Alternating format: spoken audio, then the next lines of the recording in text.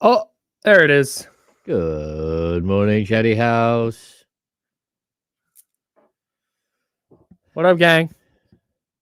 The computer says... Shout out, Manny, for getting the belt. It says 51 and mostly cloudy. Mostly cloudy. There's like thunderstorms last night. Crazy. Thunder and lightning.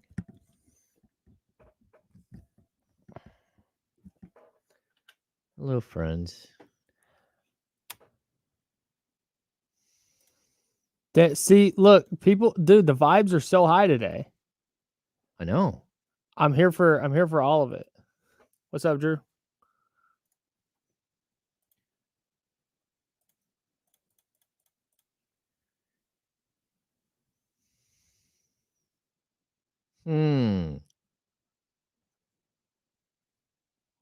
What's up, David? Okay, we can do that. Let's go, Drew. Morning, Russell. Dude, Brian, like, seriously, bro. I didn't have to do my morning show stuff all week. So the vibes are going to be impeccable. And Christmas is next week. It's my favorite time of the year. Like, it's just, yeah, this is a great point. I'm all in. All right, here we go. Let's have a great show.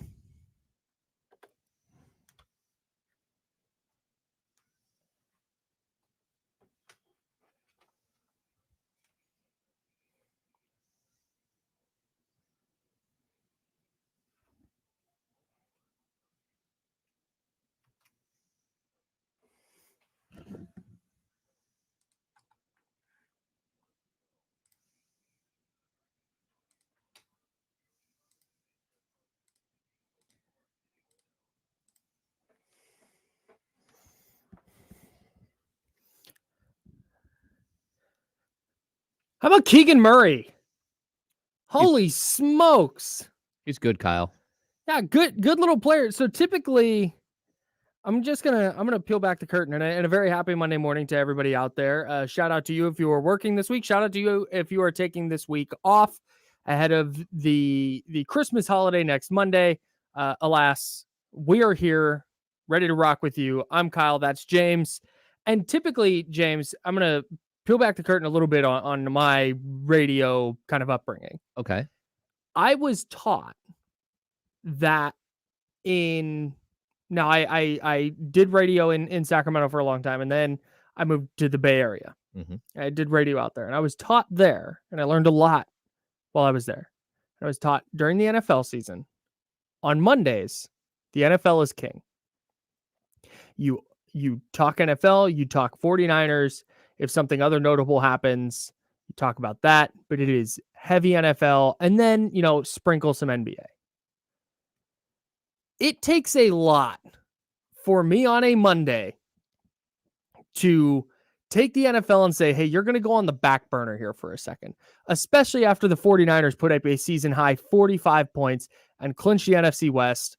That's all back burner. It takes a lot. Okay, like I need to know what the levels are here. So what if Keon Ellis had 30? Do we open the show with Keon Ellis at 30? No, because Keon Ellis is not as consequential to the Kings as Keegan Murray is. Keegan Murray the other night, in case you've been living under a rock, scored 47 points. He had 12 3-pointers. He started 12 of 13 from 3. Okay, but do you know how impossible that is? He hit his first 11. Do you know how insane that is? His first 11. Don't get caught up in the 47 of it like that. 11 for 11 and 12 of 13 from 3 is pick your favorite shooter. Reggie Miller, Steph Curry, Klay Thompson, Ray Allen, Kyle Korver. I don't care. Pick your favorite shooter. Stojakovic. Peja, thank you. You could let them sit there and say, hey, we're going to run sets. We're not worried about winning. We're just going to run sets to get you threes. They are very, very, very unlikely to go 11 for 11. That is so hard to do. Man, he was on one. Because I live tweet the games. So while I'm live tweeting, we get to the third quarter where he drops 26, right? He dropped 26 in the third. In a quarter. There were multiple times where I was trying to tweet out that he hit another 3, and then he hit another. Like, there were at least twice where he had back-to-back threes, like, boom, boom. And you're like, I can't keep up with what's happening. It was almost like you're sitting there like the guy at Costco, like, click, click, click, click, Yeah. click, click. You got your card? Got your membership card? Click, click, click, click, click. Just clicking away. Yeah, that's what it was like. It was so fast. I mean, that's what we've been waiting for.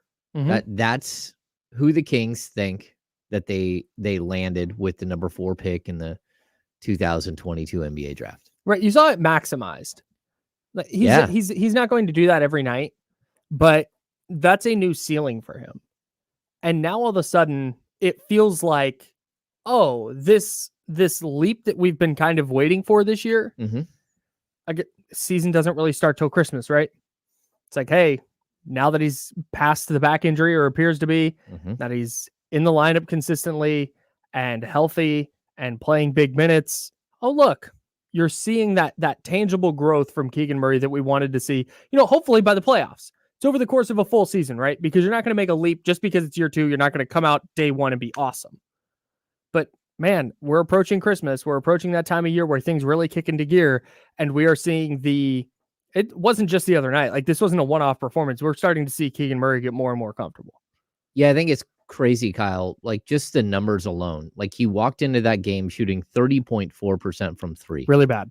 He walked out shooting 35.7% on the season. He raised his percentage 5 percentage points in one game from 3. At a time of year, like late enough in the season that it's not like tiny sample size anymore. Oh, no. We're 20-something games in. Yeah. So for me, I think this was such a huge moment because what it did is it showed you the ceiling. And why I bring this up, like, the ceiling is very important. Like, having a player that can score this many points in a game, it does matter. So Malik Monk, we saw it last year. I think he put up 45, right? Of all the Kings, he has the highest game high total. He did coming into that game. De'Aaron Fox has scored 44, I think twice. But he hasn't got 50 yet, right? And we think that, like, I think everyone kind of understands he could go for 50. I think he's going to at some tonight. Point. I don't think he wants to be behind Keegan in the career high category. Yeah, that might be a motivating factor. But this is the point I'll make, though. The game high for Kevin Huerter is 30 in his career, right? Harrison Barnes, game high. Harrison Barnes has played forever. He's in year 12. His career high, I believe, is 36. It is. It's 36. Good Lord. So what you've done is you've taken a player that everyone knew had a really high ceiling, and you gave a window into what that ceiling could look like. You have a player who just went for 47. That changes everything, Kyle. It really does. And there is a ton to break open with the Keegan Murray stuff, talking near future, distant future. We'll get into all of that a little bit later on in the show, but we've got to bring in the 49ers here. Yeah, I think so. Good little weekend for them. They beat the Cardinals 45-29 in a game that wasn't as close as the final score. Another 3 touchdowns for Christian McCaffrey. Brock Purdy, 4 touchdown passes. We'll get to his numbers and where he is stat-wise at this point of the year. It's just bananas. Deebo Samuel, another couple of touchdowns for him. What Sunday looked like to me was a team, and this is really the last couple of weeks, because I think they're that much better than Seattle as well. But they are completely sure and confident of what they are as a team. And I think that they know internally that there aren't a ton of weaknesses week in and week out. And that if they go play their best game or something close to their best game, there's not a team in the NFL that's going to hang with them. Oh, I agree with that. And that's just kind of what Sunday looked like to me. Yeah, they're that kid in class that is way smarter than everybody else, that knows the answer to everything. And they've learned to put their hand down, like, stop raising your hand. We know you have the answer. Yeah, that's where we're at. They are head and shoulders above almost every other team in the league. And their wins are, we kept talking about, we want to see Brock Purdy have this come from behind victory. you might not ever see it. That's what, like, maybe that just won't happen. Yeah. Like, And games get tougher in the playoffs. Weird things happen in the playoffs. You know, maybe a tipped ball that wasn't intercepted during the year gets intercepted and it changes the course of the game and this and that. Like, sure, that's all on the table. Playoffs are weird. But in a setting where here's how you know how I am. And if you've listened to this program really at all at any point, you'll know how I am. I'm the person that when a team is good, whether it be the Kings or the 49ers or like pick a team, I'm trying to like, okay, yeah, they're good at X, Y, and Z, but what are they bad at? What are the reasons that they could be exposed? So every year, 2019, it's like, dude, can Jimmy Garoppolo bring a team back? Mhm. Like, how good is Jimmy? And sure enough, get to the Super Bowl, hey, they fall a little short. Defense falters, quarterback can't bring them back. That it was. Same case in 2021. 2022, it was like, man, this Brock Purdy thing is cool, but is he actually good? Like, can he go win a road NFC title game? Like, I don't know. Can he win a rookie winning a Super Bowl? That's nuts. Like, that's just not a realistic thing, right? This year, I'm trying to do that. Like, I'm really trying. And if they're missing their 2 starting defensive tackles and teams are going to average 8 yards a carry against them, then okay, there it is. But this is the caveat with every team. If they're healthy, I don't see it. Yeah. I mean, I'm not saying that they're just going to walk all the way through the playoffs and win the Super Bowl and it's over already. Sure, right. But crazy. I am ready to say that they should be in the Super Bowl and they should be with favorites to win the Super Bowl. Yeah, 100%. And to me, this is a year where I also hate the idea of championship or bust, because so many things can go wrong or sideways or whatever in a season. And usually it's like, yeah, this team is the favorite, but these other teams are like right there. Mm-hmm. This year, it feels like they're so far ahead of everybody that if they don't do it this year, you start to wonder, when are they ever going to? No, I would agree with that. I mean, and you say a championship or bust. I think it might be though. Like, because how many years do you get there? How many years have you been part of this conversation and you haven't been able to get one? You haven't been able to get over the top of the mountain and to be the champ. This is it. Like, you need to do it. And especially if you want like a mini dynasty, like a 2-year or a 3-year, like you're running out of time. Yeah. Like, someone's going to be willing to pay for whatever it costs if you win one. And to see if you can do it again. And then maybe to see if you can do it again. You're going to have somebody, the ownership would be willing to pay for that. But you have to show that you can get over the top. And they haven't yet. And so, yeah, I don't think it's I think it's gotten to the point where it's championship or bust. Yeah, they've maximized their team building style. They've done it. Like, this is the best version of a team that you can have with this team building style. And if you're not winning it this year, it makes me wonder if, hey, maybe they should revisit exactly what they're doing. But we will continue to talk about that because, again, if they lose in the first round of the playoffs, then they have bigger problems than why they didn't win the Super Bowl. So we will crack open that 49ers win over the Arizona Cardinals. We will talk about the Kings win over the Jazz, 125-104 over the weekend. We'll also look ahead to the Kings matchup against the hilarious Washington Wizards tonight at Golden One Center. Let's talk Niners next, though. And we'll also give you your Jiffy Lube Fast Break Player of the Game. And we'll give away a $100 Jiffy Lube gift certificate. We've got that coming up. And more Niners coming up next on The Insider, sponsored by Jiffy Lube.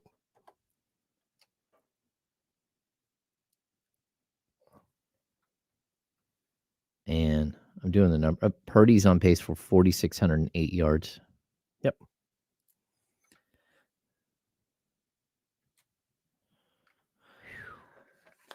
$35 touchdowns. Passing. He could realistically, I wrote about this at NinersWire.com, but he could realistically, without the 17th game, could break the single season passing yards and single season passing touchdown records for the 49ers. Wow. Who owns those? Steve Young's 36 touchdown passes in 1998. Wow. Is the franchise record there. And Jeff Garcia's 4,278 passing yards in the 2002. I think it was 2000. Okay. Might have been 01. Was it 01? It might have been 2001. Man, he's at 3,795 passing. Yeah. And he's got 1,000-yard back, 1,000-yard receiver with the potential for 2 more 1,000-yard receivers. Correct. I think they would be the first team ever to have a 4,000-yard passer, 3,000-yard receivers, and 1,000-yard back. I don't think that's ever been done. They've got a long ways to go to get Deebo there. Yeah. I'm a little skeptical that they'll do all that. Yeah, but like I think part of it is I think this game next weekend or next Monday is going to be rough. Yeah. Yeah. I think they're the other team. Yeah, I was talking to Aaron Schatz, who invented DVOA. He's a big analytics guy. And we had him on Candlestick Chronicles. And he was like, the 49ers are one of the 5 best teams ever tracked by DVOA. They go back to 1981. That's where they've gotten film and watched all these games. And they work with the NFL to basically get entire seasons from NFL films. And then they watch them and they track them like they're live. And that's how they calculate DVOA from past seasons. But the 49ers are the 5th best team in terms of DVOA of all time, which is nutso. But he also, the point of that was he also loves the Ravens. I don't know. Like the Ravens don't have the weapons, especially with Mark Andrews out. Like, your leading receiver is Zay Flowers at 680 yards. Yeah, I just don't know if it matters that much. Like Lamar is just such a playmaker. That's why the Ravens are so brutal, and we'll talk about this throughout the week. But yeah, sometimes it doesn't matter how good of defense you play. They're just going to win the rep, and that's really, really tough. Like last night, the Jags had him sacked a couple of times, and the Ravens turned it into 30+ yard gains. Like when you go from sack to explosive play, like what do you even do? Yeah. Well, he's good. Also, the Bills are good. Yeah. I don't know how much I trust them, but we kind of just gave up on them and left them out of everything, and all of a sudden they're winning. Yeah. But every team is notoriously bad with running QBs. It just stands out because the 49ers defenses are usually really good. That's the advantage of a running QB.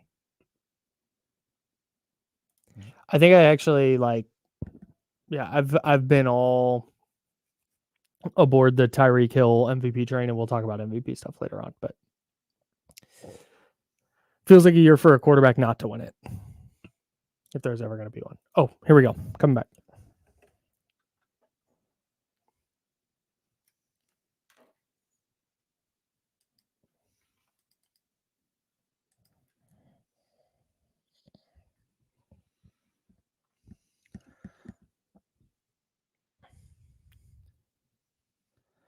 How about Christian McCaffrey, man? I've pushed back a lot on the McCaffrey MVP stuff because I'm trying really hard when we have this MVP conversation, and it's been a conversation since week 5 or whatever regarding the 49ers, but I've tried really hard to stay out of like, who would I vote for? And more looking ahead and going, who are the voters going to vote for? How is this going to shake out? And so I've always said with Christian McCaffrey, 2,000-ish scrimmage yards and 20-ish touchdowns are not going to garner MVP votes, because I don't know how many voters are going through every roster and going, hey, how does this player impact this player on his roster or that player? I think a lot of voters cover their team, generally watch Football Night in America or whatever, and then when it comes time to vote, they look at stats and they go, who's the number 1 seeds? Who are their quarterbacks? Okay. And then go from there. So I don't think that many people are going to look at the 49ers and go, okay, Christian McCaffrey didn't have a historic year in terms of setting records, but man, look at the gravity when he goes out into the flat and how that opens things up in the middle of the field for Deebo Samuel and Brandon. I don't think there's all that. So for Christian McCaffrey to get into that conversation for me, it has been, he has to go like break LaDainian Tomlinson's touchdown record, which I think was 31. Yeah, it's a lot. It's so many. It's a lot. It's so many touchdowns. And he's not going to do that. You have to like set some kind of scrimmage yards record. 2,000-ish scrimmage yards with 20 plus touchdowns is a phenomenal year. That is an insanely productive year. But is it going to be enough to jump off the page that a voter that is just sorting through stats goes, whoa, like that's enough to not give it to a quarterback? Like that's what the award has become. Okay, so there's something weird that's happened in the NFL over the last couple of years, right? We've seen the running backs getting devalued and more, right? Mm-hmm. So we've got to the point where, they aren't making hardly anything near what, a wide receiver would make or an offensive lineman, and certainly not a quarterback. Mm-hmm. But I think the other thing that I would point out is that as their salary has been devaluated, so has the productivity and the straight yards. Like, right, you look at McCaffrey right now, he's at 1,292 rushing yards. Mm-hmm. That's a great season. He's got 3 more games. If we compare it to like your standard 16-game season that we had for years, he's a 1,500-yard back. That's a great back, right? Really good player. And he might get up to 1,700 yards. He might get up to 1,600 yards. We don't know what he's going to do in the last 3 weeks, but I'm going to guess that the Niners aren't going to push him in like week 17 with the playoffs coming. I think well, maybe. We'll see. But I would say it's pretty important. The crazy thing that I'm looking at is that he's 300 yards ahead of anyone else, Kyle. So there's not another 1,000-yard back in the NFL right now. Mm-hmm. There's like 14,000-yard receivers already, right? Or maybe 12,000-yard receivers. I know because I have them all on my fantasy team. Sure, right. But McCaffrey is so far ahead of the competition that I think at some point that has to be part of the conversation. Sure. Maybe it won't be. Sure. But the fact that he is the only 1,000-yard back in the NFL, and when it's all said and done, there's probably going to be like 8 more, maybe 10. But like that's still, it says just the gap that he's like 25% ahead of every other running back. So what happened yesterday is where my argument falters a little bit. Because if you are paying any kind of attention, or maybe you're a voter who just sifts through box scores, and you go look at Christian McCaffrey leading a team in rushing yards, receiving yards, scoring 2 touchdowns through the air and another one on the ground, and tying Marshall Faulk's record for games in a career with a rushing and receiving touchdown. Now all of a sudden, and you just look at the Niners scoring 45 and Christian McCaffrey is responsible for 3 of those touchdowns.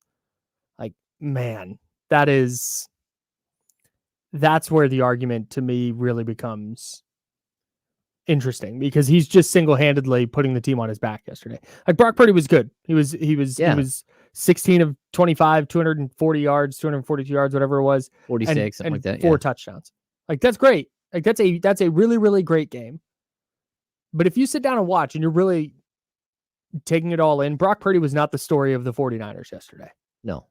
It was 100% what number 23 did. No, I agree with that, but the problem that he's going to have is that while he's been incredible, Deebo Samuel has 8 touchdowns over the last 4 weeks.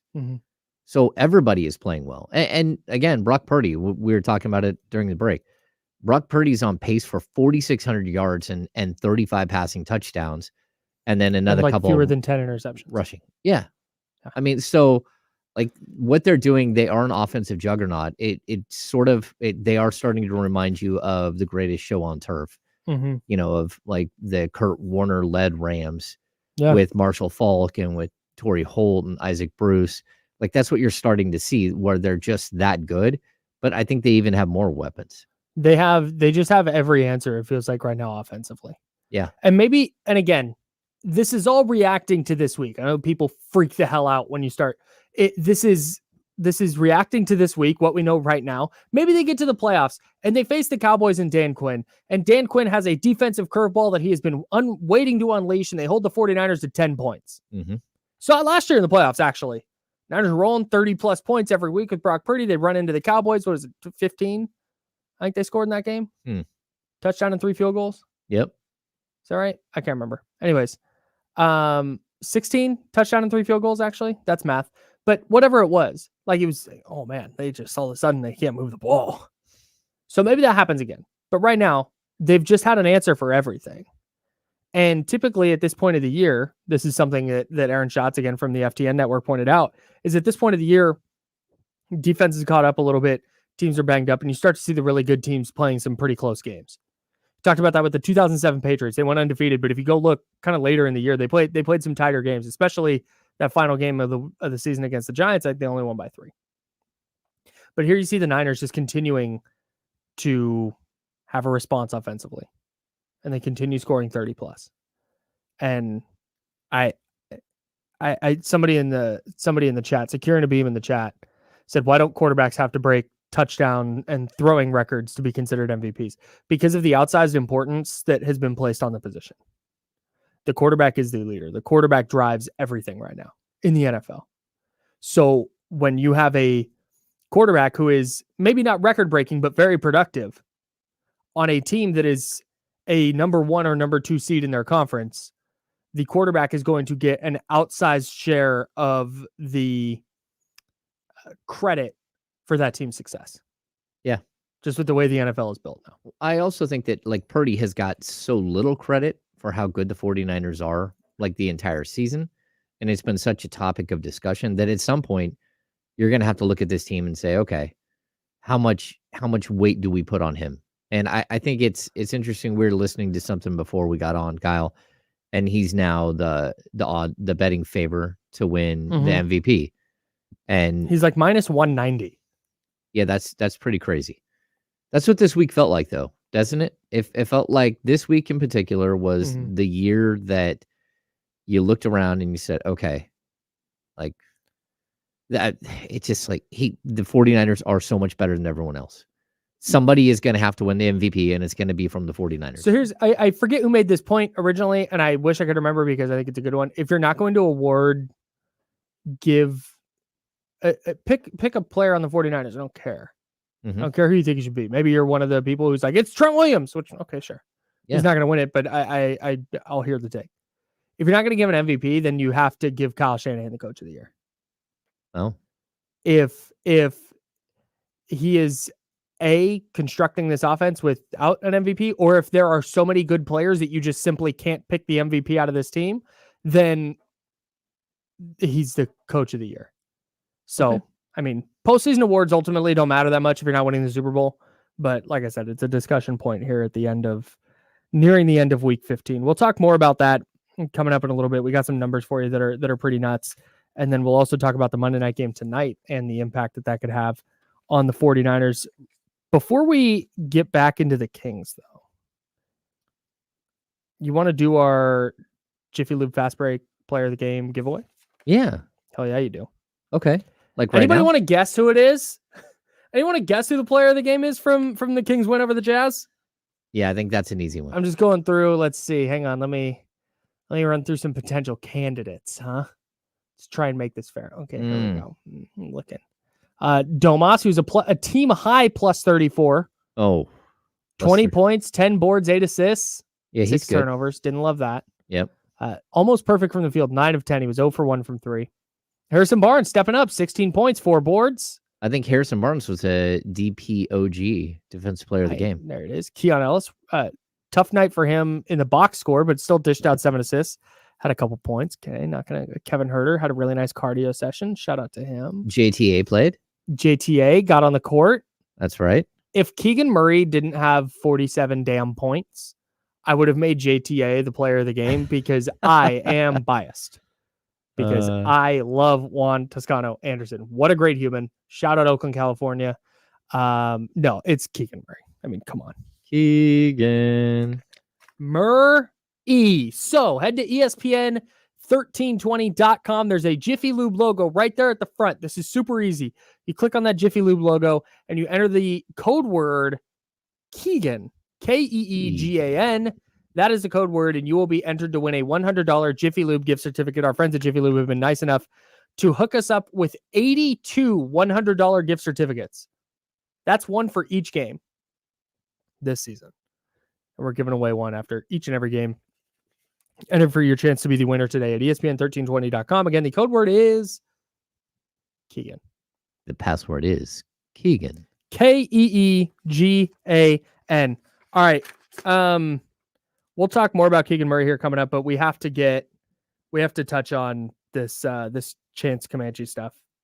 Really horrible story that we will address coming up next before we get into the Kings win over the Jazz. That's all coming up on ESPN 1320.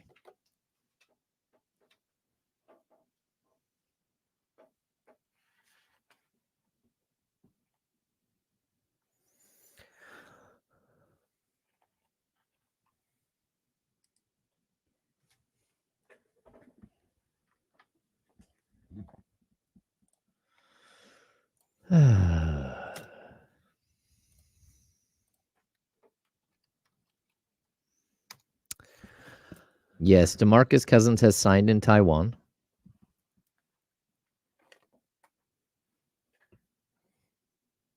Good for him. Yeah, he played in, I think, Puerto Rico last year.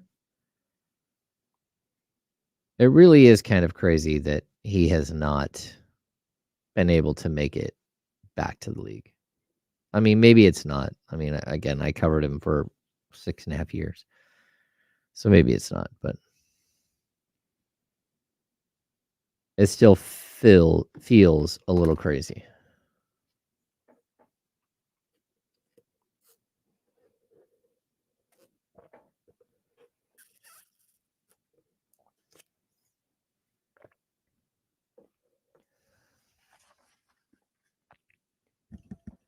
Do you think Kadarius Toney is going to play for the Chiefs next week? I think they're going to have to, but man, I don't think I've ever seen a player be directly responsible for more turnovers than Kadarius Toney. Yeah, just more or more interceptions, more losses, more like near losses. I mean, this team is hanging on by a thread, and they shouldn't be. I mean, they're 9-5, man. Like, they're going to make the playoffs, but they're 2-3 in their last 5. Yeah, it's just, I would want no smoke with Kansas City in the playoffs. Yeah. And it's oh, dang. What? DeMonte Casey got suspended for the entire season. I say the entire season, the last 3 weeks. Oh, and potentially postseason games for repeated violations of playing rules intended to protect the health and safety of players. Did you see the hit on Michael Pittman yesterday? No. Michael Pittman for the Colts is like diving. So he's in the air, no body parts on the ground. And Casey steps in and launches and like hits him in the head. And Pittman got all like bent backwards and left the game. And not a fun football play. That's wild. So he got ejected, and now he's suspended for the rest of the year. Did you see that Eric Montross passed away this morning? I did see that. Very sad. He's what, 52? Yeah, battle with cancer. Got cancer. They announced he had cancer in March.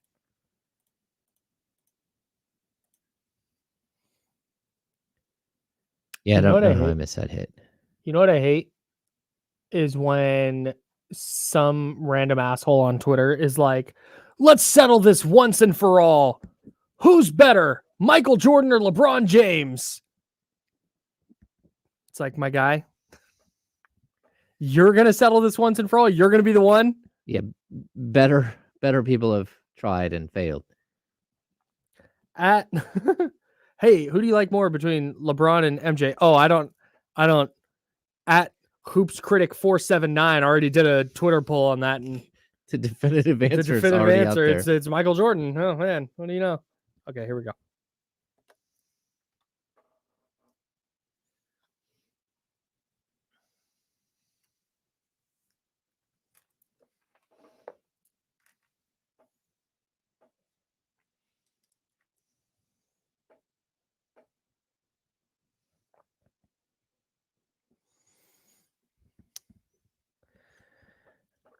All right, we got to put a pin in the Kings win for a second and Keegan Murray's huge night because there was some horrific news out of Las Vegas and Stockton Kings player Chance Comanche over the weekend. And we don't have to spend a ton of time on it, but I think we got to at least update people on what's going on. Yeah, so like I've had to cover plenty of things that are uncomfortable in my time, covering the Sacramento Kings, whether it's DUIs or domestic violence, or there's been plenty of things that have come up over the course of my time, but this is one that is just absolutely so far out there, and like I don't even. So the Stockton Kings waived Chance Comanche on I believe it was Friday morning, right? And this is so Chance played all of last season with the Stockton Kings the entire year. Yep. He also, I believe, played some summer league. He was like even this year he's on the Stockton Kings. On Tuesday, he had 20 points and 10 rebounds on Tuesday for the Stockton Kings. And he was in training camp this year. I didn't talk to him, but he was in training camp this year. So this story that's unfolding in Las Vegas, Kyle, it's absolutely horrific. So he and his 19-year-old girlfriend, allegedly, the girlfriend had a beef with some lady who was there on vacation in Las Vegas. And it should point out that from what I can tell, Chance Comanche was with the Stockton Kings in Las Vegas because they were playing the Ignite the next day. So Las Vegas police, yesterday, we were finally finding out why he was arrested on Friday and put in the Sac County jail, but arrested by the FBI. And that was like, okay, that's weird. So really that's very unusual. We now have learned that Chance and his girlfriend allegedly kidnapped and murdered a 23-year-old woman in Las Vegas around December 5th.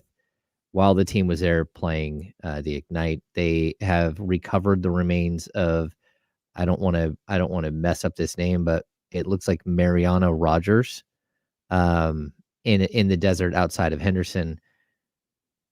The Stockton Kings literally had a player on their roster that may have killed somebody, and then like during the season, and continued playing. It's just unfathomable. It's just absolutely horrific, and just thoughts and prayers go out to Miss Rogers and her family, and like just what a like horrible situation. It when this first kind of started trickling out, it's like, well, okay, no way, like this is not a thing that happens. Yeah, like was he involved in something bad? Probably, but like, I don't think it went this far. Like, that's okay. Let's wait and see what happens. And then that's just what happened. Yeah, like on Friday night, was it Saturday night? We were at the game, and the news is like, hey, this is what's happened. Like they suspect him of kidnapping and potentially more, and they haven't found the person, and the lady hadn't been seen in 10 days. That's where it's like, oh no, this thing's going sideways. But now we're at a point where it's like, you kind of know what happened. And, it doesn't matter what part he played in this. He played a role. And, I mean, Nevada is a death penalty state.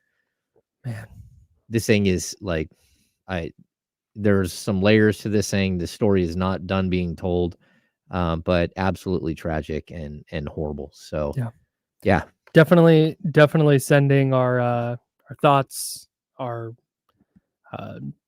prayers, if you're into that, to Miss Rogers and her family. Yeah, just really, really, really awful situation. So that's where that's at. When there's updates, we'll provide them.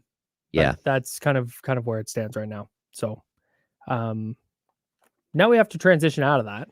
Yeah. And well, no, I mean, like, look, sometimes that's the thing, like, again, Kyle, I covered Tyler Honeycutt when he was a rookie second-year player with the Sacramento Kings, and he ended up getting in like a gun battle with police officers and died via suicide. Like I've covered like after he was out past the Kings and stuff. So Like, again, domestic violence, DUIs, like, it's part of the game that you don't like to cover. Threats against, former girlfriends, all these things. And like, it's not easy, but it's part of the job. And No doubt. like, you have to, like, with kid gloves, walk through it. But then, again, I think the crux of, we're a sports show. We have to get back to sports. And like, again, there's only so much we can say about the family and everything else and feel for them. But yeah. So yeah, let's talk about something that we do like to cover. Yes. And that is career highs for Keegan Murray. Shout out to him. 47 points.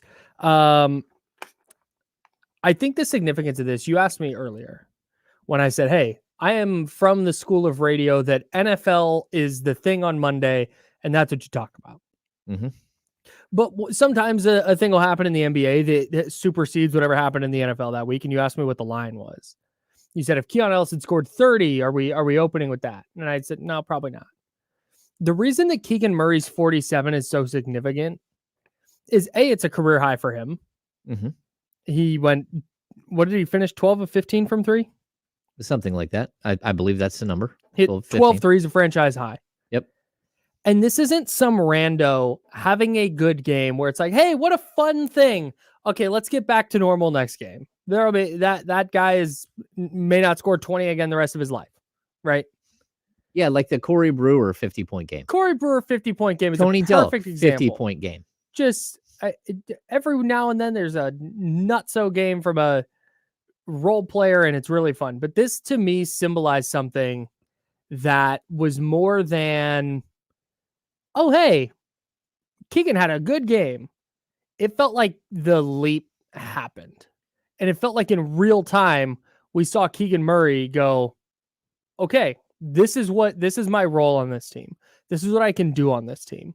And and it was perfect timing because the other day on our show, I said, I think Domantas Sabonis can be the second best player on a title team. I do not believe he can be second on the scoring pecking order. They need that second guy. Like, oh, maybe it's Malik Monk. It has to be Keegan Murray for me. Like, it has to be. Kyle, it does. It has to be. If that's what it's going to be. So when he goes out then on Saturday, so he must listen to the show. Shout out Keegan.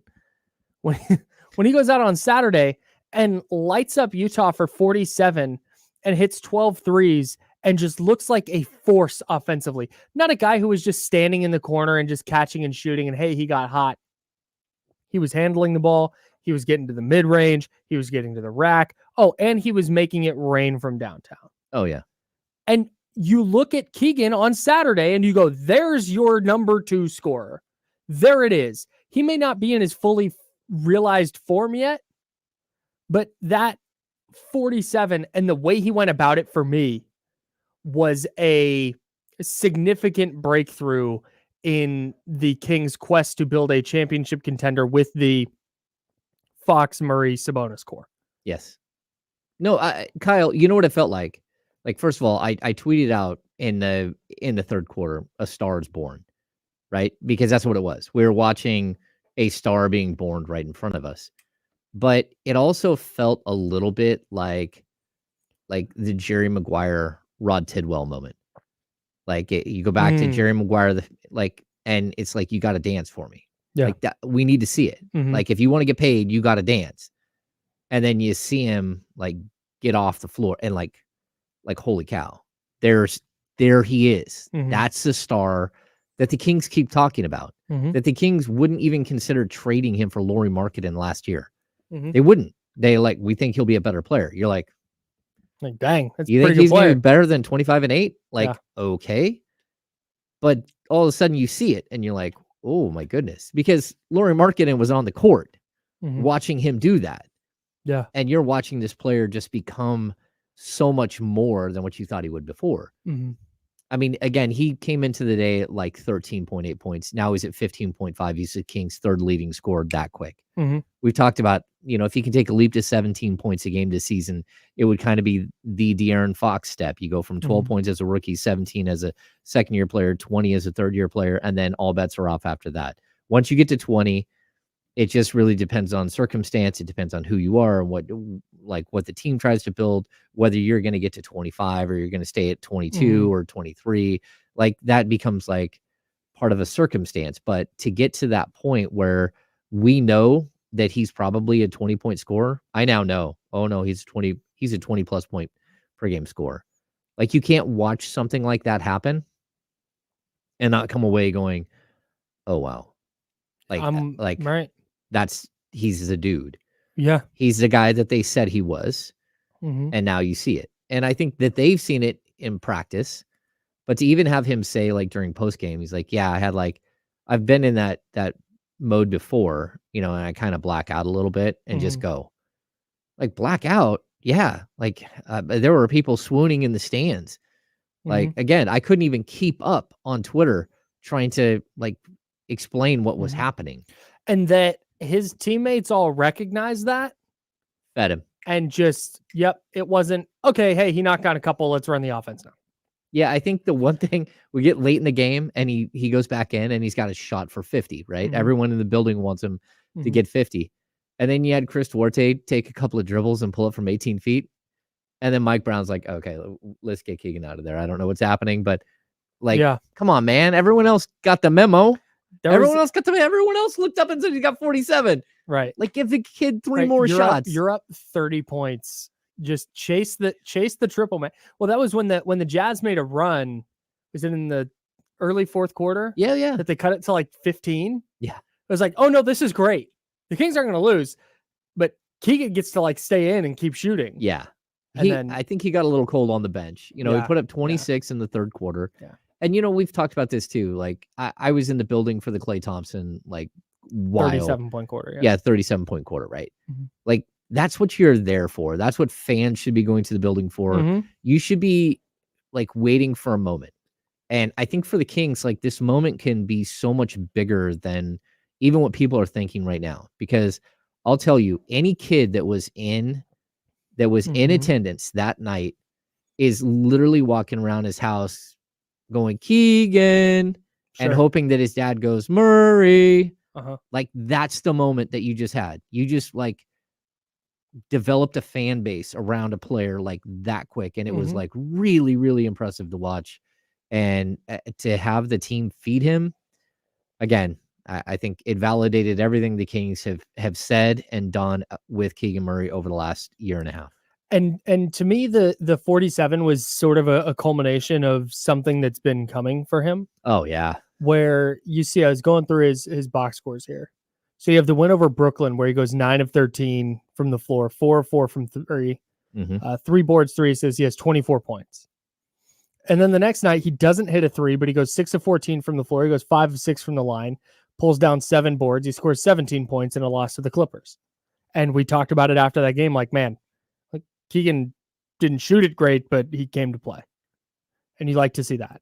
And then Oklahoma City in that 5-point win, 4 of 8 from the floor, 0 for 2, but got to the line 8 times, knocked down 7 of his free throws, scored 15 points. Going, okay, not a good night for him on offense, but man, still finished with 15. And now you get the 47. Now you get the monster game that brings those averages up, because that's what, if you're scoring 20 plus a game, that means there's going to be nights where, hey, you're scoring 8. It's just not a great game. Yeah. But they're going to offset that with 30 plus or 40 plus at some point during the year. And that's the other reason that Saturday night was a big deal, because it wasn't out of nowhere. Hey, he's been scoring 8 points a night. And now, oh, hey, there's 47. This was that is a culmination. And you expect him to not score 47 a game, but you expect him to offensively continue to be a force. Yeah, I think it's interesting too that like rumors started late in the week that the Toronto Raptors want Keegan Murray in any trade for OG Anunoby or Pascal Siakam.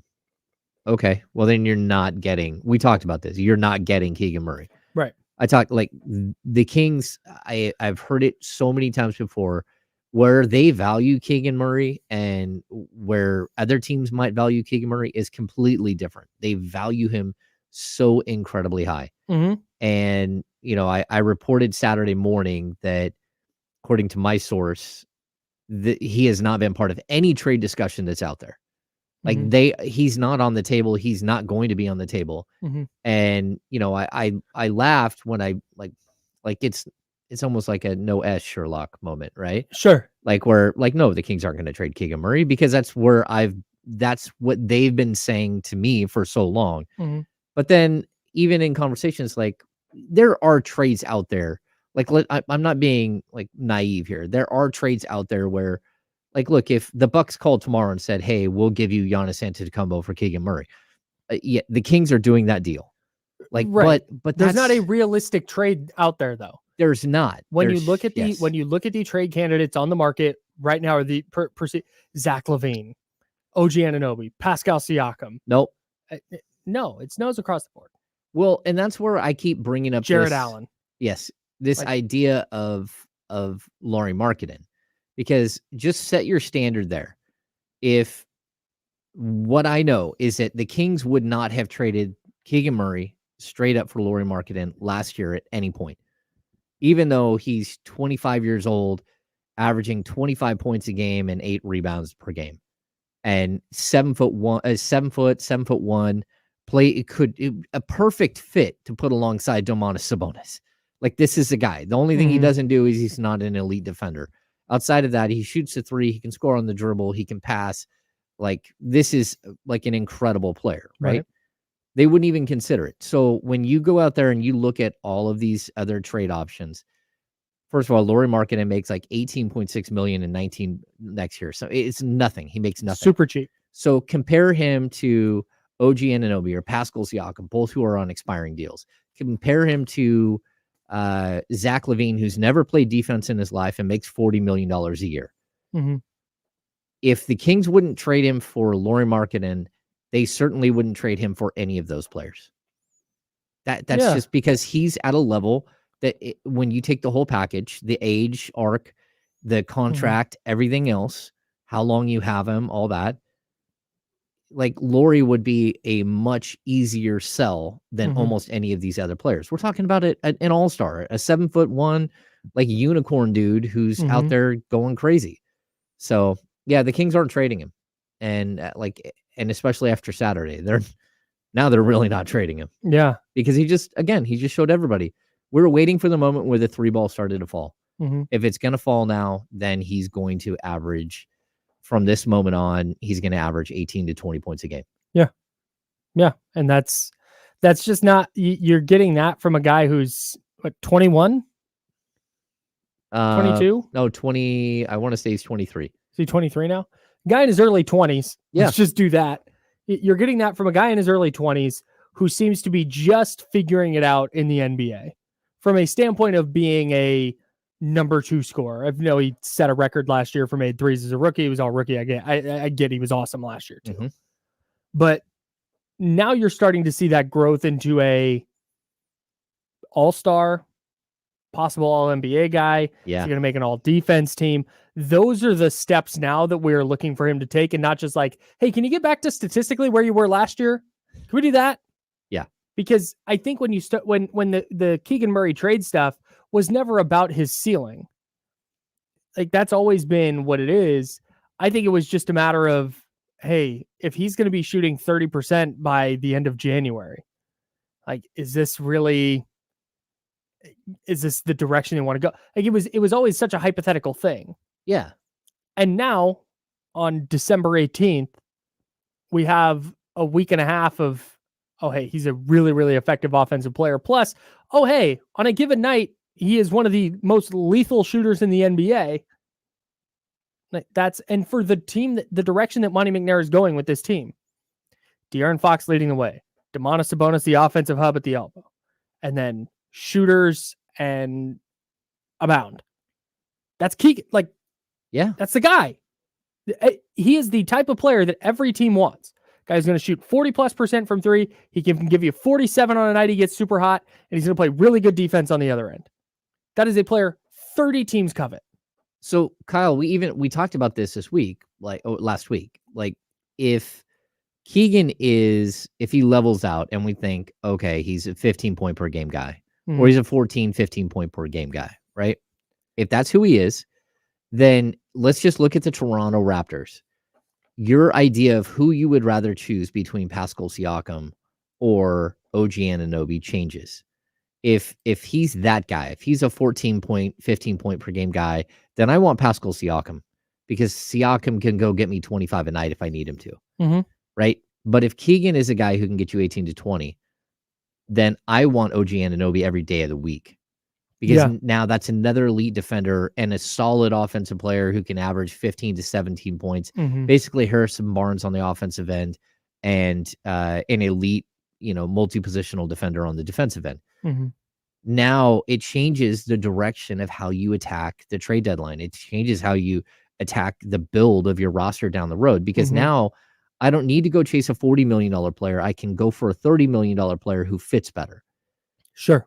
That's where I think that this was a moment for Monty McNair or Wes Wilcox, where they just sit back and go, okay, we were right. High five. Yeah, we did it. We were right. We were right. Now, it's not going to be straight uphill, and he's not going to average 35 a game. Right. But you just saw what can happen when he's on. It's a breakout performance. Oh, yeah, it's fully breakout. And it's been building. Like what you said, it's been building. You've been seeing it coming, and it was just that one game where he just like eased in and started going. And we saw it. We've seen it at like the summer league stuff, where all of a sudden he's like, holy cow, look at this kid go. This is the first time that I think it's the first time we've seen it at the NBA level where you're like, oh my goodness. He'd scored, I think his career high was 30 coming into the night. And to stack another 17 on top of your career high, that's pretty good. And just to continue letting it rip, because that's always been the thing with Keegan, right? Was does he have the mental makeup to go be that dude? Yeah. And is he not going to constantly defer to Sabonis and Fox and, oh, hey, Harrison Barnes just hit a couple, let's try and get in the... No, he was scorching hot the other night and put the ball in the air 23 times. Like, good. That's and I guarantee, like, making the shots is great. I bet Mike Brown would tell you, I'm just glad he shot it that many times. Like, he was open and he took the shots. Yeah. That's what you want. It wasn't, oh, I've made a couple. Okay, let's now get back into the offense. It's like, nah, man, just get open, bang away. Scored 47 on 23 shots, and he only had, I think, 4 free throw attempts. 4 free throw attempts, Kyle. It's nutty. There are so few players in the NBA capable of that. Yeah. So few. Yeah, it was wild to watch. Yeah, he's really good. Yeah, the trade deadline is going to be interesting, especially with Keegan off the table. And this gets back to the discussion we've been having for 3 weeks now, and the discussion that every Kings fan is having is, what is Harrison Barnes, Kevin Huerter, and picks, some combination of those things get you on the market? Yeah. And that'll be kind of what we find out over the next 3-4 weeks. Yeah, I mean, the trade deadline's on its way. Yeah. Like, we're talking about 6 weeks until the trade deadline. I think it's February 8th this year. But like, once you have all of you have access to Harrison Barnes on December 29th, or Trey Lyles next month, and all that stuff, now it becomes like a question of like, okay, like how aggressive are they going to be? How many picks are they going to throw in? How much do they believe that this is the year? And I think when you're looking at 15-9 with a potential, with a they're going to win tonight against the Washington Wizards tonight, 15-9, but they're 6 games over right now. Last year in their breakout season, January 15th is the first time they got 6 games over 500. Dang. That's how far apart they're a month ahead of schedule, man. Dang. Yeah, they're pretty good. They're a pretty good team. 916-909-1320. 916-909-1320 if you want to talk about the Kings win. If you want to talk about Keegan Murray's 47-point game, we will do all of that coming up in the second hour. And then we talked a little bit about the NFL MVP stuff. I want to have a bigger discussion about that because it feels like the race got whittled down, but I feel like a new name entered the conversation this weekend. We will do all of that coming up next on The Insider, sponsored by Jiffy Lube on ESPN 1320.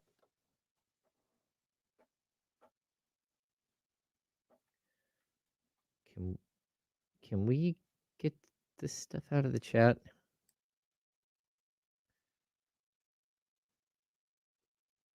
Hey, like, I'm not sure what's going on there, but moderators, I don't want to see politics in the chat like that.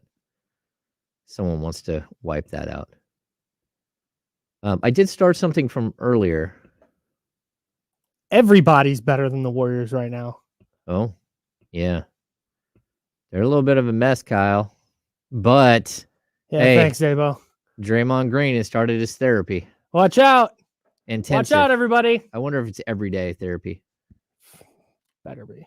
Okay. I'm going to pull up Steven Castaneda. The trial hasn't even started, and James Hammond's mentioning the death penalty. I bring that up because, number one, it is a death penalty state, although they haven't executed anyone since 2006. But I bring that up because that's probably how they were able to recover the body. So I would assume that somebody, either they tracked their movements with their cell phones or their car to go out into the desert, or they somebody gave up where the remains were of the body. So anyway. Yeah, there we go. 2-a-day therapy. He needs 2 a day. I agree, Miss Mac. They go through 2-a-days. We go through 2-a-days in the 110-degree heat. Yes, sir. Great movie, Friday Night Lights. One thing you should know, first of all, Mrs. Ham is an attorney, although she's not that type of attorney. But also, like, I am a crime buff. Yeah, I do like Law and Order and all. That's so funny that you just said that. Yeah, I'm a bit of a crime buff. yeah. I watch Law and Order. No, I watch everything, and I have forever. Yeah. No. Yeah, I'm a NFL star. I watch a lot of games on Sundays.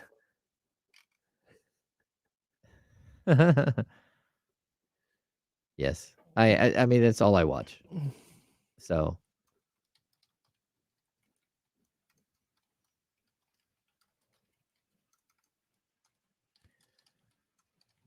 Hey, someone else went to Nevada Union. Hello.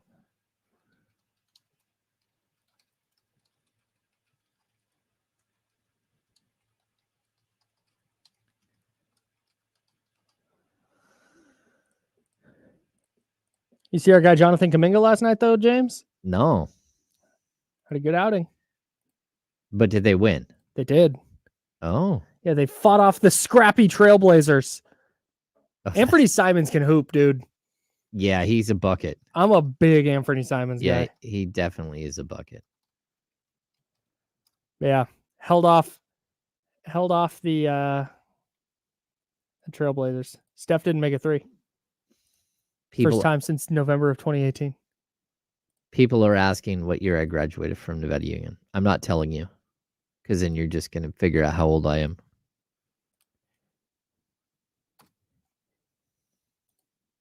He graduated from Nevada Union when it was Nevada Confederacy. That's such an ass joke. What an idiot. Good Lord.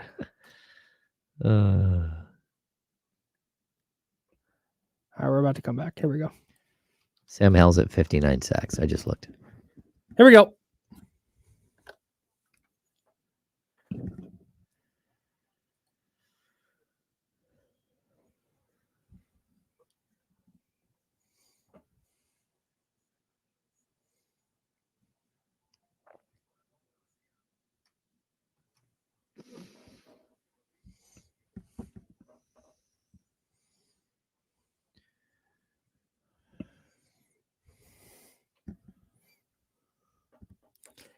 Hey, what's up, y'all? Hour number 2 here. Taking you right up to noon, then we'll hand it off to D-Lo and KC. Talking Keegan Murray, 47-point game. The 49ers get a win over the Cardinals, 45-29. Clinch the NFC West. It was really funny. They got the NFC West hats and shirts, and Dre Greenlaw after the game was like, I don't give a damn about this shirt. Like, I want a Super Bowl one. Like, we have NFC West champion shirts. Yeah, a bunch of these. Don't need another one. Yeah. I was thinking Dre Greenlaw's won 3 now, NFC titles. One NFC championship game, no Super Bowls. tough. Yeah. I mean, at this point, that's what it's all about. So is it Super Bowl or bust? Yes, Kyle, it is. Yeah, I don't think that's a hot take either. Nope. I would love to meet the fan who, if they lose in the NFC title game, is like, actually, no, it's still a pretty good year. There are so many teams who would love to be in that position. No. I hate that take so much. There are 29 other teams who would love to be in the. All right. No. Yeah, sure. No. You got it. I like that the YouTube chat, youtube.com/ESPN1320, also twitch.tv/ESPN1320. The chatty house is now some combination of how many times has Sam Howell been sacked and how many years has James Ham been alive? Oh, yeah. He's been sacked more times than years you've been alive, though. Yes, substantially more. Yeah, you're not. No. You haven't cracked the 50-year threshold just yet. No. Well, and he's at 59. Oh my God. Sam Howell? Yeah, he's been sacked 59 times. I was just looking. Yikes. And he didn't. How much did he play this weekend? Or did he not play? I don't know. I think he got injured, didn't he? Sam Howell? Yeah. No, I think he just stinks. Did you see what Ron Rivera said? No. So Jacoby Brissett came in and played really well for Washington. And Ron Rivera apparently said, I did not see him say this, but a Washington reporter tweeted out that he said this. Said that if he had known how good Jacoby Brissett was, he would have been starting. Oh.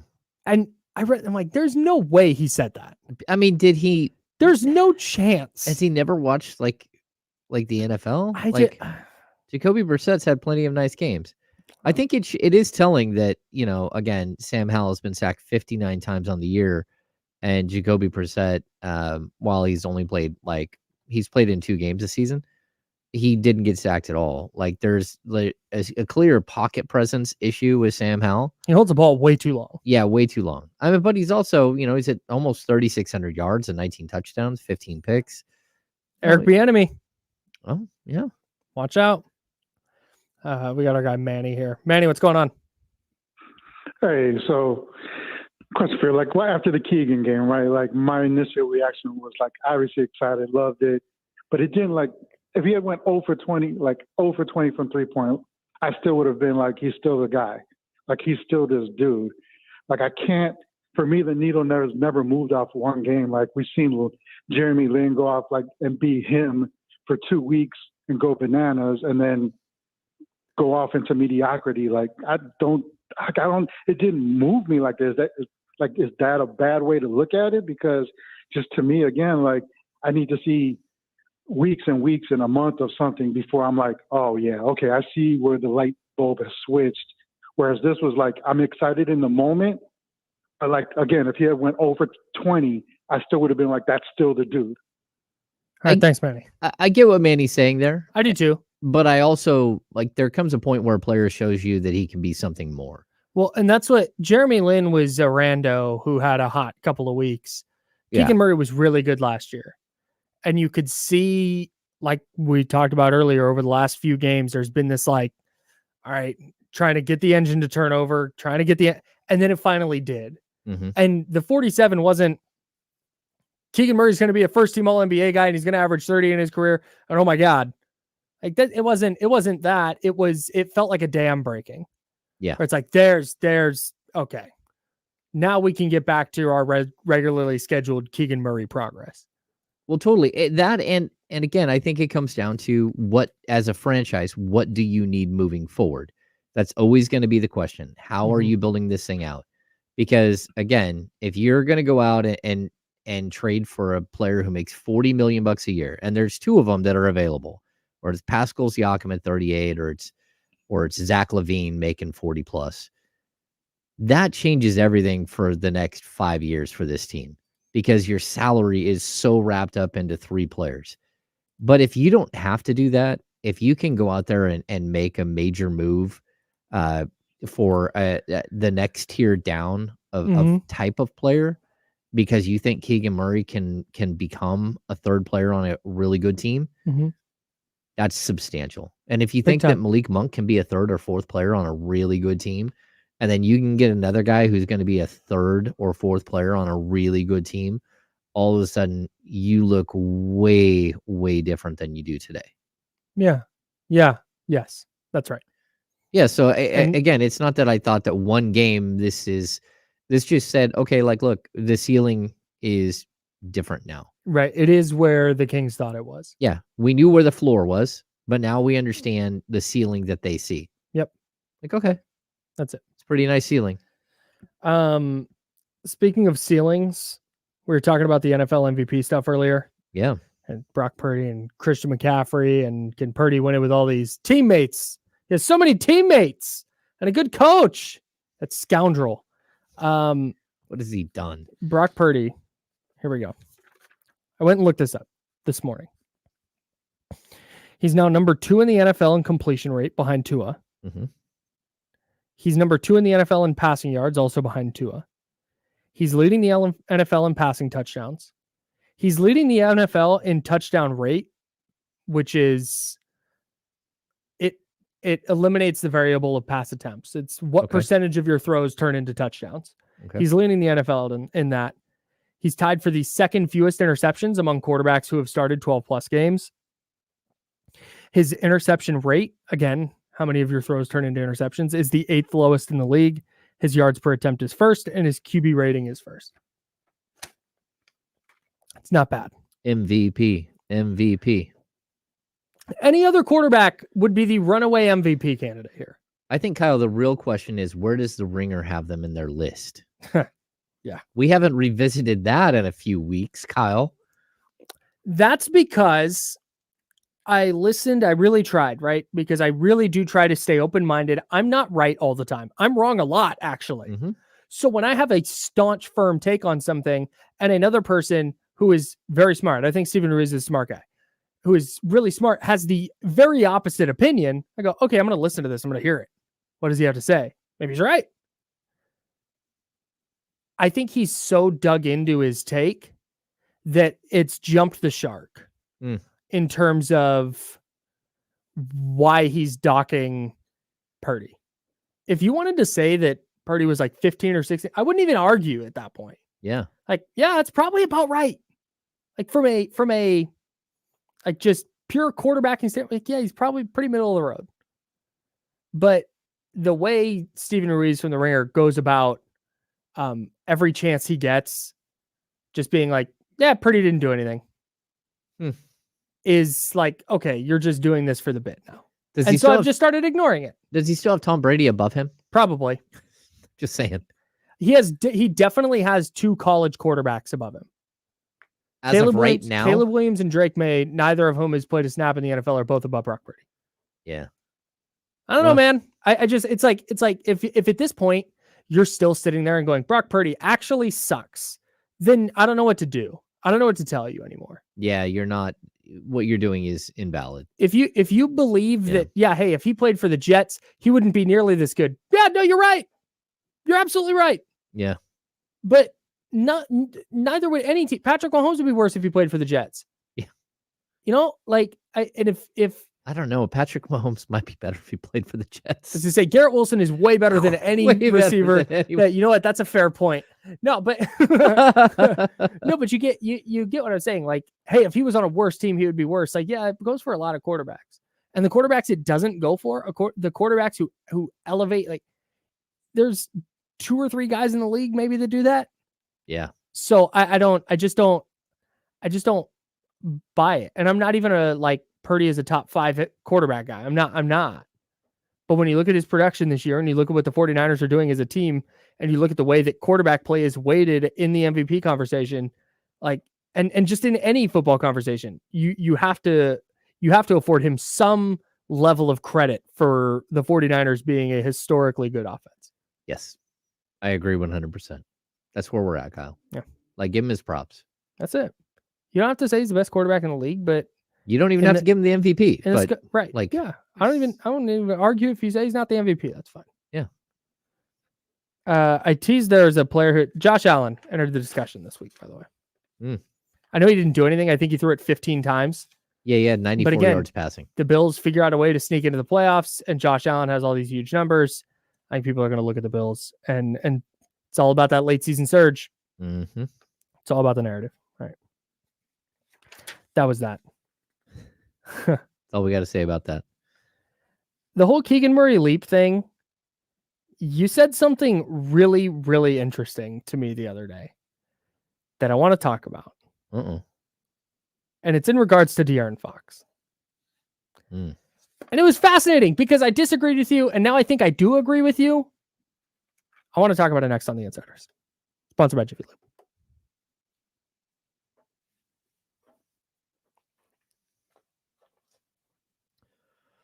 We got quiet up in here.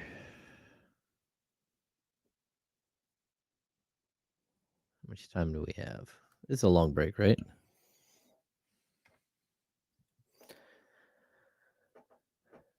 Let's see, 1 minute, 2 minutes, 2.5 here. Okay, I'm good. Yeah, short break. I don't need to run and grab coffee. I actually, spoiler alert, Chatty House, I think I'm going to punt the thing I just teased.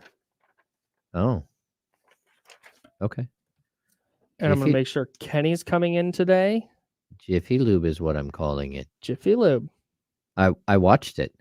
Yeah, you watched Love Hard? Yes. Did you like it? I did. I thought it wasn't bad. Come on. I was like, hey, this is fun. For a cheesy Christmas movie, it's a good watch. Sal, we're done with PS5 giveaway. That was last week. Yeah. Sorry, Sal. We gave away 5 of them.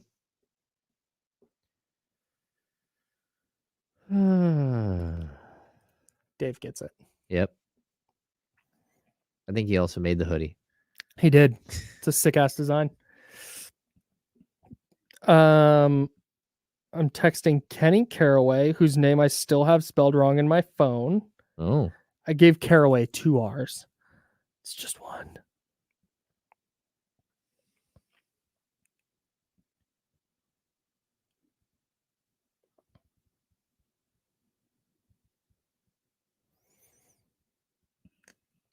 I had some time to sit down and think this weekend, which is great. I went to a coffee shop and I just sat there on my computer for a while and wrote down some stuff. I'm going to up the production and value of this show a lot. Oh. Yes. Lizzie, she big time looks like Trista. Who's that? The girl from Love Hard. Oh, yeah. I didn't even think about that. Definitely looks like Trista. Yep. Yeah, man. Just a couple hours. Yeah, it's a OCD thing for me. Like when I don't have first name, my parents are in my phone as first name, last name. Because going through my contacts and like everything's first name, last name, and then mom. Ooh.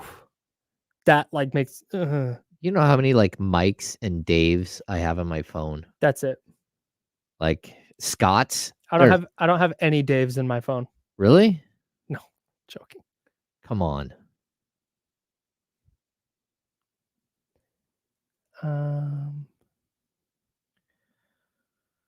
1, 2, 3, 4, 5, 6, 7. This guy 8, gets it. 9, 10, 11. Yeah, 12, nah.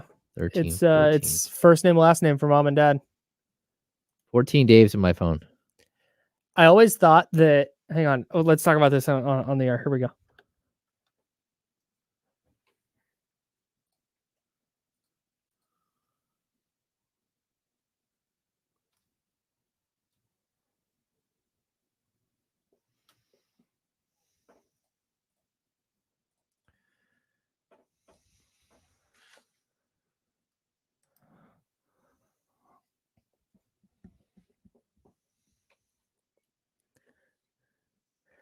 Hey, Kyle, ever produced a radio show before? My goodness. I was recording the wrong thing. No, I got sidetracked because in the YouTube chat and in the chatty house, youtube.com/ESPN1320. You can also get in the chatty house at twitch.tv/ESPN1320. But in the chatty house, we got to talking about because Kenny Caraway is gonna jump in for Mad Props in the next segment. So make sure to stay locked in to that. A very close Mad Props this week. I'm excited to go back through it. But I mentioned that I have Kenny's last name misspelled in my phone. And I know it's wrong, but I just don't ever go back and fix it. Because ultimately it doesn't matter that much. But somebody in the chat said, hey, you have first and last names as contacts in your phone. Like, that's crazy. And for me, it's an OCD thing. Like, that's just how it started. I have to differentiate between all the people, especially when you're a producer and you have a writer, a beat writer, and you just have contacts for just of all these random people that maybe I've had on the radio once, but you save their number just in case. And so you try and differentiate, but it's an OCD thing for me where like it has to all be the same. And so even my folks are in my phone as first name, last name. And for the longest time, this is just how it's always been. And one of my friends saw this and was like, you're an insane person. Why are they not just mom and dad? And my thought process always was, because if something happens to me and somebody grabs my phone, they'll see that, oh, hey, there's somebody with this guy's last name. Let's call them. But how would they know your last name if you're not conscious or something? If they have like my wallet, like they check my ID or whatever. Okay. This has always been, again, don't try and make this logical because it's stupid. I'm being stupid. This is the point of this. My buddy goes, wouldn't they just search for mom or dad? That's very much so. Like, damn. I know some people. So I put under like occupation, I put mom and dad. So that way it still comes up if they search it. Oh, got it. Yeah. I think some people put ICE at the end of someone's name in case of emergency. Oh. Yeah. So like after someone's name, you just put a little dash and then ICE. I don't know. I'm not good at. I have mom and dad in my phone.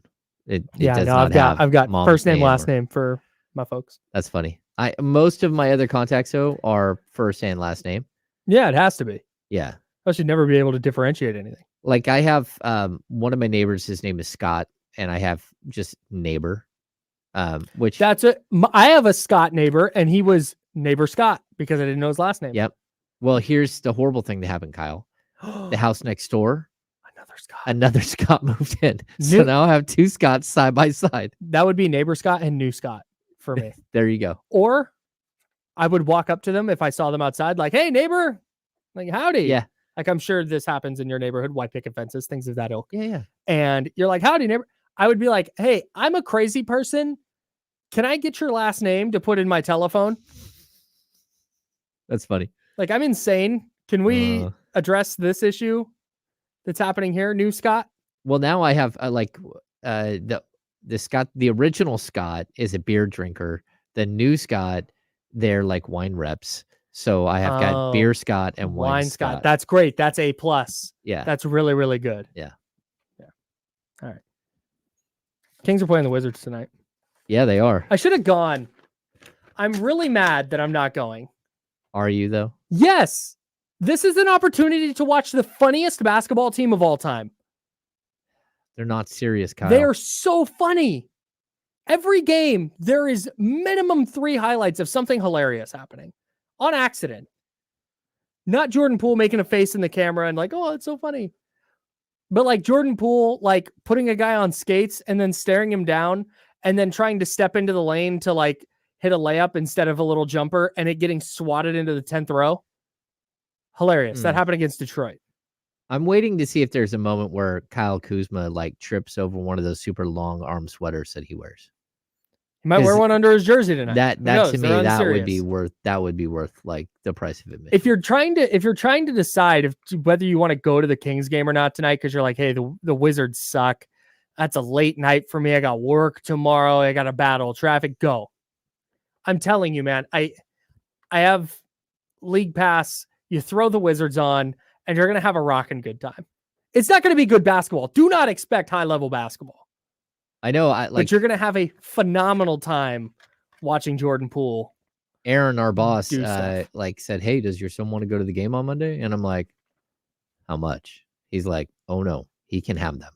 Yeah. Like, I can't give these away. And I'm like, oh, heck yeah, he'll go. Yeah. And your son is going to have a phenomenal time. Oh, yeah. I'm really happy for him and this journey. Oh, yeah, he's going to enjoy himself, and he loves going to games, so it'll be a good time. Yeah, it's always... Dude, the Kings do it right, man. Well, that and if Sarah Todd, a friend of the program from the Deseret News who covers the Jazz, she was tweeting about this the other night. Like, she travels with the Jazz. She's been to every NBA arena, and she's like, the Kings do in-arena stuff better than anyone. Yeah.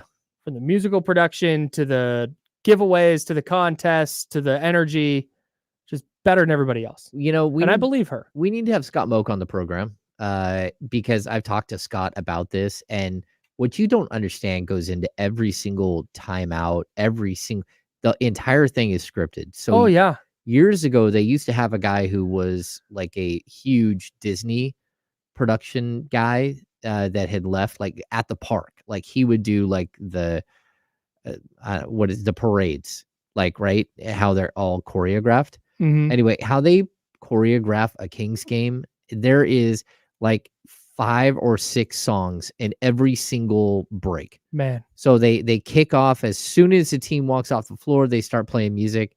Then when they switch and do something different, they play a different song. Yeah. They have a song coming out of that. Like there's so much production that goes into it. So we need that kind of production value here on the Insiders, Kyle. I'm working on it. Our guy Leezy's on the line. Leezy, what's going on, bro? Yo, him and Kyle, my two brothers. What's going on, man? Chilling. Hey, Kyle. Did I win the PS5? No, you got to call in last week, actually. Stay tuned. Oh, that's how. Okay, cool. Hey, guys, quick comment and question. So last week now, I guess, I got invited to the Kings game for Kings and Jazz, right? At the time, I turned it down because I was like, oh, it's the Jazz. Not that exciting. Whatever. Obviously, Keegan goes on to have this big game. My question was, have you guys ever had a game, or like whether it be basketball, football, a game that you missed that ended up being like super epic or anything like that? Yeah, thanks for the call. It's a great question. We had tickets like in the cart. We were going to purchase them and then decided not to. I can't remember exactly why. I don't know who's, what the impetus was to go to Dallas Braden's perfect game. Oh. We're going to take my mom for Mother's Day. We're all going to go. And then I forget exactly what happened. We were like, oh, all right, we're not going to go. Wow. Yeah. Okay. I would say no.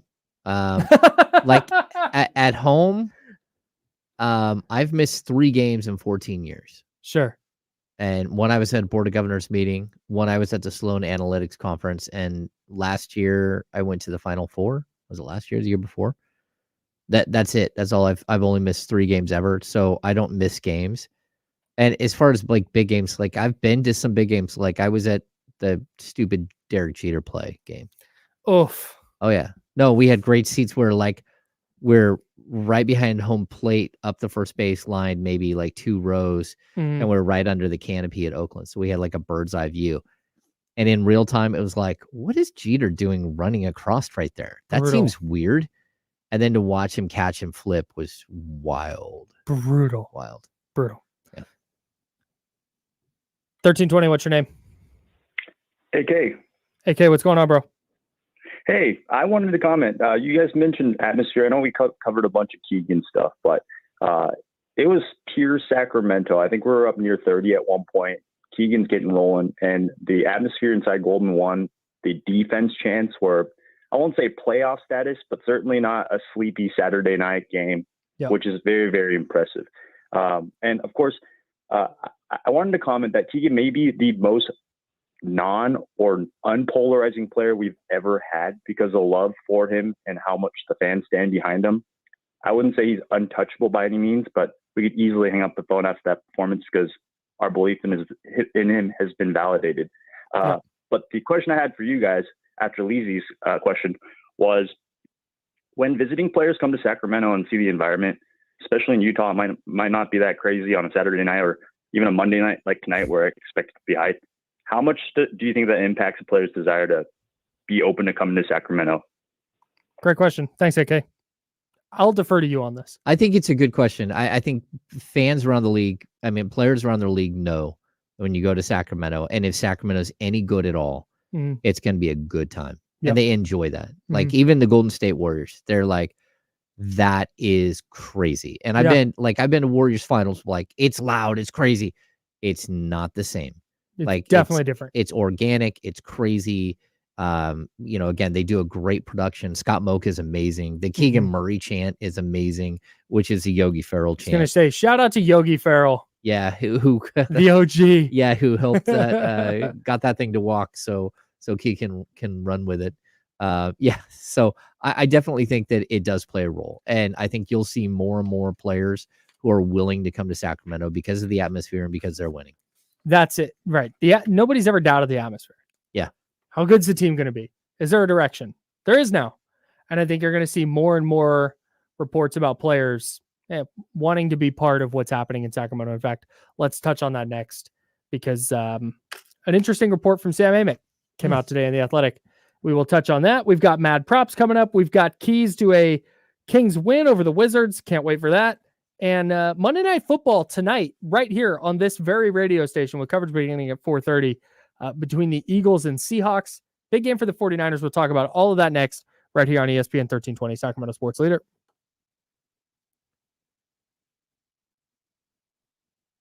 These shows have a mind of their own, Kyle. They go.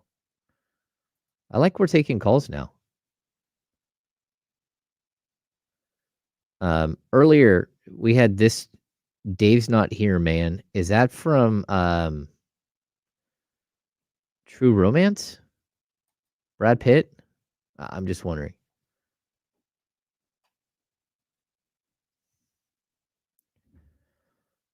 Is that what that's from?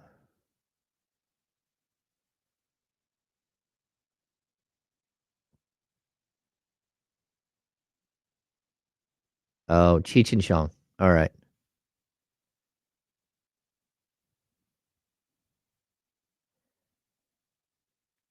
Cheech and Chong is a little earlier than me.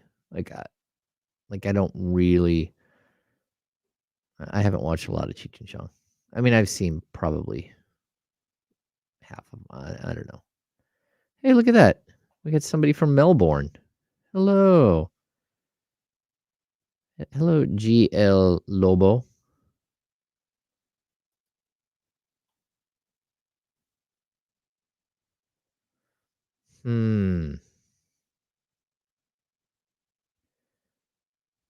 Yeah, True Romance is great. Christian Slater was awesome. I don't know why he's not awesome anymore, but he was awesome when he was young. One of my favorite movies is Cuffs with him and Bruce Boxleitner, I believe, and Mia Jovovich. I'm probably butchering her last name. We got discounts on new merch. Oh, all right. Oh no, this absolutely Leezy. Die Hard is a Christmas movie. I don't care. I don't care what I have. That's my Christmas shirt. Dude, that's the thing. If that gets you in the Christmas spirit, then damn it, shout out to you. I have a shirt that says ho ho ho. Now I have a shot. Now I have a machine gun. That's what I wear to the Christmas party. Terrifying. Yep. Yeah, we're gonna punt the Aaron thing. We'll do that later. Peg, Gremlins is a Christmas movie too. It's a horribly uncomfortable Christmas movie, but yes. Of course, Phoebe Cates in Gremlins, she doesn't like Christmas because I believe her dad got stuck. We're back. Chimney. Oh.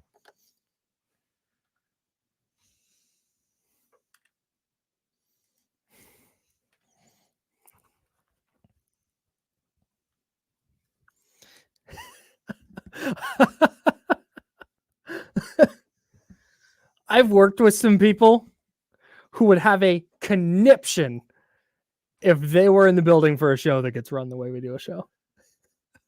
Well, the best part is I don't know that we're doing anything wrong or right, Kyle. Right. No, we're not. We're back on time. The show's on the air. We're winning. Yeah. But the fact that we leave at 9:30 to go to Jamba Juice and roll back in at 9:50. Yeah, right. That probably wouldn't be a favorite of some people I've worked for. But no, the whole oh shoot, we're back from break. Here we go.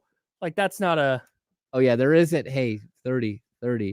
Yeah. Hey, I don't get any 15. of that. No. And what are we hitting? What are we hitting here? Okay. Yeah. No, I like that direction. Yeah. No.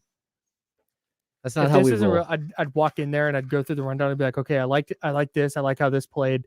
Let's actually move this to here. I'm doing that back here. Yeah. But there's none of.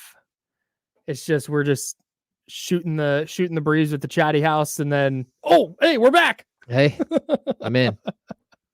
It's fun. I have so much fun doing this job every single day. Thanks to you, James, you Chatty House, and you listener out there, whether you're listening on 1320 AM, maybe you're listening on the free Odyssey app, or maybe you're watching on YouTube or Twitch. We appreciate it regardless. You make this show happen. Shout out to you. I'll get sappy during our last show of the year. Oh. I've taken notes. I've got things to say. I got people to thank. Oh. Yeah. Okay. Buckle up. Buckle up. Yeah. Kyle's going to get emotional. We'll get emotional, Kyle, on that day. Yeah, but I mean, come on. When doesn't that happen? Real quick, Monday Night Football tonight. You can listen to it right here. Huge game in the NFC, all right? The Eagles are visiting the Seahawks. Mm-hmm. The 49ers are now a game clear of the Cowboys because of the Cowboys lost to the Bills last night. Embarrassing. Really tough showing for the Cowboys. They just got smoked, man. Yeah. But the 49ers are now a game clear of them and Detroit. And it looks like San Francisco is going to have the tiebreaker, whether it's head-to-head or whether there's... Gosh, this is so complicated. It looks like the Niners are going to have all the necessary tiebreakers to be the 1 seed. So if they can get a game clear also of the Eagles, where it's Detroit, Philly, and Dallas, all now a game behind San Francisco would have the tiebreaker over all of those teams or any combination of those teams. So getting a game clear ostensibly puts them 2 games up with 3 games to go. Game over. And conference record is such a big part of this that if they do get a game clear and then they wind up losing to Baltimore, where it's not affecting their conference record, they're still in a really good spot. So they got some business to take care of, and we'll preview Niners Baltimore throughout the week.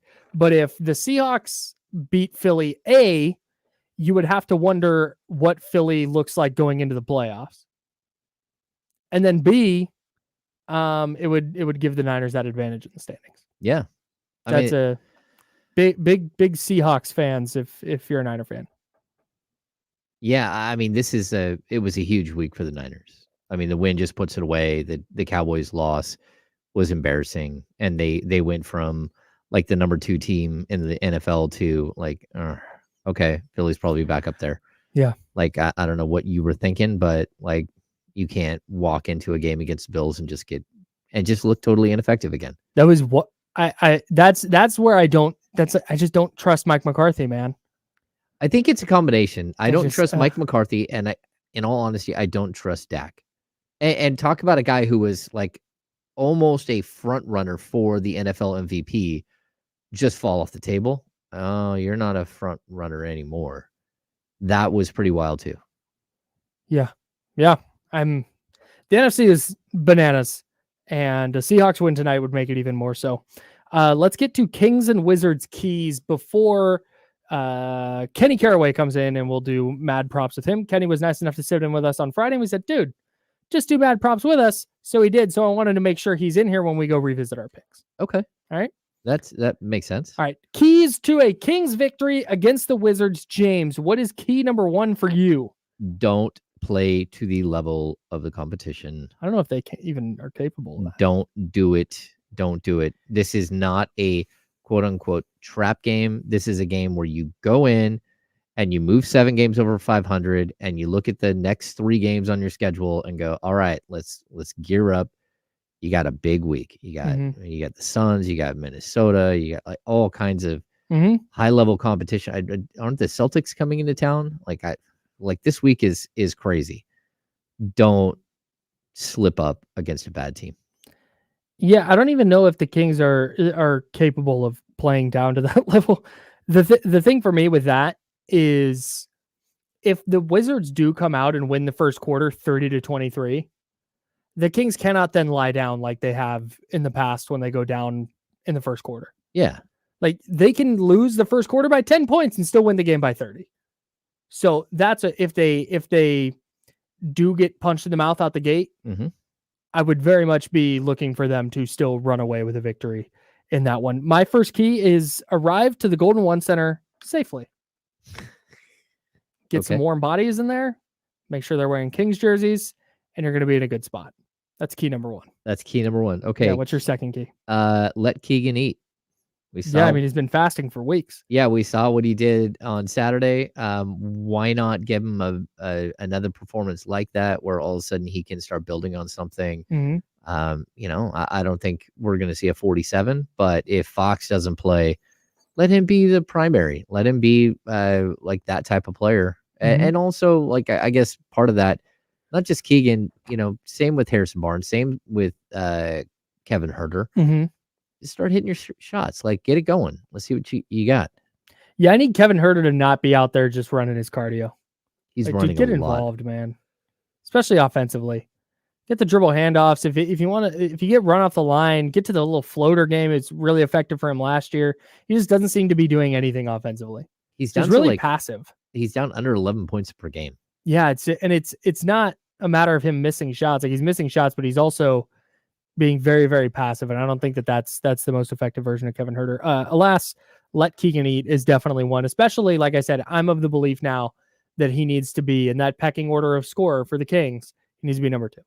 Domas can be their second best player all around. He's gonna have the boards. He's gonna have, he's gonna score. He's gonna have his assists, all that. But in a tight spot down the stretch of a game, it's gonna be De'Aaron. But then you also need that secondary guy, and I think I think that's gonna wind up being Keegan. One of my second key here is get up quick. Don't let them hang around. Yeah. Don't be down 10 at the end of one. Don't give yourself that opportunity to roll over. Just get up 15 in the first quarter and cruise. Okay. No, that makes sense to me. I hope so. Number 3, I have rest Fox. ? Oh. Like, look, if he's not 100%. Do we know what the injury is exactly? It's just a shoulder hurt? Shoulder irritation. I don't know. I'm so triggered. I'm so Kyle Shanahan. Yeah.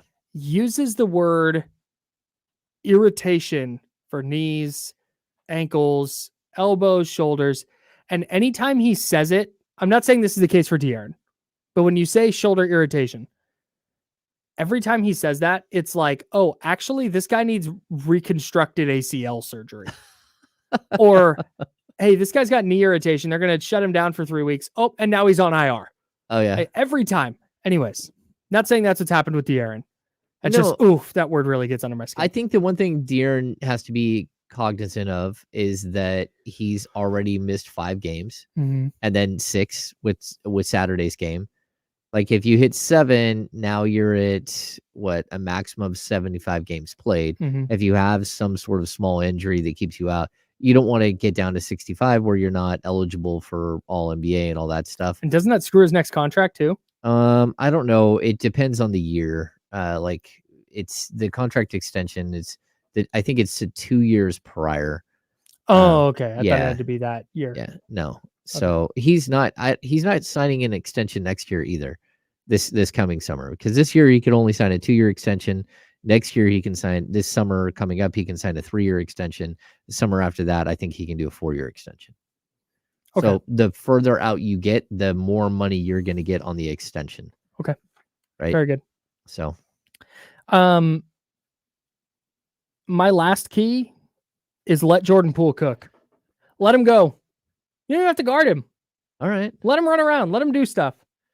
Make it seem like you are guarding him when actually you're just putting a body near him. Okay. Because he will dribble into some turnovers. He will dribble into some bad shots. The best thing that could happen to Sacramento tonight is Jordan Poole hits like his first 2 threes, preferably of the circus variety. And then he starts blazing away like that. Then he starts going crazy. Starts going nuts.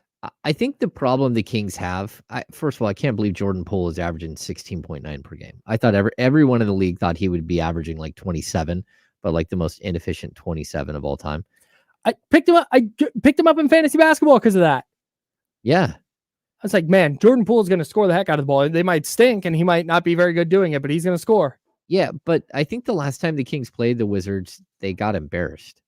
So, like, the Kings did not play well against the Wizards last year. One game they won 125-111. The last time they played March 18th at Washington. No. They beat them on March 18th. It was December 23rd. They lost 125-111. And that, like, it's one of those games that, like, you can't lose to that team. Yeah. I mean, they weren't good last year either, Kyle Kuzma put up 32. He historically is beat up on the Kings. Bradley Beal, who's not there anymore, and Monte Morris both had big games. And then Rui Hachimura, who again isn't there anymore, had 21 points off the bench. The Kings didn't have an answer for Rui Hachimura at all. I mean, who does? Well, what are you going to do when Rui starts cooking, you know? I know. I guess. Drew Down makes a great point. I did have Jordan Poole as my MIP in my preseason awards picks. Oh. Yeah, I thought he was going to go average like 27, 28 points, and people were going to be like, oh my God, let's Jordan Poole. I wouldn't have been surprised if that's what we got, where he just had a huge, huge week. Yeah. No. A huge game. But I don't know. I'd be really surprised if he had a huge game. He stinks. Like if we're keeping it a stack, hang on, let me go back, because this is something that I have wondered about for the last couple of years, and it seems to be just coming to fruition more. So Jordan Poole as a rookie was one of the worst players from a shooting perspective of all time. The percentages he shot on the volume that he shot, it was one of the worst rookie seasons we've ever seen. The worst rookie season we've ever seen. He was 33.3% from the field, 27.9% from three. Okay. 2020, 2021, he goes down to the G League. He comes back a little bit, shoots 35% from three and 43% from the field. Oh, okay. I like that. I'd like to see that from Jordan Poole. It's a nice little improvement. 21-22, he was awesome. 36% from three, 44.8% from the field. Helped the Warriors win a title in 21-22. But then last year was a disaster again. He shot 33.6% from three, 43% from the field, turned it over a bunch, ineffective in the playoffs, wound up getting traded. And then this year with the Wizards, 29.9% from three, 40.9% from the field. That 2021-22 season is the outlier for his career. Oh, and it got him paid. That 1 year, and he was integral to a championship team. Like, they don't win a title without Jordan Poole being as good as he was. That is just Steph was out for the first few games of that postseason, or he came off the bench because Jordan Poole was cooking the way he was. So that's how good he was. But since then, he hasn't been that player ever again, and he wasn't before. No, I mean, I just don't think Jordan Poole is very good. No, really, Malik Monk is who Jordan Poole thinks he is. Yes, I mean Malik Monk. Steph Curry is who Jordan Poole thinks he is, but yeah, Malik Monk should be the goal. Yes, for Jordan Poole. Well, that and like Malik Monk at that's the role that Jordan Poole should have. Number one, and number two, like the dollar figure, not the 2-year 20, but the like 4-year 80. That would have been fine. It's a Jordan Poole makes like, didn't he get like 130? Yeah, 140. Yeah, he got paid. Oof. Ugly. Which, like I said, coming off that 21-22 season, helped him win a title. Looked to be the heir apparent to Steph Curry. Was like, holy crap, Jordan Poole is coming. And now he's just, I never bought it, Kyle. When you look at the full sample size of his career, he has been a bad player more often than he's been a good player. It's not great, Bob. Kenny Caraway in the building for the handoff. D'Lo and Casey coming up here at noon on ESPN 1320. Kenny, I know you're a big Jordan Poole guy. Are you still a big Jordan Poole guy, or are you softening on that a little bit? I mean, I still like the kid. I honestly just feel like what happened might have ruined him. Like it getting changed. Punched? Yeah. The whole situation, getting punched, the aftermath of what happened with the Warriors and Draymond, I think it might have changed him. You know what I'm saying? And that's why he can't shoot anymore. I mean, maybe because he's never not been able to shoot in his life. I watched him in Michigan. I watched him his entire time in Michigan. He was a bucket. He shot from deep, like the way he played in 2021 or whatever the case may be, when they won that title. That's how I seen him play. Aside from the 2 years before that, where he was a rookie and all this other stuff. Since, yeah. I mean, that's. I've seen. You said you've seen him more times than not be a bad basketball player. I've seen more years where he's been a good basketball player. I thought he left college a little early because maybe he felt like he had to for draft purposes. But I just feel like I don't feel like it was an admiration what happened that finals year or a little bit the year before. And I just think the way that all played out, I mean, changed it. Just think about the individual he is. Like he was fun-loving, like talking, having a good time. He's none of that no more. Like he's a different person. If you watched him play basketball that entire time, he plays with a different lack of joy. Like he's a different person. Interesting. I don't think he's any good. and the reason for that, I think you're onto something for sure. But I was convinced that, I mean, I picked him to be the most improved player this year because I thought, okay, he's going to get out from underneath whatever was going on in Golden State. Doesn't have to be the young dude anymore. He's going to have his own team, and he's there with Kyle Kuzma, and he's going to cook. He just hasn't. Oh, I mean, nothing is going right in Washington. Washington they're hilarious. Is a complete mess. They're so fun. Actually, I take that back. Washington, hey man, that's an up and coming team. That's a team you got to watch out for. True champions. You have to be aware of what the Washington Wizards could do because it's one of the most explosive teams in the league today. I think he just switched into Costa Kufis speak. Hang on. Are they so good that you're making this a certified Drake Bars game? I mean, that would be too risky. They're just that good. It'd be too risky, you know what I'm saying? So I'm going to leave Drake Bars alone tonight because, I mean, this is don't let the record fool you. What did Steve Wilkes say before the Cardinals game? He's like, don't look at the record. I watched the tape, and I see a damn good basketball team. Hey, the Cardinals try, bro. Cardinals might beat the Eagles. if McBride is healthy. Trey McBride can hoop. He's good. He can play. All right. He's good. I like him. Let's get to Mad Props. Kenny, you did this with us on Friday, so we're going to revisit them as we do every single Monday. We take a stat from the Niner game, a stat for the Kings game, and decide which of those two stats will be higher. The first one, Brock Purdy touchdown passes or Harrison Barnes made threes. Kenny and I both went TD passes. James, you went with Barnes. A close one, 4-3 in favor of Brock Purdy. Kenny and I get the point. Yeah. Hey, 3 from Harrison. No, that's good stuff. Yeah, I think he was 3 for 5. Yeah, I thought it was going to be like 3-1. 49ers Cardinals total points or Fox Sabonis combined points. So here's what I did because De'Aaron Fox wound up not playing. You just threw Keegan Murray in there. Keegan Murray in there. Why not Malik? Why not Keon Ellis? Because that was his replacement. Because it didn't matter. We all took the 49ers. 49ers Cardinals. We went, hey, there's gonna be some points scored in this game. 71 points. No, I'm sorry. I did the math wrong. 74 points scored in this one. Even if you put in Keegan's 47, the 49ers still won this one 74-67. We all get the point. There we go. Yeah. All right.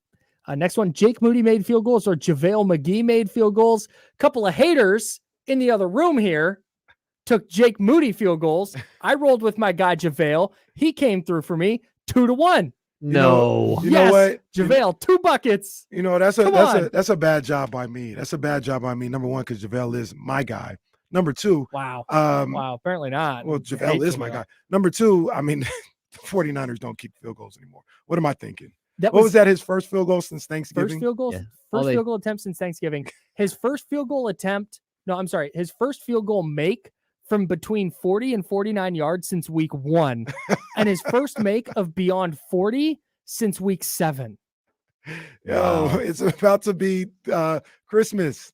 The best way to not have Jake on Christmas. The best way to not have Jake Moody lose a game for you is just to blow everybody up. Hey, you know what? We talked earlier about the Niners being the best team in the league, and it's like, man, I can't poke holes in their Super Bowl case. They need to make a big kick. I don't feel good about it. I think that's the weakness. A game-winning drive third-round or kicker. A game-winning field goal. I think it's still unproven. Yes. All right, I'm 3-0 right now. By the way, guys, Kenny is 2-1. And James is 1-2. Christian McCaffrey touches or Malik Monk points and assists.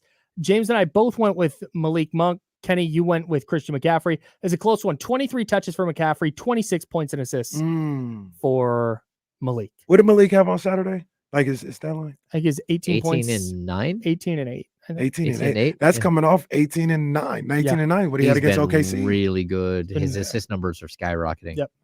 Facilitating really well. So 26-23. James and I get the point there. I moved to 4-0. Kenny and James both sitting at 2-2. I catch a couple L's here, though.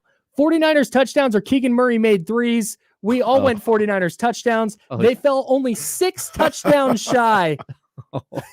They scored 6 touchdowns and weren't even close. I'm about to say, what's more impressive? What's more impressive that they were only 6? Keegan Murray made 12 threes, and the Niners were only 6 behind. That's a bad stat line right there, Kyle. What is more impressive there? I don't even know. Well, even if it had been like Niners score 6 touchdowns, like, ooh, like maybe I should change that number. 6 threes for Keegan's asking a lot. Yeah. He goes and makes 12. So we all took an L there. We all had the 49ers touchdowns. And then the last one, Brock Purdy pass attempts or Kings assists. You guys both went Kings assists. I went Brock Purdy pass attempts. Not even close. Brock Purdy, 25 pass attempts, 36 assists for your Sacramento Kings. He should have had 28 pass attempts. You guys get the points. He got hurt. I do not. James, you finished this one 3-3. Kenny also 3-3. I went 4-2. Went 3-3 Big on the W road. for me this week. That's all I got to do is go 500 on the road. I'll be okay. Yep, There that's it what is. everybody says. We'll do this. I'll make sure to save this for Friday next week during my segment with you guys. That way, it's a home game for you. When we talk Kings the entire time. Yeah, the Niners guy comes on and we talk. No, this is gonna be a game we might 35 talk minutes. about though. Well, on Friday. This Just nice for sure. It's For a nice sure. one. Niners Ravens might be a little Super Bowl preview. What's the early spread know? I don't know. Where is it? in Levi's? Oh, I would bet say it's Niners by 4. 6. I'm gonna say Niners minus 4.5. Yeah. I'm gonna say 6. 49ers Ravens I never go line. I straight think like you're that. I'll say right, 6.5. Kyle. 4.5. 4 or 4. Kenny, you're going 6.5. 6.5. It looks like 5. Yeah, they'll get more than the 3 for being at home, basically. I think it's more like 2 for being at home now. Niners minus 4.5 according to ESPN. Oh, there it is. The total ESPN bet.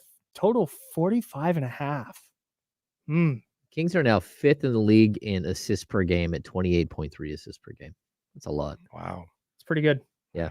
Speaking of pretty good, let's see. Doing math. 31, 2, 3, 4. Okay, we're good. We're good. All right. I thought we were super late to get out, but we're good. Okay. All right. Kings win by how many tonight? Man, I'm not even gonna say it because it's such a great team. 15. James? 23. Goodness gracious. Yeah, I think they're gonna smoke them. Back to back for Washington. Oh my God, 28. 28. Back to back Keegan for has 30. Washington. Keegan has 30. And Wednesday is a back to back for the Celtics. All right. That does it for us. Kenny Caraway, Damian Barling, D'Lo, and KC, they are coming up next with the great Jesse Tapia. Of course, James, great stuff today. Chatty House, great stuff. Everybody listening, we really appreciate you. And we will see you all mañana. Woo!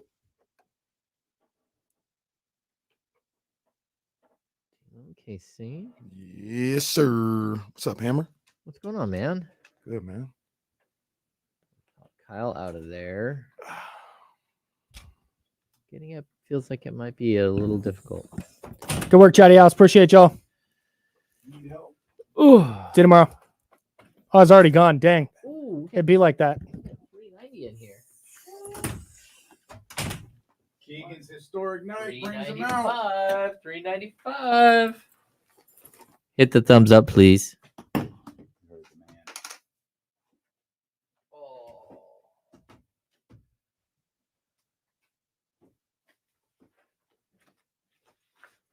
going on?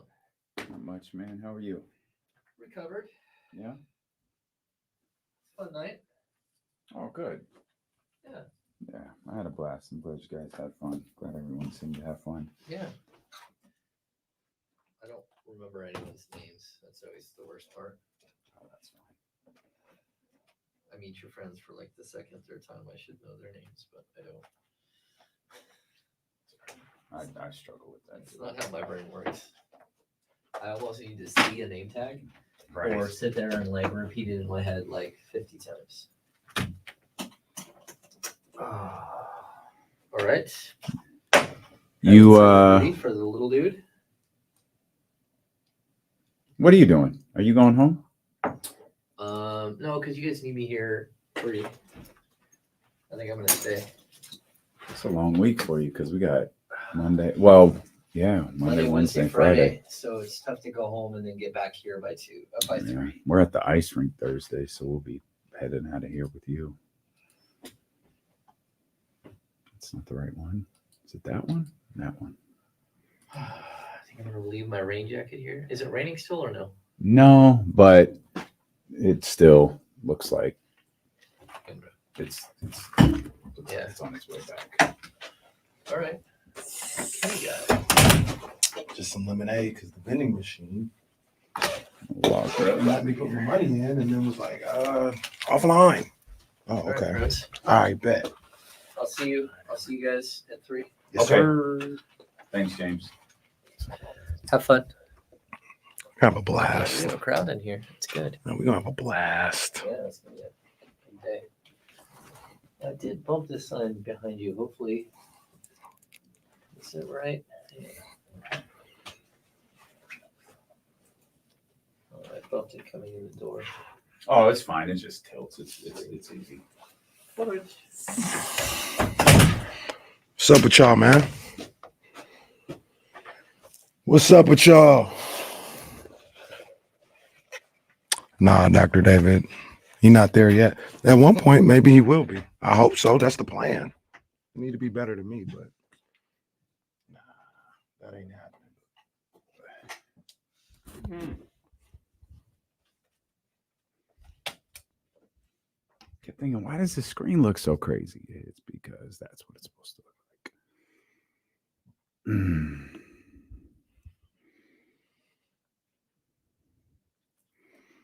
What's good, everybody? Appreciate you tapping in. It's our last week of the year.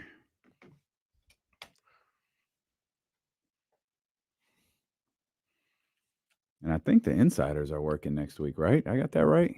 Grinding. Okay. 10-2. You look thrilled.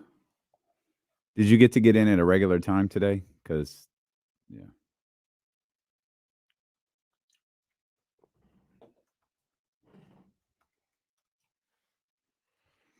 I found you, Miss New Booty.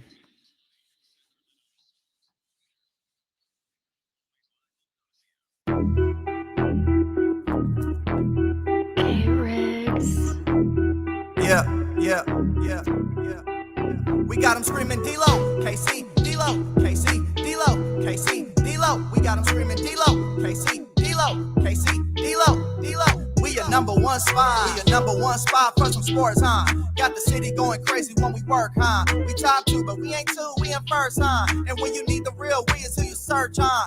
D-Lo, KC, D-Lo, KC, D-Lo, KC, D-Lo. We your number one spot. Hey, yo, one time for the San Francisco 49ers. Hey, yo. One time for the Sacramento Kings. Hey, yo. One more for our man, Keegan Murray. You thought because the game was on Saturday, we wasn't going to light the beam with Young Zell? Come on, man. You know what it is. Wait a minute. They do not know what Sacktown brings. When on the low, that's a Sacktown thing. Talking about us, it's a bounce out thing. Must they forgot we some Sacramento Kings. Whole squad going crazy, yeah, we back with it. Northern Cali going crazy, one sack winning. If you doubted us, then ain't no back spinning. This is real right here, ain't no catfishing. So tell me what you see now. See Coming down now. the lane off the rebound. Rebound. It's 9-16 now. Look towards the sky like the beam now. Tell Tell them them like like the the beam. beam. Like the beam now. Hey, Shout out to hey, that boy. hey. Our man Young Zell right Yeah. there on the intro. You know what it is. Welcome in. It's Stilo and KC here on this Monday, December 18th. I'm Damian Barling. The ultimate needle mover in God mode himself. He's Kenny Caraway. Yes, sir. Acknowledge me. And we are so happy that you are here with us. Funny story, real quick. Saturday, I'm at the Barling Pajama Jam, you know, on Saturday night. Kings win. I'm driving back home. I'm like, yeah, boy, get to see that beam. You know what time it is. And I didn't see it. Why? Too 'Cause late? by the time I got to downtown, it was after midnight. Oh, okay. I vote that thing needs to be up till There's got to be 3 at least a.m. two. At least two. 2 At least a.m. two. Yeah, Yeah. 2 I mean, a.m. everything in Sacramento closes at 2. Why not the beam? Yeah. I was a little disappointed. Okay. I was like, come on, man.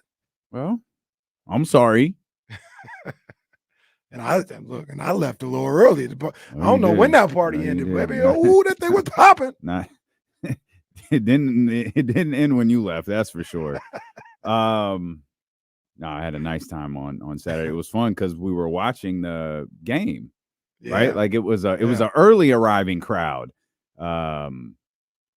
for one of our get-togethers, and there was a point where like we're watching. It's still the first half, and me and my man Chris are watching it. My man Sean, and we're like, yo, like Keegan had just hit a 3. I was like, yo, Keegan is cooking. Go to commercial, come back, like Keegan's got 19. It's like, God damn, Keegan's got 19 in the first half. And then that third quarter hit. Third quarter went crazy. And it was one of those things where like people like are starting to arrive at that point. Like, you know, more people are coming in. And it's like, yo. And you're pointing at the screen like, yo, Keegan is going nuts. 3. Keegan. 3, and the sound is off because the music is playing, and all we see are the Kings reacting, the crowd reacting. I don't know how many threes he's up to. I don't know how many points he's up to until they show the graphic on the screen, and it's just like, yo, man, what is happening right now? And that was that. The way we watched it with the group of people was a blast to watch. Man, I was sitting there. I was on my way there, and I while the third quarter was going on. And he just kept hitting threes. Yeah. He just kept hitting threes. Yeah, he banked the one in and from the corner. Yes, I said he banked it in from the corner. All right. Hit that one. Mark Jones couldn't believe it. You know, he was just like, this guy's hotter than fish grease. That's all it was. Grease is hot. And then at the end of the quarter, for him to hit that final one at the end of the quarter, it's like, yo, this is a moment. Oh, it was absolutely a moment. That was the night Keegan went crazy. Yeah, that was a moment. That's one of those games that if you were there, you'll talk about it forever. And if you weren't, in a couple years, you'll tell people you were there. And like in 10 years, there probably will be about 45,000 people saying they were live at the Golden One Center when Keegan Murray scored 47. That's crazy, that man. Was it 11 straight threes? Because like he missed like his first or second one. Yeah, made 11 straight threes. I feel like I could be absolutely bananas. I could be wrong. I think we'll look it up. I thought they said he made his first 11. Oh, did he make his first? Oh, I thought he missed. So there was twice during the game. I got Keegan confused with Trey Lyles. So maybe I saw Trey miss one, and it wasn't Keegan. I didn't think he hit his first 11. I thought he hit 11 in a row. But yeah, that was the stat I saw. Yeah. But it was on Twitter, so it could have been wrong. But it was the NBA. No, I could have gotten it wrong. I just told y'all how I was watching the game. See, Robbie Ford was there. He said it was unreal. He said he missed his second one. But yep, I don't know if Robbie Ford was really there or not. But that's the way that game is going to be now. If you were anywhere in the vicinity of Sacramento, you were there the night Keegan Murray went crazy. I was there. See, he was absolutely not at my house. Crazy in there. It was crazy. I couldn't believe it, man. I couldn't believe what I was seeing. Paul Charles said he started. Look. No one knows. 11 in a row. 11 in a row. Is there what? No. Where's the other one? No. Where's the other? Not one? His first 11. 12 of 13. There it is. There we go. I saw the Steph Curry reaction, which was fun. He did what? That's fire. When you get that kind of astonishment from the greatest shooter of all time. Yeah, that's good stuff right there. That's good stuff. And he was like, that's crazy. 12 of 13 is crazy. And then, of course, he goes out, and we're like, oh, like it's okay. Like I wanted him to break Buddy's record. I wanted him to break Clay's record. I wanted him to break everybody's record.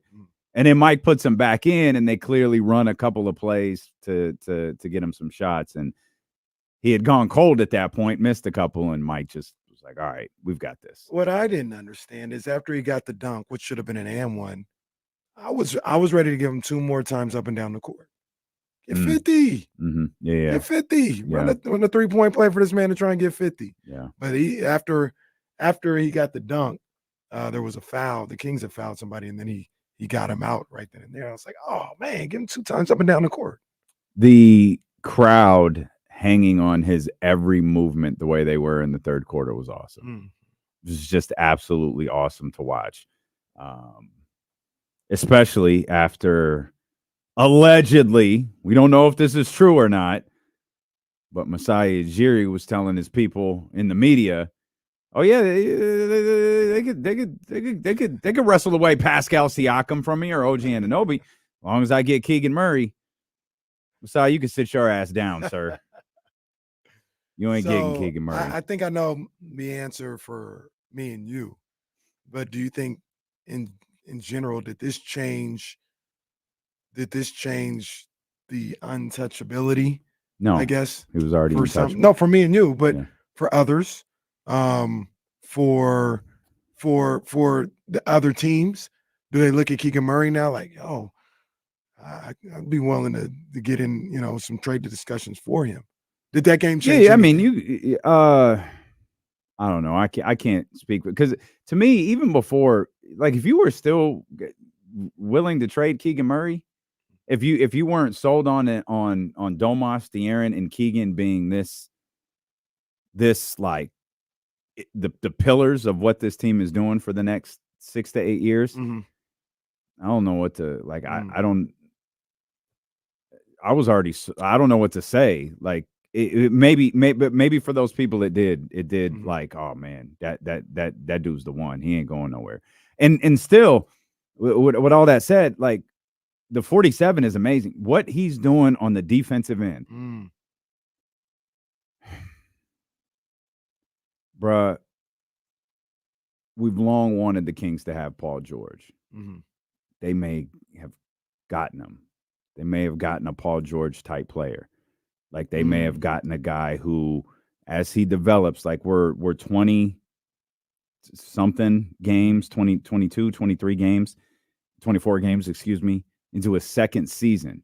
We see the growth that he's had on the defensive end in these 24 games. Like this is a dude who over the course of the next 2 or 3 years, we could start talking about as one of the better defenders in the entire league. Yeah, 100%. Especially with the head coach that he has. 100%. The only thing I'd like to see a little bit more before I go there is the same thing I want to see from the Middleton comparisons, which I'm starting to see. The vision, is getting clearer and clearer. I don't have to squint as much, but I got to see more off the bounce creation. That's the separator between, for me, for Paul George and Keegan Murray. And if I see that, now we're closer. But what he's doing on the defensive end, right? It's up there as being, this is the 3 and D wing everybody's always talking about. But why do you need to see that? Because that's what Paul George can do. So okay. So maybe that's too specific when you use a player. Even Middleton though. Klay Thompson wasn't a create off the dribble guy.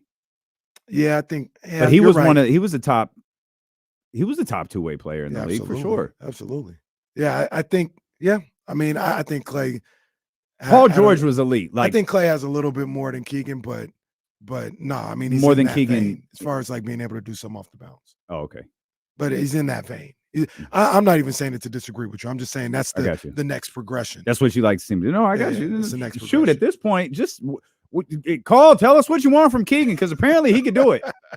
Also, we talk about did this Vivek gonna hit us with a Steph Klay but bigger. What was the line? What did he say? It was something like that. He gonna hit us with one like of those. Klay, size of Steph. I don't know. No, I think it's the other way. Shoot like Steph. Well, God. I said pause before there was any play or any call. Still, that just. But this is also like I talk about. Does this change anything for anybody or anything like that? Well, it didn't change anything for the Kings because this was coming off the heels of the Kings telling James Ham, no, he's not involved in any trade discussions, and he won't be. No. That happened, Saturday morning? Yeah, Saturday morning before the game. That happened Saturday morning before the game. James Ham reported that. We'll come back. We will talk a lot more about the Kings. Lost in all of the stuff. Kings played really well in that game. Like, they played a complete basketball game. With no De'Aaron Fox. With De'Aaron Fox on the bench. Now, we watched Sean Cunningham at shoot-around today. De'Aaron Fox was a full participant, spoke to the media. Talked about his shoulder injury a little bit. So we'll talk about all of that. Of course, there's a game tonight. against a really tough Washington Wizards team. You don't underestimate those types of squads. Two champions. Why? Two champions. Why do you not underestimate those types of squads? Because Kenny and I, much like a lot of you, were forced on Friday night to watch the San Antonio Spurs and Los Angeles Lakers on national television. Ended up being interesting. But what happened? Spurs win. Spurs win. What, after 18 straight, 19 straight, they get a win. Yeah. We ain't getting our jokes off on the Wizards today. Nah, That's a tough basketball team, especially the Wizards at Christmas time at the Golden One Center. Horrible, horrible memories. We'll come back. We'll talk much more about your Sacramento Kings. Of course, we'll talk NFL.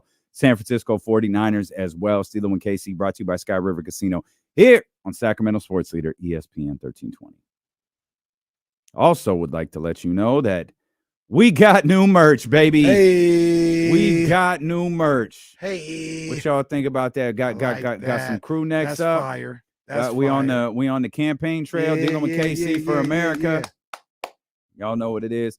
Dave did the KC curse joint is cold. He did some icon looks, Yeah, man. some association looks.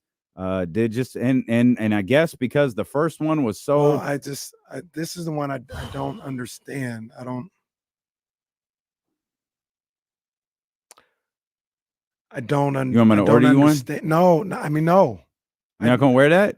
No, I'm not. I'm not wearing You're that. doing like no.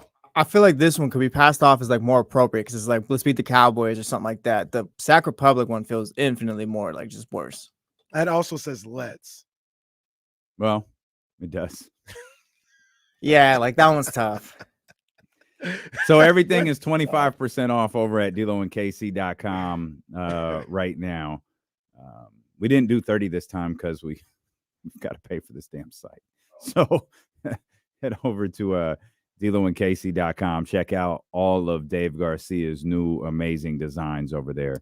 That the campaign one kind of looks. And when I first saw it, it looked like something for Saturday Night Main Event. Oh, yeah. Old Saturday Night Main Event for sure. Sure. You see how much bigger Caraway is than Barlin. Clearly, I'm like I didn't even realize that. Yeah, you see how look, that's not the only one because look, that's not it. Because look how big look at KC because it's two letters compared to D-Lo. Everybody knows what it is, man. It's Dave Garcia showing his allegiance. No. Also, we know who Dave Garcia is a fan of. The president is the one that's first on those things. What are you talking about?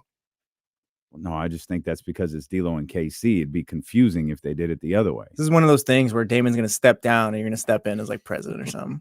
I'm going to be assassinated. Wasn't it Miss McTen who broke her mug? Yes, we sent her new mugs. We sent Mrs. McTen the original cartoon joint from the Dope Ones. We sent her the Two Stations mug, and we sent her the brand new Insiders coffee mug. Look at that. Insiders. To the best of my knowledge, she's the only one with any of that stuff. No, a couple people have ordered mugs. Yeah, Brian knows what it is. That's my people came to my house on Saturday night asking that question. Stop. Because they knew I was going to be there. It had nothing to do with nothing. Very good. Imagine walking into my house going, "Hey, where's KC?" Stop. That only that happened. It's on the way, guys.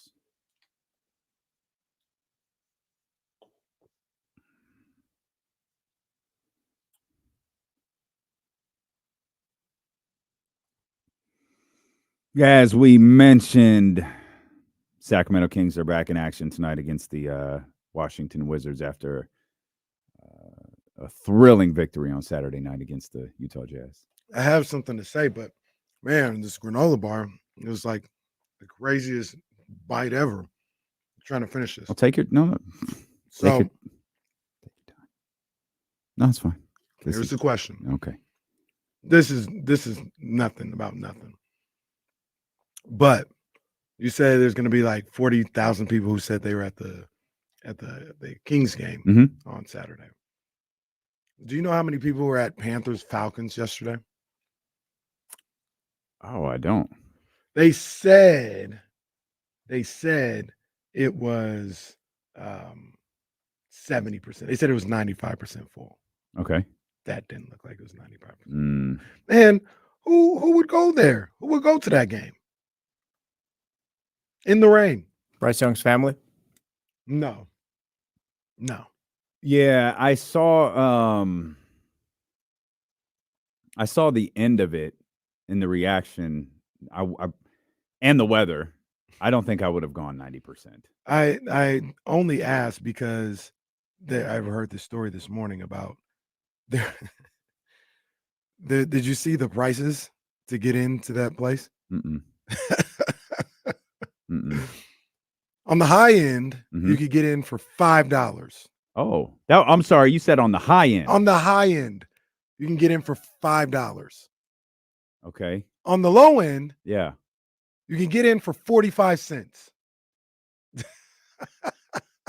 You taking Stop playing. You taking a biggie bag, or you going to the Panthers game that day? Front Office Sports. Depending on where you look, get-in ticket prices for today's Panthers game range from 45 cents to $5. Like, how does it even get to 45 cents? Like, how is that even a thing? This is a little bit of a joke, but they have like a wide shot of, and I believe this is like either halftime or beginning of the game. And it really looks like there's about 175 people there. Well, that's how many people that have already lied about being at Keegan Murray's game the other night. There was nobody, and I don't blame it. I just hadn't seen that. When I heard it was you could get in for 45 cents, I mean, that's crazy. Just bring your piggy bank to the arena, man, and who's you in selling that? I don't know. But Gilbert brings up a great point. After services and fees, it's $120. That's fast. Well, the funny thing, I was listening about this on the radio this morning, and services. It's also a good question, Casey. Does it include the players in the 170? Yes. So like this, they were trying to say, and I'm not sure how it goes, but they were saying services and fees are based on the percentages of the original ticket. So this would be like after services and fees, it'd be like 68 cents to get into that game. That's that was amazing. crazy. I had never seen. I know some people were talking about it, but they were like, it was like the lowest attended football game in like 50 years or something. That's amazing. Absolutely amazing. So was Steph Curry's reaction to what Keegan Murray did. Keegan Murray started 12 of 13 from 3. You've hit what? Yeah, in the first 3 quarters. You've hit 13 in the game before. It's still going on. They took him out early. He got hit with it. Clay hypothetically had 18 in Chicago if he would have stayed in the game. And is it still going on?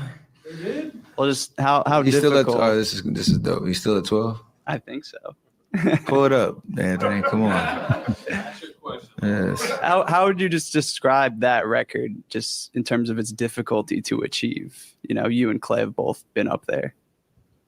I mean, when the team knows you're hot, they're going to start to shade you away, take, your looks away. You got to sustain that over the course of the game. 12 or 13 is nuts. He's 12 for 14 right now. He's getting them up.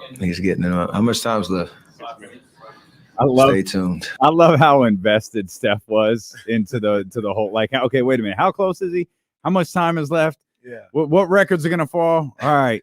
Oh, he's going for it. He's getting them up. That's good stuff. I love that. That is good stuff, man. I love that. Shout out. I rock with Steph. No matter what, I rock with Steph. Always. And you guys got mad at me because I considered the thought of getting a Steph Curry jersey. I said no, I wouldn't do it unless he got traded.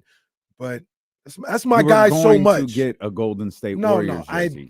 You were gonna get it until we clowned on you for trying to get a Steph. Did anybody hear what I just said? No, I said because ultimately that's a lie. Absolutely not. That's a bigger lie than Ty Lue is your guy. You were absolutely You rewriting were history going- on this show. You were going. No, now. I swear to God, if I knew how to go through like streaming shows, I'd find you trashing Ty Lue on this radio show. I had to deal with that over the weekend because somebody texted me.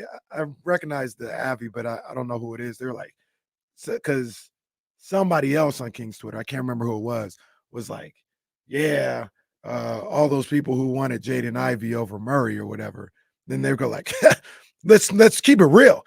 KC at IMK Diddy, he definitely wanted Jaden Ivey over Keegan. I said, that's a lie. No, I did not. Shaedon Sharpe. I wanted Shaedon Sharpe. He's like, oh, well, yeah, you wanted Sharpe, but you also wanted Ivey. I said, I wanted Sharpe or I wanted him to trade it. Yeah, that absolutely did. What are you not talking happen. about? And he was like, don't let me pull up the tapes. Pull them up. Can I also point out, like, Kings fans spent a really uncomfortable amount of time going through old tweets from Detroit Pistons fans. No, I had to. Like, it flooded the timeline. I was like, yo, who said about Keegan? Like, this is crazy. And I look closer. Oh, 2020. Oh, okay.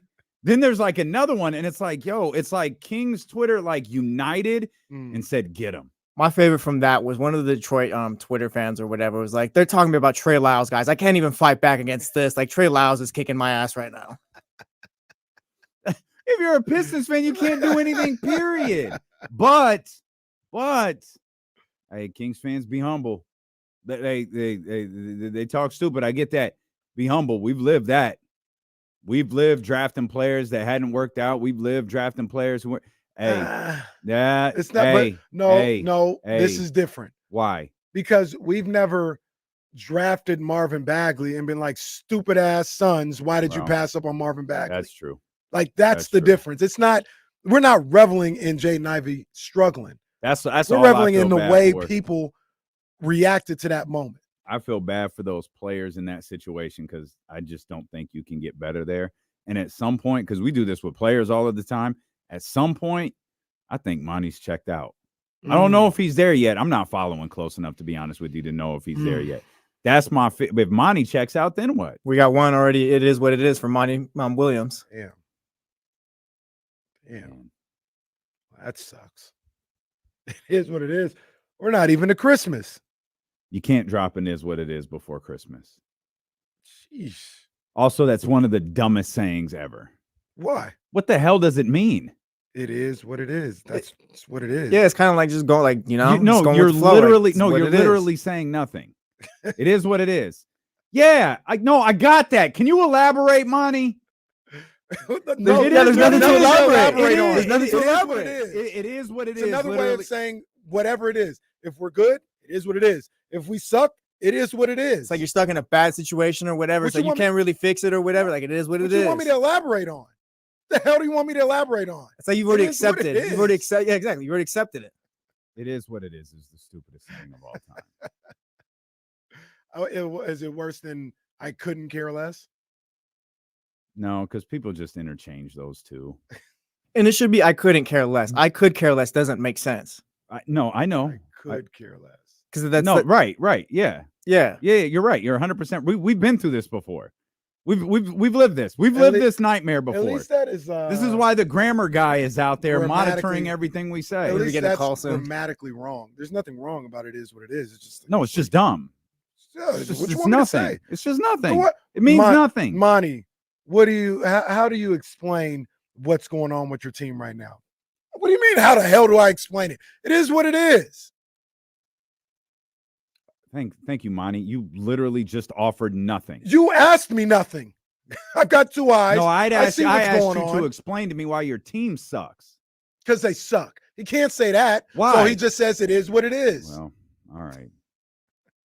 Where does this performance from Keegan Murray rank amongst like all-time great Sacramento Kings performances? Man, off the top of my head, I'm thinking of, and I think a lot of people, as good as my sports memory is, there's a lot of like Kings times. DeMarcus comes straight to my DeMarcus 50. Was that the same time he got ejected? Yeah. So that's up there. Mitch Richmond 47 against the Houston Rockets in 95 or 96. That comes to mind. It's not as many points or whatever, but I feel like De'Aaron's playoff debut is up there. Oh yeah. Yeah. Like I'd probably take that over Saturday's game. Yeah, De'Aaron's playoff. Yeah, that was special. Chris Webber put up 51 against the Pacers. I remember that game. But I remember that line. I don't remember that game. I don't remember. It's not a lot. It's not a lot. There aren't a lot of 50-point scorers in Kings history. Kevin Martin scored 50. I don't remember that at all. I don't either. Did the Kings win that game? So I remember nothing about I don't that. remember that I remember game at nothing all. about that moment. Sorry, Kevin.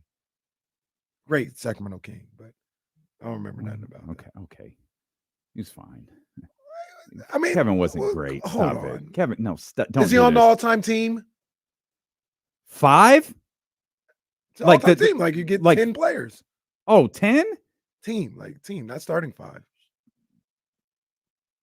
Is he cracking the all-time rotation? Sure. I guess. Well, let's go ahead and do it. Fox, Keegan, Malik, Domas. Fox might definitely knocked him off. Mike, Vlade, Chris, DeMarcus. He probably isn't making top 10. Okay, then. So no, so we he only can't including Sacramento. He can't. Yes, we're only including the last 30 some odd years. Mitch. Yeah, he not. Yeah, he doesn't ahead make of it. Tisdale. He doesn't make it. He doesn't make it. Not ahead of Reggie Theus. Well. Oh. Wait a minute. What do you mean? Wait a minute. Reggie. Yeah. Well, wait a minute. Hold on. Let's was seriously the run first through this. Let's just run through this real quick. Mitch is a no-brainer, and we don't have to do 5. We don't have to rank. Mitch is a no-brainer. We'll get 10. Yeah, that's what we're looking for. 10. Mitch, DeMarcus, easy right out the gate. Mike, yes. Vlade, yes. Chris. So Chris is 5. Is Jay Will on? We'll get there. We'll find out because Fox is there. That's 6. Okay, there's the De'Aaron. Sabonis there. He would be for me. Peja 7. Peja's 8.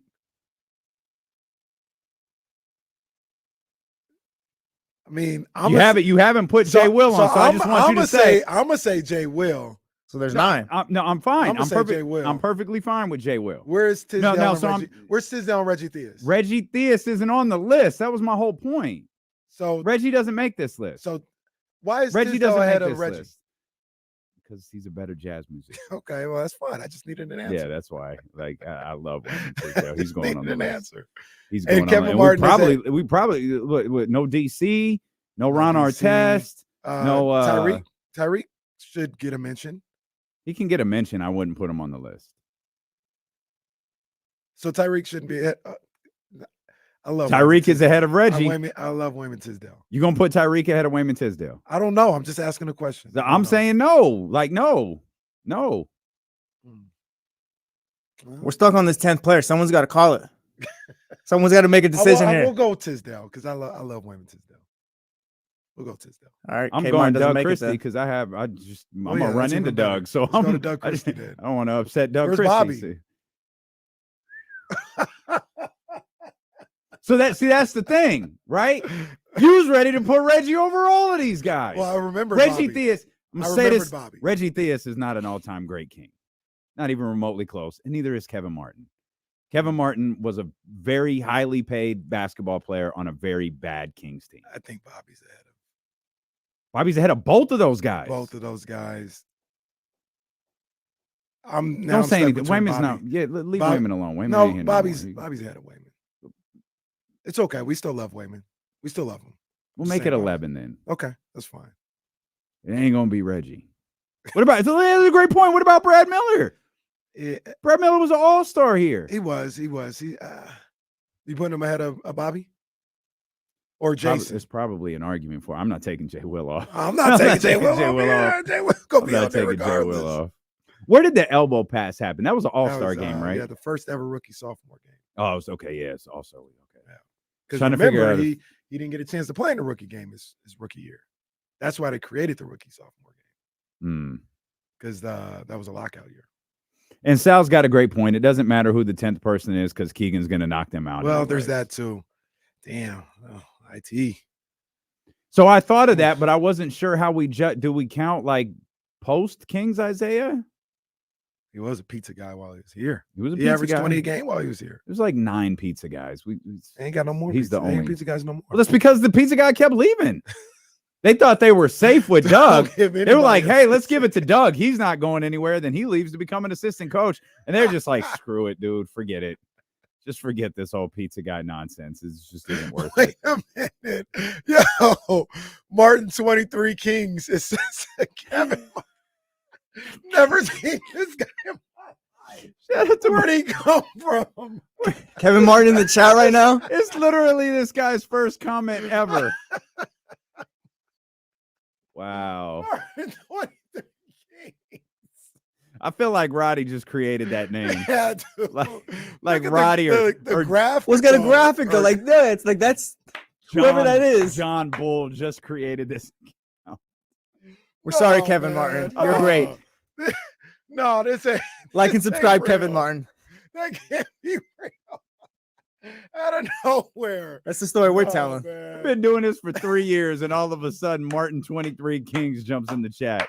And I love that the chatty house is all invested in Kevin Martin's burner account. Yeah, because that's what he's gonna call his burner account. We're talking Martin a year from now. 23 Remember, we were talking about the top 10 Kings all time. We pissed off Kevin Martin in the chat. Oh. Hey, we love Kevin Martin too, though, man. We love him. I'm just saying he might not be top 10. He's not top Does anyone want to change their answers right now? He's not top 10. Not top 10. He I don't think he sniffs the top Technically, 10. a roster's 15, so maybe he could get to 15. But so let's make this. We'll make this a tad bit more difficult. Who are the 5? Is Any De'Aaron position? Yeah, De'Aaron. Sure. De'Aaron, Chris, no brainers. De'Aaron, Chris, Mitch. DeMarcus. Vlade's a Hall of Famer. Probably Bibby. Mike was never an All-Star. Are we talking best, most beloved, all this other? Oh, no, most beloved, but no, Bobby's wait. Bobby. Is it all encompassing? Like, it could be all encompassing. Counts. It could be all It encompassing. counts. Yeah. I think It's like All-Star votes. Like it's weighted with fan, coaches, and players. Greatness, belovedness. Yeah. Whatever. I think it's Mike, man. I don't hate that. I mean, I can't think of like a better, because we got Mitch on there, we got De'Aaron there. Because I'm thinking about Vlade might be. But on I was there. gonna say Vlade is a Hall of Famer. Vlade might be on there. Is he playing the 4? Or is DeMarcus the 4? The thing I think about though is because I hear Peja and obviously my man Jay Will, but the runs were shorter than Mike Bibby. Mike Bibby was like 02 to like 8 or something. I think like he was that. the last one. Yeah. Right when he was the last one traded. It's like 02 to like 7 or 8 or something like that. Peja doesn't get in. Wasn't he an MVP candidate once upon a time with you guys? Yeah, but Peja was about 3 years. And the injuries and stuff like that started messing. I mean, he reached higher heights than Vlade and Mike Bibby. See, if I was trying to create like an all-time Kings team to compete, I'd probably put Peja on there. Yeah, we're scoring everything. And I'd have to put DeMarcus ahead of Vlade. Yeah. For the Vlade's six man of the century. Right. I understand. And then Gilbert might be right. I mean, this guy crazy, man. This guy's crazy. So we said, earlier, lost in the Keegan Murray hysteria. Domas was 9 of 10. Dude had 20, 10, and 8. Oof. And I'm telling you, game after game after game after game, he does this. And no one bats an eye. We just keep it moving. I think the number was, and obviously shout out to Keegan Murray, but I think the number was he didn't have an assist at the half. Keegan didn't? No, Sabonis. Oh, he had all 8 in the second half? Yeah. And it might have been all 8 I can tell you that right now. Quarter. I think he had 8 going into the 4th. Domas had 2 assists in the first half. 2 in the first half. Yeah, okay, 2 in the first half, and he had all 6 in the third quarter, or the rest of the 8. He had all 6 in the third quarter, and then slacked off in the 4th and didn't. I think he only played a few minutes. The 4th. I think, and this was a discussion. This was a discussion like last year or something like that. I don't know if he gets there because a lot of people were saying Domas is going to be better than Weber. Mm-hmm. I don't know if he gets there, but I think when it's all said and done, he gets on that 5. He gets on that 5. I mean, there's an argument he's there now, to be honest Yeah, with you. and we went positionless, right? So it Pretty doesn't much. matter. So it's Fox, Mitch, Weber, DeMarcus, Sabonis. I'm looking up Chris. Potentially. Right now, I think it's Bibby, but so the thing. So here's what I think is going to happen with Domas. He's never gonna hit. And of course, given what we just saw from Keegan Murray, this could absolutely be wrong. I can't envision him hitting Chris's peak. I can't either. Like Chris was a 27 point. Like Chris was a lit. He's an MVP candidate. Chris probably should have won the MVP. Yeah, he's an MVP candidate. And I don't think Domas is ever going to do that. But I think he'll stay in the vicinity of 16, 17, 18, 10, 11, 12, 13 for the bulk of his career. Yeah. I mean, this 18 and 12 that he does right now, I mean, he's going to do this in his sleep until that's what it feels like. It feels like forever. That's what it feels like. It feels like we're just at the point like last year it was like, yo, you see what Domas is doing, but like he does it every game. Yeah. So it just becomes that's what that's what our guy does. It feels like he does 18 and 12 easy. Mhm. Like he goes crazy when he gets to like 25 and 16 and maybe has it like that's when he's like, yo, he worked, he did something crazy. Like it feels like he steps on the floor for 18 and 12, 18, 12 and 6. Man, Chris averaged 20 and 13 his first season here. Wow. That was by far the most rebounds he averaged in the season.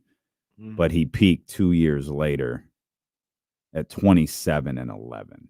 Webb was a problem. Yeah, man. I've conceded in my mind that it's really just a matter of time. Fox is going to be the best Sacramento King of all time. Is that a little unfair to Chris Webber? I mean, Chris Webber, my goodness. What's this? I see 27 and 11, like you just said. Yeah, Chris made 4 All-Star teams with Sacramento. There's a note here that Chris made so obviously Chris was with Washington. Mm-hmm. He made an All-Star team there. Mm-hmm. But as far as Sacramento goes, he made All-Star teams at 26, 27, 28, 29. I feel like that's what we're talking about with De'Aaron Fox. Made an All-Star team at 24. He's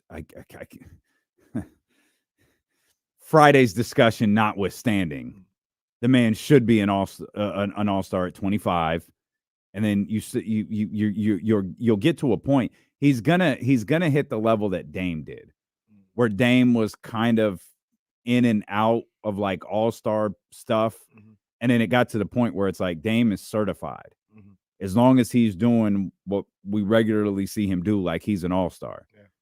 De'Aaron's not there yet, as evidenced by the conversation we had on Friday. And if you missed it, we were walking through the fact they're probably going to try. They're going to try to keep De'Aaron out of this All-Star game. He's the only 30-point scorer not in the MVP top 10, well, as put out by the NBA. I read some stuff today that he ain't missing the All-Star. We could dive into it, but yeah, he ain't missing the All-Star game. That ain't happening. You're gonna have to fill me in because I'm behind on that one. But I think if it's like the election, if projections are correct, De'Aaron Fox will be the greatest Sacramento King of all time. I agree. If they falter a little bit, then yeah, the conversation will remain. I think Chris and De'Aaron, with DeMarcus just looking like, I'm here too, but he's saddled by the fact his teams were so bad. I think fair or not. I think De'Aaron is actually his game is going to improve. I don't know if the numbers will change much, but I think he's going to end up being a better shooter later in his career, off the bounce, catch and shoot, things of that nature. He's going to improve in that respect. Numbers may not change much, but he's going to get better. Well, Roddy brings up a great point. So we just leaving the greatest king of all time off, huh? Just leaving Tyrese Halliburton off the list. And David, don't forget here. JJ Redick is throwing something somewhere. Don't forget, Martin 23 King says, just remember, I'm always listening for Kevin Martin. There you go. There right you on, go. Martin 23 Kings. We appreciate you. Just hit the thumbs up. Those are the only rules. We'll come back. We'll talk much more Kings basketball. Of course, they got a game tonight. De'Aaron Fox spoke today. He was a full participant in practice. A couple other players, again, in the midst of an amazing night from Keegan Murray. A couple other players that we got to. And I'm going to pay off what we talked about, and it's going to lead into another discussion that might just hijack a segment. We'll see how the show goes. We're obviously aware of the Stockton King story, and we'll just kind of see where that takes us. Yeah. CeeLo and KC brought to you by Sky River Casino. Get in on the action. Sky River Casino is the place to play with 2,100 of the newest slot machines and over 80 table games. Sky's the limit. It's Sky River Casino here on Sacramento Sports Leader, ESPN 1320. Ruckus, we did not cover that. Good job for DeMarcus, still playing, man, still doing his thing. I still think he can be in the league, but as long as he continue to play, I'm good with that too. Shout out to the Beer Leopards. That's the team name. Yeah. Is it crazy to think that this Kings team right here could have 3 of the 5 best all time in this franchise? It is crazy to think that. Like, I definitely I didn't see that when they put all this together. Send a video.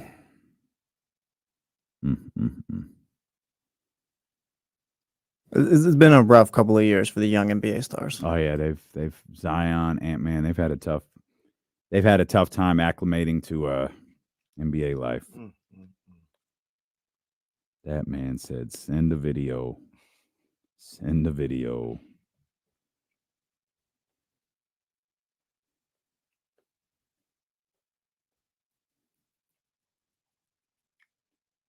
Never in my life, John Poles. Celtics by 30 on Wednesday.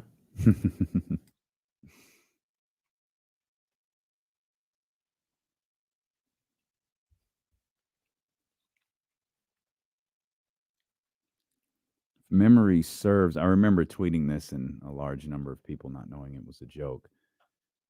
Last year, Kings lost all 6 games to Bucks, Sixers, Celtics. Yeah, I think that was, because Ham was talking about that a lot, like going into the playoffs and stuff.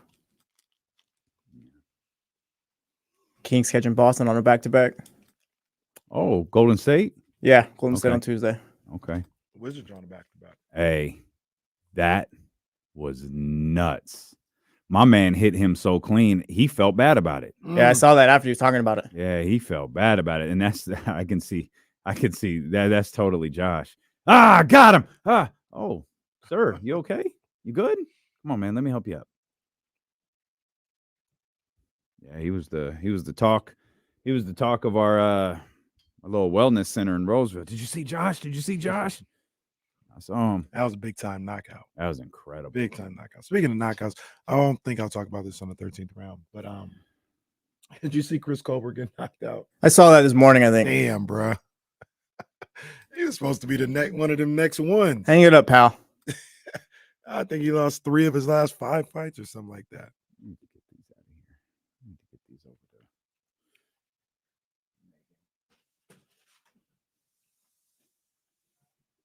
There's some stuff on ESPN I want to watch. They got an Ohtani, little something. I want to see that. I wanted to see the Reggie White thing. I missed that. They got something else I wanted to see. I still hadn't seen Candace Parker. I want to check that out. Is there a pay-per-view this month?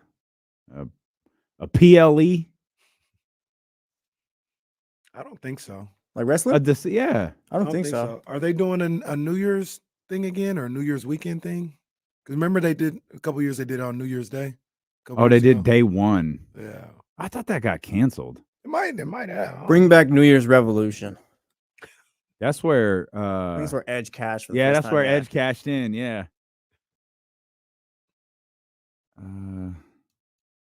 Y'all be able to tell me quicker than. I mean, it doesn't look like there is. Shows network. I don't know what to click on over here.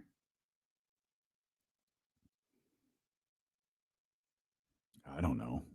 I would think so.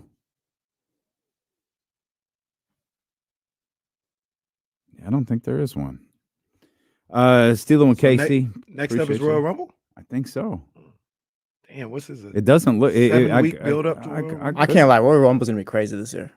It is gonna be pretty dope. Like I'll watch that. Yeah, they may have me tap back in, see what. Well, I mean, I'm always kind of keeping my eye on it, but I'm gonna watch Royal Rumble. Given what we, knowing what we know now, is Keegan Murray the odds-on favorite to win the Royal Rumble? Is Keegan Murray the one to end Roman Reigns? I'm about to say he might end it at Royal Rumble. He gonna be in the main event. I feel like Keegan comes in at 1-2 and just beats everybody. Of course. Yeah. Is Roman supposed to fight anybody at Royal Rumble? I don't think so. No. Or I think it'll probably be Randy Orton. Why? Well, because he's starting that little feud right now. That's what happened on Friday. He's gonna come back and beat Randy, huh? That's when Jimmy thought he was gonna be anointed. Yeah. That was hilarious. That was pretty funny. I haven't seen it. I haven't seen SmackDown from Friday. I just got sent a picture of Roman and AJ Styles side by side. Like, goodness gracious, man! I think everyone is going on the Jinder Mahal. The little workout when they're out. Jinder Mahal, Drew McIntyre go away for a while, come back, look entirely different. Like AJ's never looked like that in his life. Never. Brother, you are 50 years old. Facts. Never in his life. What were you talking about, De'Aaron Fox? You said we were talking about the All-Star game. So there was a story by, I'm not sure if we can say guy's name. I'm not trying to get anybody in trouble. Okay, that's fine. A writer. His initials are SAJ. Sam Amick wrote a story detailing. Sam, get those guys over on that station to stop talking about you, pal. I write for a national publication. Yeah. It doesn't matter. Yeah, just get them to stop talking about you. But he wrote about an athletic and about Zach LaVine and his future and what's going on. And one of the things that he talked about was he said Zach LaVine would be open to a trade to Sacramento to team up with De'Aaron Fox. Mm-hmm. And he said in there, the excerpt is, for all the public focus on the prospect of James and Davis, LeBron and Anthony, teaming up with LaVine with the Lakers, the overlooked part is that King star De'Aaron Fox is a major priority for clutch sports these days as well. And per league sources, LaVine would be very amenable to a Sacramento move that would make him Fox backcourt mate. So and you're saying what I got out of that is clutch the clutch machine is behind him. Working. Clutch machine was big working. Time priority. Clutch machine was working for your boy this morning. Who? Old boy in Golden State. He's off to. He's getting 3 weeks of treatment. He's off to counseling. He's going to be away for a minimum 3 weeks. That's clutch. That's 100% clutch sports getting that message out there. I haven't missed that guy once. He could not come back for won a couple games, huh? Clearly he's the problem. I tweeted that last night. He's the problem. They look happy. They look cohesive. Let's join this conversation with Sean Cunningham. Well, videos courtesy of Sean Cunningham. I know these two share a birthday. Sean Cunningham and De'Aaron Fox do. That's nice. He talks a little bit, which is coming up in a couple of days. Wednesday. Talked about Keegan and his shoulder and a variety of different things. So here's De'Aaron Fox today at shoot around just a couple hours ago. Obviously, Keegan, you had a lot of fun with him on the bench there. What did you see just as he caught fire? I mean, I didn't even notice that he made 11 in a row, which is crazy. But, I mean, he was locked in. I think he was due for a game like that. Obviously, he had struggled throughout the season, and he's a better shooter than I think his numbers are saying this year. And even now, like I said, he's still a better shooter. But with the way that he's picked up defensively, I think obviously those shots are now a little bit tougher because your legs are you're losing a little bit of legs. But I think he's a player. He's a person that would definitely get used to that and be back to his normal ways of the way he shoots the ball. Any feelings about him beating your career high? No, not at all. I'm consistently great. on a nightly basis. So no, I'm not worried about it. But it's funny because the time that I had, the first time I think I had 44, I had like a chance to go for more. And I'm like, bro, we're already up. Like I'm ready to get out the game anyway. So at some point I think it'll naturally happen. These guys encourage you to go off, right? I'm gonna hit pause. I love that everyone, like whether it's Malik or De'Aaron, like they all like go at Keegan publicly, and it's very funny. I think it's even funnier when Malik does it than when De'Aaron does it, because when they ask Malik about the dunk, you're just like, a 3, a 3, nothing, 3. Man, De'Aaron said, "I'm great consistently." I mean, Yeah, definitely. And there are times like where we're up and I have whatever I have, and I'm like, yo, let's just finish the game. I'm not really worried about what I'm doing individually. And when you obviously back to Keegan for a second, when you see what he does something like that even change your mindset? You guys are always encouraging him to shoot, to score, to be that second, third option, if you will, on the offensive end. But when he has a game like that, does it change anything that you think he's capable of doing? Oh, not at all. I think everybody here thinks highly of him. Obviously, we're not going to expect him to shoot 12 for 13 or 12 for 15 or make 11 threes in a row, but we want him to continue. We want him to continue to take those shots. Like, it's not like he was even forcing it. A lot of it was just coming to him, and he was ready, and he was prepared for it. But we want him to continue to be aggressive. We don't want him to change anything that he's doing. Yeah. For yourself, like last year, you were really good from the mid range, and it had been for a while, but it felt like even more so last year. Do you think that helped your confidence of like, I'm gonna just take a couple of steps back and knock them down for 3? Yeah, I mean, my team coaches have definitely encouraged me to take more threes. Obviously, there are times where you have to get to the mid range, and I think a lot of those have turned into threes this year. But that's something that I don't want to go away from. So obviously, there's always trying to just find that happy medium. And then, sorry if you already talked about this and I missed it, but when did that shoulder issue kind of start for you? It was on one of the plays. Lou Dort came down, hit me, and just my arm kept going up. So that's just kind of when I started feeling it. What have you kind of been feeling in the days since? Oh, I mean, it's just like a little sharp pain. Obviously, we're continuing to try to work through it, and just trying to get better every day. Appreciate you. Thank you, sir. De'Aaron Fox right there at Shoot Around. Again, thanks to Sean Cunningham for that video. Anything stand out there? Mainly about the shoulder.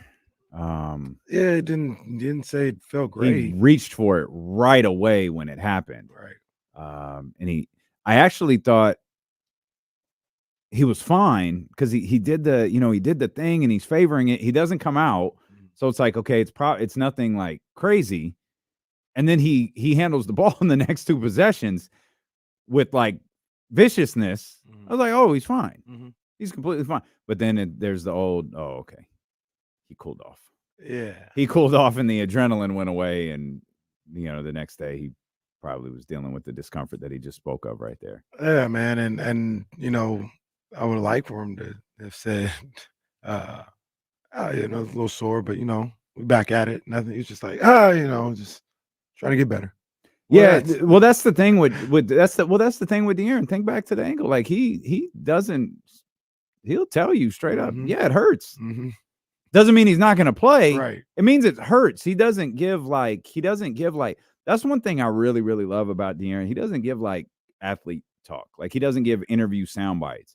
Hey, how's the ankle? Man, it hurts.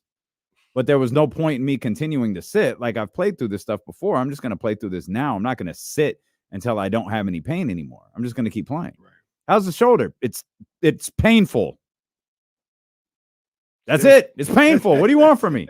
Like it's one of the he's just a different. He doesn't do the whole media stuff. Yeah, he just doesn't do that stuff. That's what I love about hearing him speak. Like you're gonna get you're gonna get real talk from De'Aaron Fox. Love it. Y'all need to leave De'Aaron's hairline alone. The Chatty House is doing way too much with De'Aaron's. Yeah, it wasn't bad. You just need to cut. So some people, like if I was in the NBA, I'd you'd have a barber on employed. You'd have a barber at the house next door. Yeah, always, man. The beard would always be lined up. If I had hair, it'd always be lined up. Like always. Some people ain't like that though. Some people like, the beard won't be lined up at all. It'd be all scraggly, like Brandon Ingram, somebody like Brandon that. Like Brandon, Kawhi, braids just 4 weeks old, just in his hair. Some people like that. I don't know. De'Aaron he's kind of in between. Like De'Aaron, he stays fresh, but he don't go to the barber every 3 days. I remember we went to, this is where I learned a lot about athletes. Carmelo in China. So they were there in China for like 3.5, 4 weeks. And he brought his hair braider with him. And you just think, oh, it's, the person who does his hair, it's, people, whatever. She's on a payroll.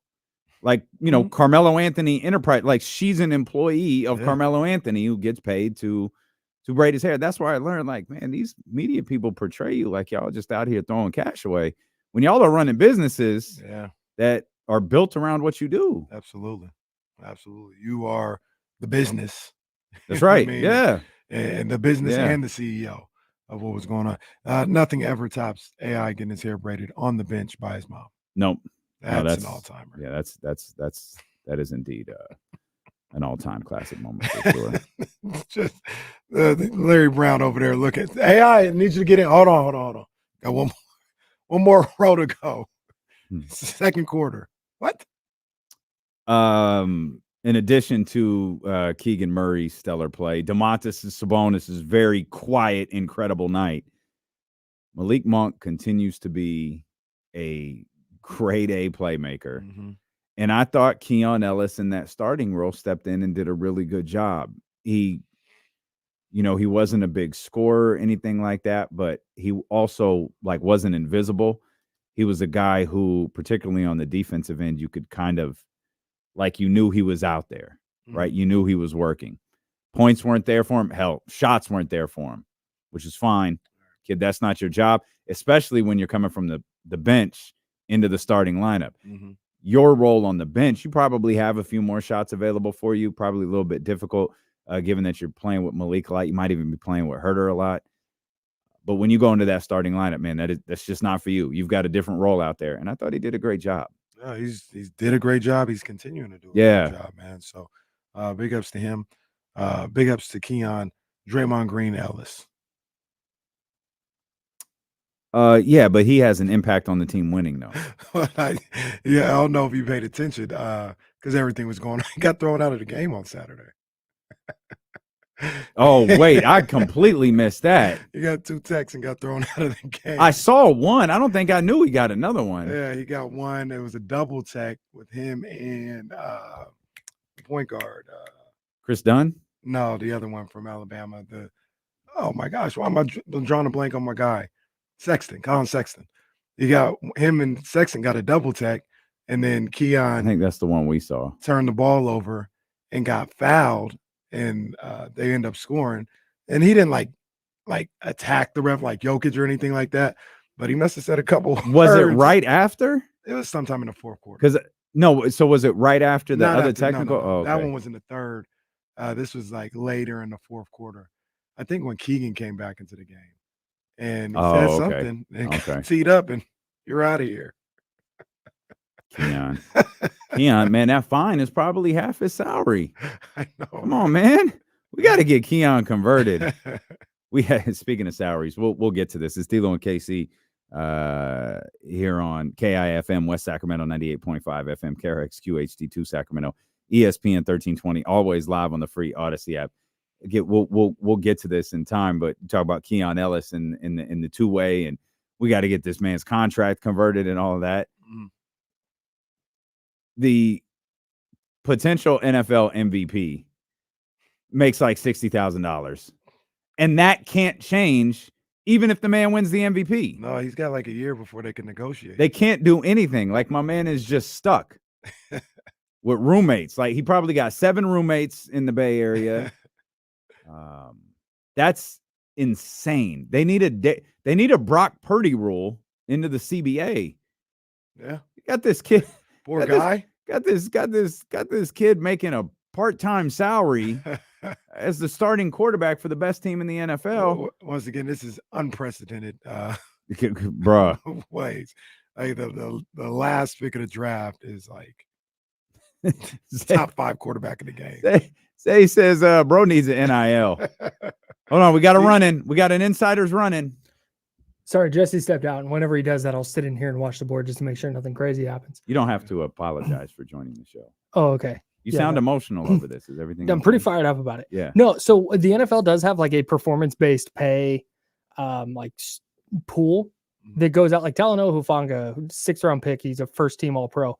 He gets a few hundred extra thousand from the NFL for being really good on a cheap contract. So I'm guessing Brock, if he wins the MVP, is going to get a crazy amount of money from the NFL. It's like, hey, sorry about the rookie wage scale. Here's a few hundred thousand. The NFL does that, not like the 49ers or 42. That's correct. Yeah, the NFL is part of the CBA has this pool of, I don't know, like $5 million or whatever amount it is to give out to. It all needs bring to it go, in $200 billion a year. It all needs to go to Brock Purdy. Yeah, if he wins the MVP, that's what I think. The same whatever like pot that is, it all needs to go to Brock Purdy. Yeah, I agree. He's got one endorsement for sure. Oh, he's got a gang of them. You got a gang of them? Did you see the Alaska Airlines commercial yesterday? I didn't know he had a. He was like, I'm using my Alaska Air Miles this season, going to Phoenix and Pittsburgh, like he pays for his flights, which he might have to as a final pick of the draft. Maybe as a last pick of the draft. That's the trade-off. You're flying coach. Yeah. Yeah, it's the only coach seat on the entire charter, but you're sitting next to the bags. You're next to Trent Williams' shoulder pads over there, pal. What an improbable story. It's incredible. Improbable. It's absolutely incredible. We've lost the plot with it. This is insane. It really is. It is unreal. And it's, oh yeah, but what would he look like on the Jets? I don't know. Don't care. He's not. It doesn't matter. He's not. You go live in that universe then. And you know, the other thing about this, and I don't know if we want to go 49ers now or not, but over here. I'm about to leave. So Oh, you can leave. Okay. Goodbye. Thank you for your time. Yeah. That is the great Kyle Madsen. Brock looks very nice, by the way, in his Oakland Forever. Love that one. Available over at DLoandKC.com. Yeah. 25% off everything. There you go. You know, the whole notion with Brock now is he's got players and can't be MVP because of the teammates, and now the new one, since Dak did what I told you he was going to do. Now it ain't Dak no more. It's got to be Christian McCaffrey. He's the best player on the team. And I've been over this a million times. They don't it's almost like, I don't know if they ignore. It can't be they don't watch. The Niners are one of the prime team. Maybe they don't watch, but the passes this man makes. No, we've been over this. Are sick. The storyline's not changing. The reason they'll say Christian McCaffrey or anyone else other than Brock Purdy is because prior to week 12, 13, whatever it was last year, they had no idea who Brock Purdy was. And because they can't say, I told you so, or they can't say, hey, look at this write-up, because they can't say, hey, look how smart I am, they just ignore it. And they want you to believe they're the smartest people in the room.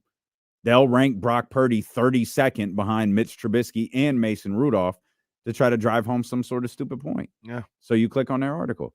Like, that's all it is. Anyone who watches professional football and doesn't rely on people clicking on a link to support what they do, they know Brock is that dude. Like Dak played himself out of the MVP conversation.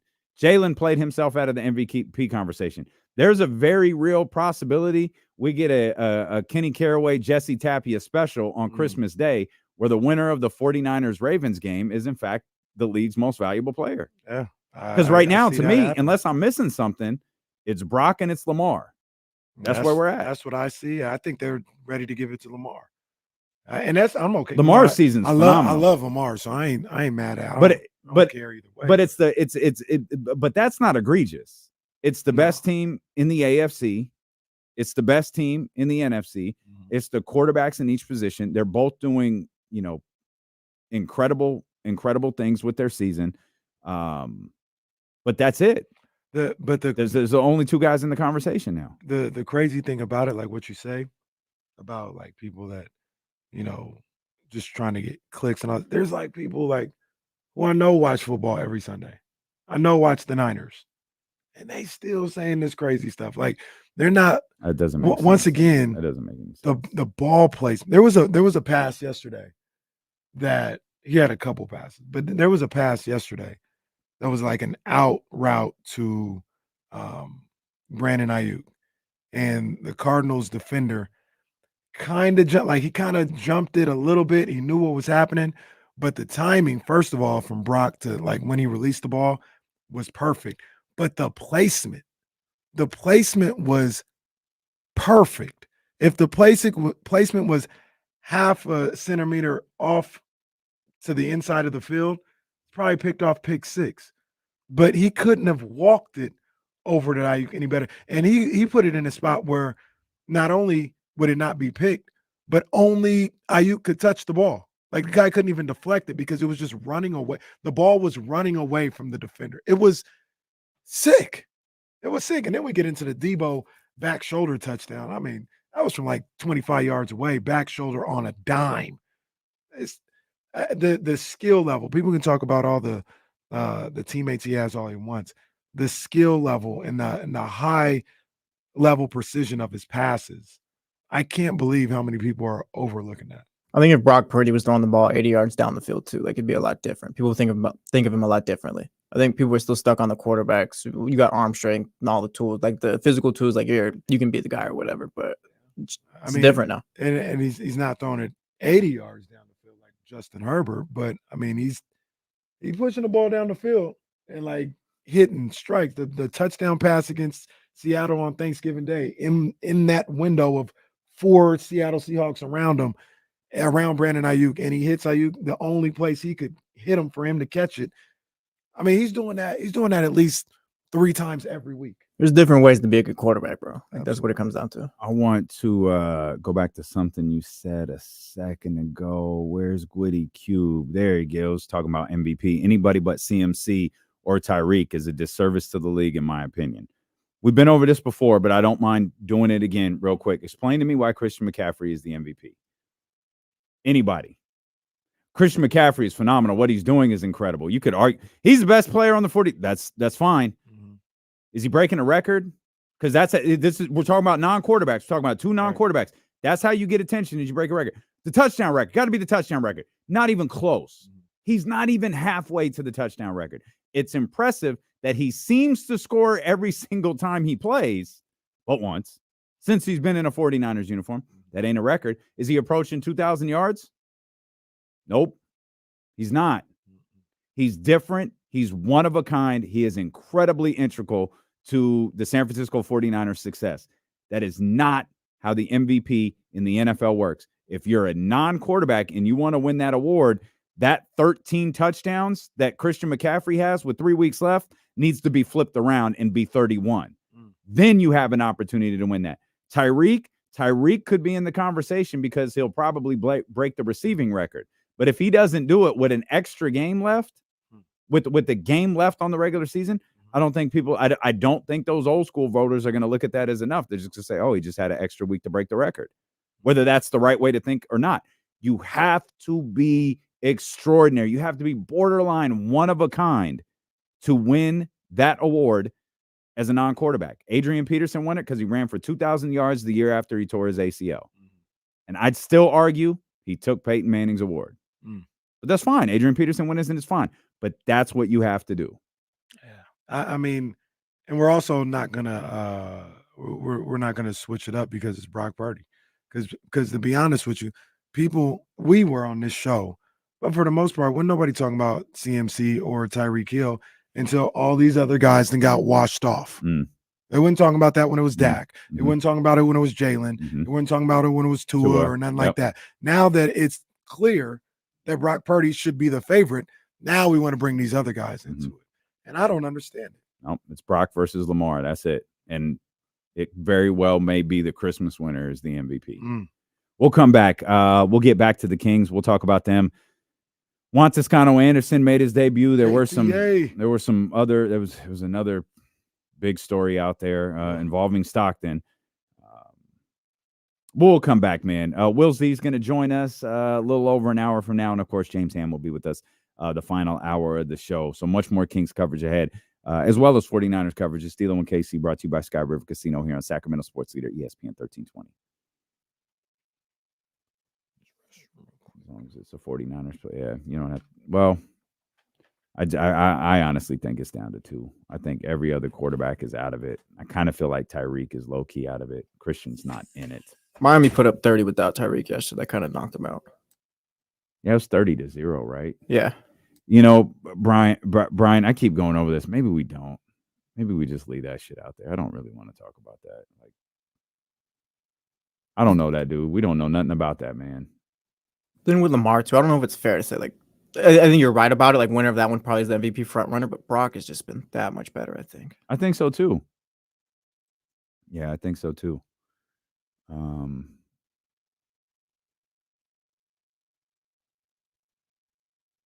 I wouldn't hate it if it went to Lamar either. Yeah, Lamar's up there, but man, I really do feel He should like be Brock. I really do feel like it's Brock.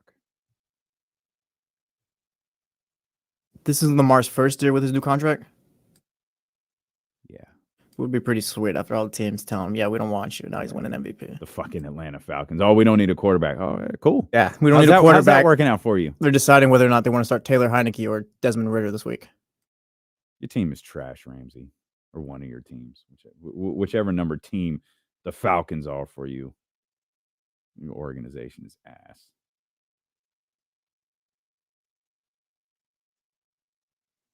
Head over to DLoandKC.com, 25% off everything. Shout out Jeremy. I got your order, man. Appreciate it.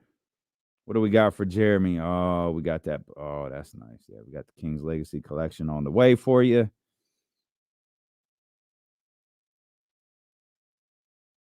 I can't lie. Baker Mayfield has my attention. Baker Bros.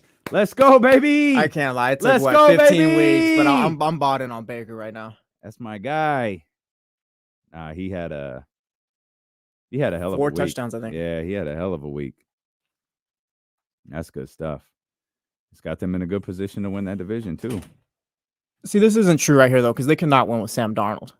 And that's ultimately what it comes down to. Man. Sam Darnold or Brock Purdy. That's cap, Quiddy. That's lazy, bro.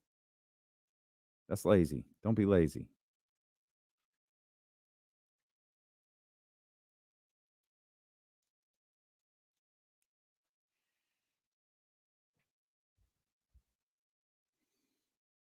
What's his name? What's his name? Spoke on it. What's my man's name? Nate Burleson spoke on it at the halftime show. He kept it a stat. Like, if you don't think he's a contender or leading, you don't know what you're talking about. I love this Aaron Rodgers story. He was going to be medically cleared, but since they got eliminated from the playoffs, it doesn't matter. You healthy or not, bro? I want to see you play. Get medically cleared, go out there, move around, take a couple hits. Then I'll believe it.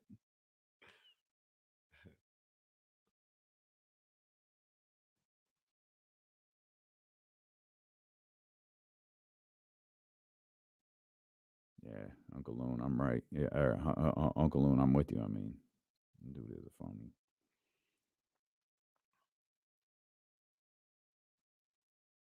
I like Jordan Love more than other people do. I don't feel like he's a bad quarterback. He just needs to develop. He just needs, it's his first year, right? He just needs some time. It's first year and they're a borderline playoff team.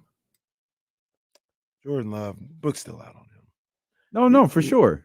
For sure. Even his big game against the Chiefs, I didn't like the completions. Let's revisit Jordan Love in a year. Joe Flacco, comeback player of the year? Yeah, probably. That play was nuts.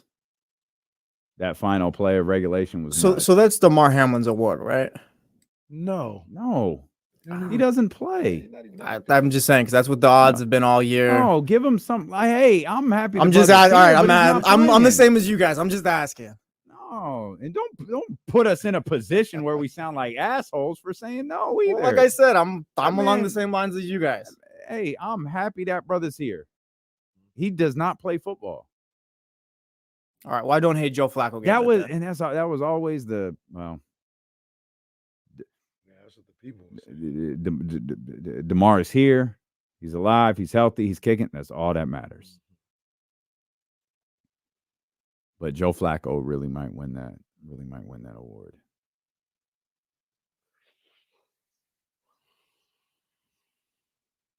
I forgot about Tua.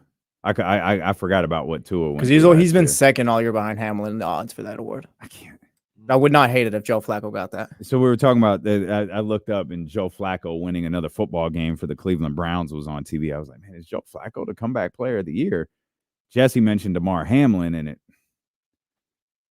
like, hey, man, like Damar don't play.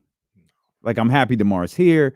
I mean, he got a lot of I'm happy Damar's here. He's healthy. He's in the league. Good. He's not really playing. Right. Tua, I forgot all of the awful stuff that happened with Tua Tagovailoa. It very well might be him. The fact that Joe Flacco, I mean, he did throw 3 interceptions, and they needed a little bit of luck to beat the Browns yesterday, but that doesn't matter. That's a 9-5 football team. That's a team who I thought odds even to make the playoffs were dead a couple weeks ago.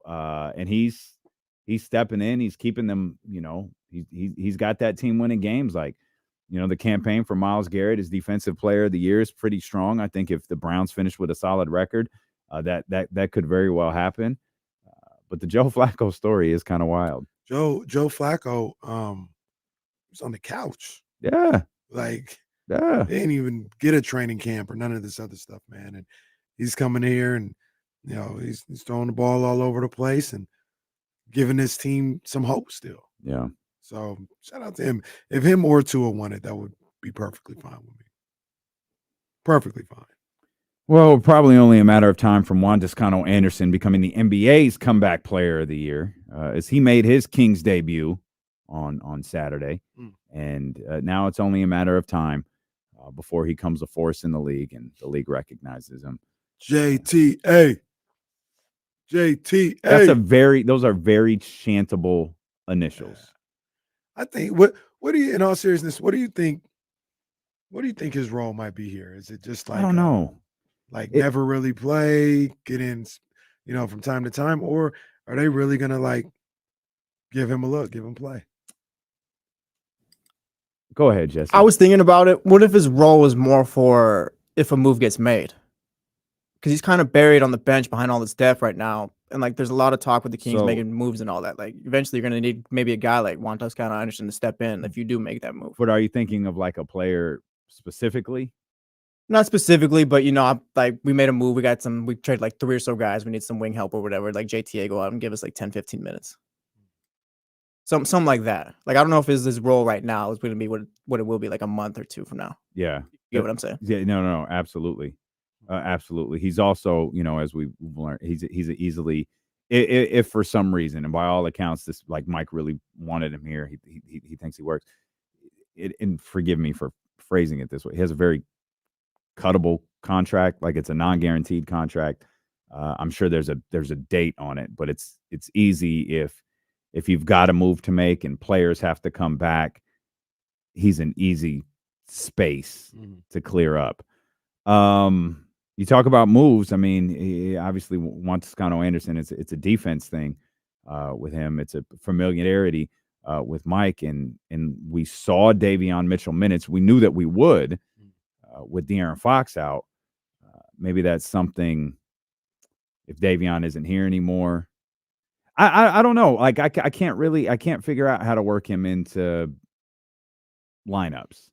Yeah, I'm thinking, because when you have De'Aaron, you have Keon, right? I don't know how to work him into various lineups. Yeah, I'm trying to think of how to get him in as well. And it just seems like it might be matchup based. Yeah. If they're going up against, just off the top of my head, going up against Phoenix, and you need another guy, or New Orleans, you need another guy to throw at Ingram or Trey Murphy or something like that. Maybe he matches up a little bit better. And maybe you don't go with the quote unquote backup point guard, with Keon or Davion or something like that. And you give those minutes to one of those guys. But I'm not exactly sure. Just trying to figure it out. How tall is Juan Toscano? Maybe about 6'6". I was going to say 6'6", but I'm always wrong when it comes to this stuff. He is 6'6". Yeah. All reports a Mike Brown guy. So last time they brought in what we all thought was a Mike Brown guy, the guy's in the rotation. JaVale McGee. Yeah. Yeah. Yeah, so there was no indication, by the way. We played the sound from De'Aaron Fox earlier. There was no indication from De'Aaron whether he was playing or not. He obviously missed the game on Saturday, but he was a full participant at practice. As we've learned before, that doesn't necessarily mean anything, but he was a full participant at practice. What that means moving forward, we'll find out. But we did have that De'Aaron Fox sound earlier with really no definitive statement that he'll play tonight against a very, very good, tough, spirited Washington Wizards team. A team you don't take lightly at Christmas time around the Golden One Center. Like I said on the handoff, you can say it. I'll say it again. But much like Steve Wilkes said about the Arizona Cardinals, this team that you can't really look at the record. I look at the tape and I see a good basketball team. Yep. And that's what I see. That's what I see. A good basketball team. That's it. And this is a team that if you're not focused, they'll come in and they'll handle business. Absolutely. They beat the Pacers a couple of nights ago, all kidding aside. Didn't they beat the Pacers on Friday? Yeah, beat them by like 20. Yeah, same night the Spurs beat the Lakers. Yeah. Detroit didn't win. Of course they didn't. Monty's just trying to get through the season. It is what it is. According to Jason Anderson, the Wizards have ruled out Johnny Davis, Gallinari, Shimmick, and Delon Wright for tonight's game against the Kings. It doesn't matter. No, Wizards are going to fill the team. Get out there and, hey, if nothing else, focus on the D-Lo and KC stats. That's it. The 3-point shots, 14 plus, I believe is the number. 115 points per game, and 30 assists. That's it. You win when you do that. Because I think they were was it 36 this past weekend. It was 36. 36. Not only are they breaking the 30 assist threshold, they're kind of smashing it. Pause. They are. Well, they are. Yeah. And I guess you're going to do that. I guess you're going to do that when your sixth man is the ultimate playmaker. Yeah. I mean, 8 assists on Saturday. That's coming off a 9-assist game on Thursday. He's doing a great job. Malik Monk is doing a phenomenal job. They hit 22 threes. That's going to happen when somebody hits 12 themselves. But they had 22 threes on Saturday. 22 of them things. And your number's 15? We got you, KC. We got you. I wanted to look and see. He's up to 5.2 assists per game. About 15 points? Exactly. 15 and 5. Bruh, his young career, 2.6 assists per game. On the season so far this year, he's at 5.2.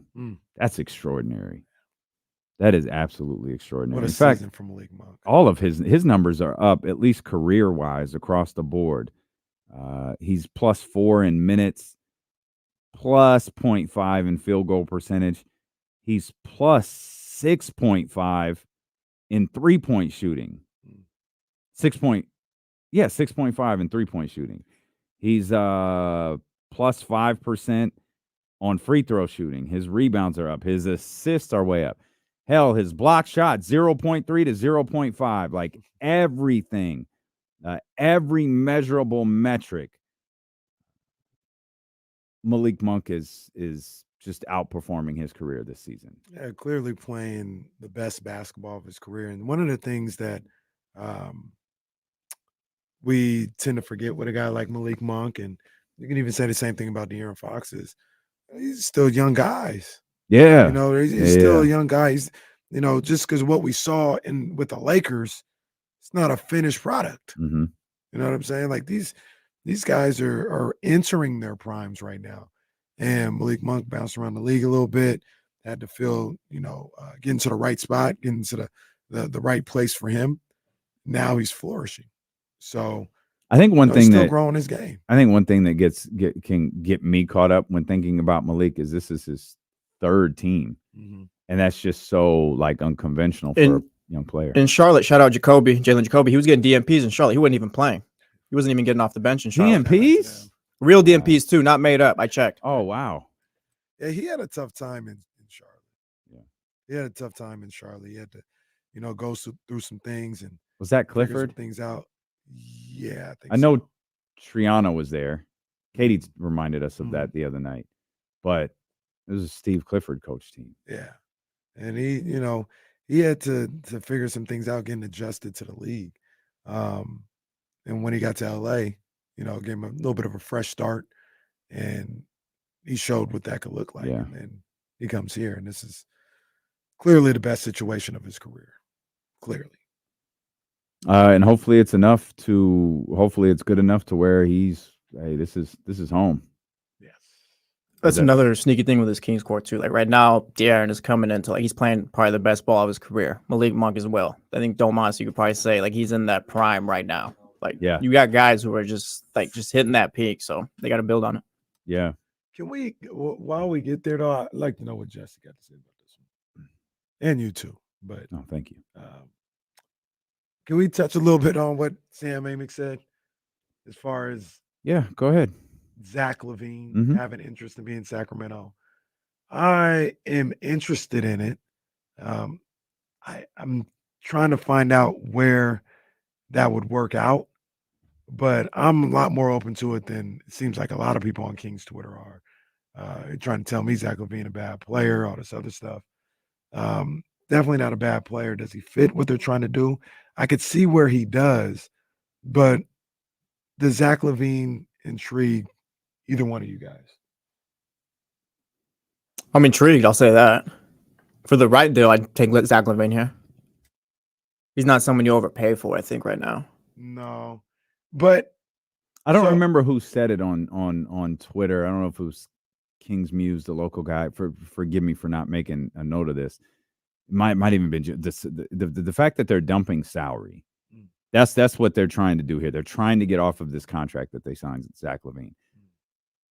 To me, I'm not doing the Shohei Ohtani Giants thing that you were talking about last week about bidding up to ensure that I get him. I don't even know that I'm including a pick.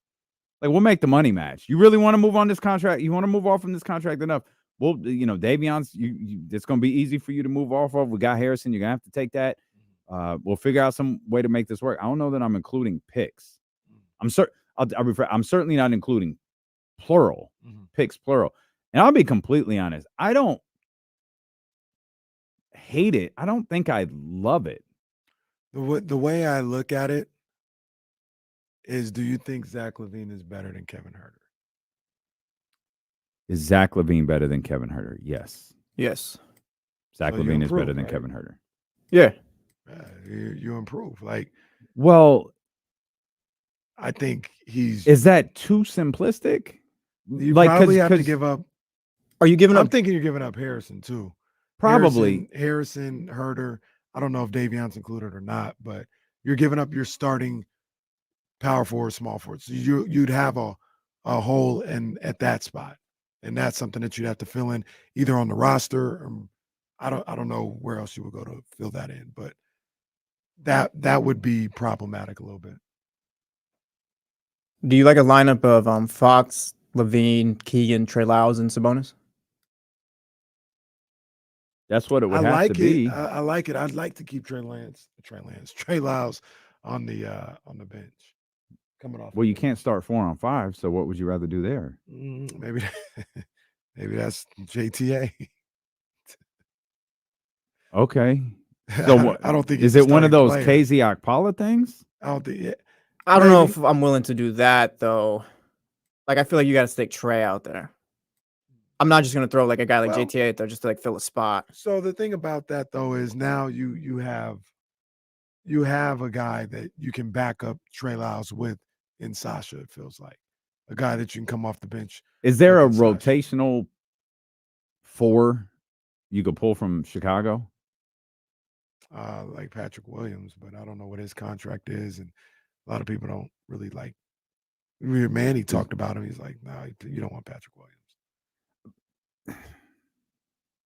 I don't know. I feel like the Huerter or LaVine thing is too simplistic because we know, obviously with Huerter, Huerter with Sacramento, and maybe you can, make a judgment with Atlanta too, given, Kevin Huerter will certainly tell you the dynamics of that team is very different. But regardless, you weren't the guy there either. You were important. You weren't the guy there. Zach, we basically know, like, Chicago. I mean, you can go all the way back, like, to Minnesota if you want to, but we know Chicago. And I feel like even with DeMar, he was the guy. The main scorer was it was a 1-2 punch. It was a 1-2 punch. Are you doing Herder, Barnes, Davion for LaVine and Torrey Craig? I don't hate it. So you're really in on this, Zach. I don't hate that. I'm thinking about I just it. feel like there's probably another player to come back, especially if the Kings move 3 in this conversation. Well, that's why I threw Torrey Craig in there. Yeah, 6'7", that's small forward or whatever. Yeah. Makes $2 million a year. I'm thinking about. I'm more. I don't know if I'm doing it, because what happens is if you do that deal, you don't know if you're doing it. Yeah. That's if you do that deal, that's it. That's the one. That's what You have to believe that that's the deal that does it. Yeah, but you're getting an all-star level player without giving up any of the core, and I don't know if you can do that in any other scenario. Yeah, maybe not. I mean, the Raptors have, like, decisions to make. Are we just going to lose these guys for nothing? I mean, we're seeing some really stupid stuff. The Lauri Markkanen stuff is ridiculous. Like, you guys really like 5 picks. Well, Danny, sit your stupid ass down. Ain't nobody trying to hear you. Nobody trying to listen to you around the trade deadline. Will you stop? They gave him 5 for Rudy Gobert. And for, like, this all comes from Danny. Yeah. Danny blurts this out to anyone who will listen. Anytime you see Utah just as Boston, anytime you saw Boston tied to something, it almost certainly came from Danny Ainge. 5 picks. What'd they say? 5-ish? Yeah. What is 5-ish? Get out of here. Talk. So I mean, that's the reason why it intrigues me. BC's right, though. Unless the Lakers called, then it's only 2 picks. in the 2032 and 2034 draft. Right. So that's the reason why it intrigues me, because everybody wants to make a move. You're saying all-star level player. Mm-hmm. But does that all-star level player fit this team? I feel like he does for that position that he's playing. And it also depends on, I don't know if you can have a conversation with him or anything like that, but he's going to have to change his game a little bit. He's going to have to understand it's not Chicago. It's not ISO. You're not going to get 20 shots a night. He's going to have to buy into that as well.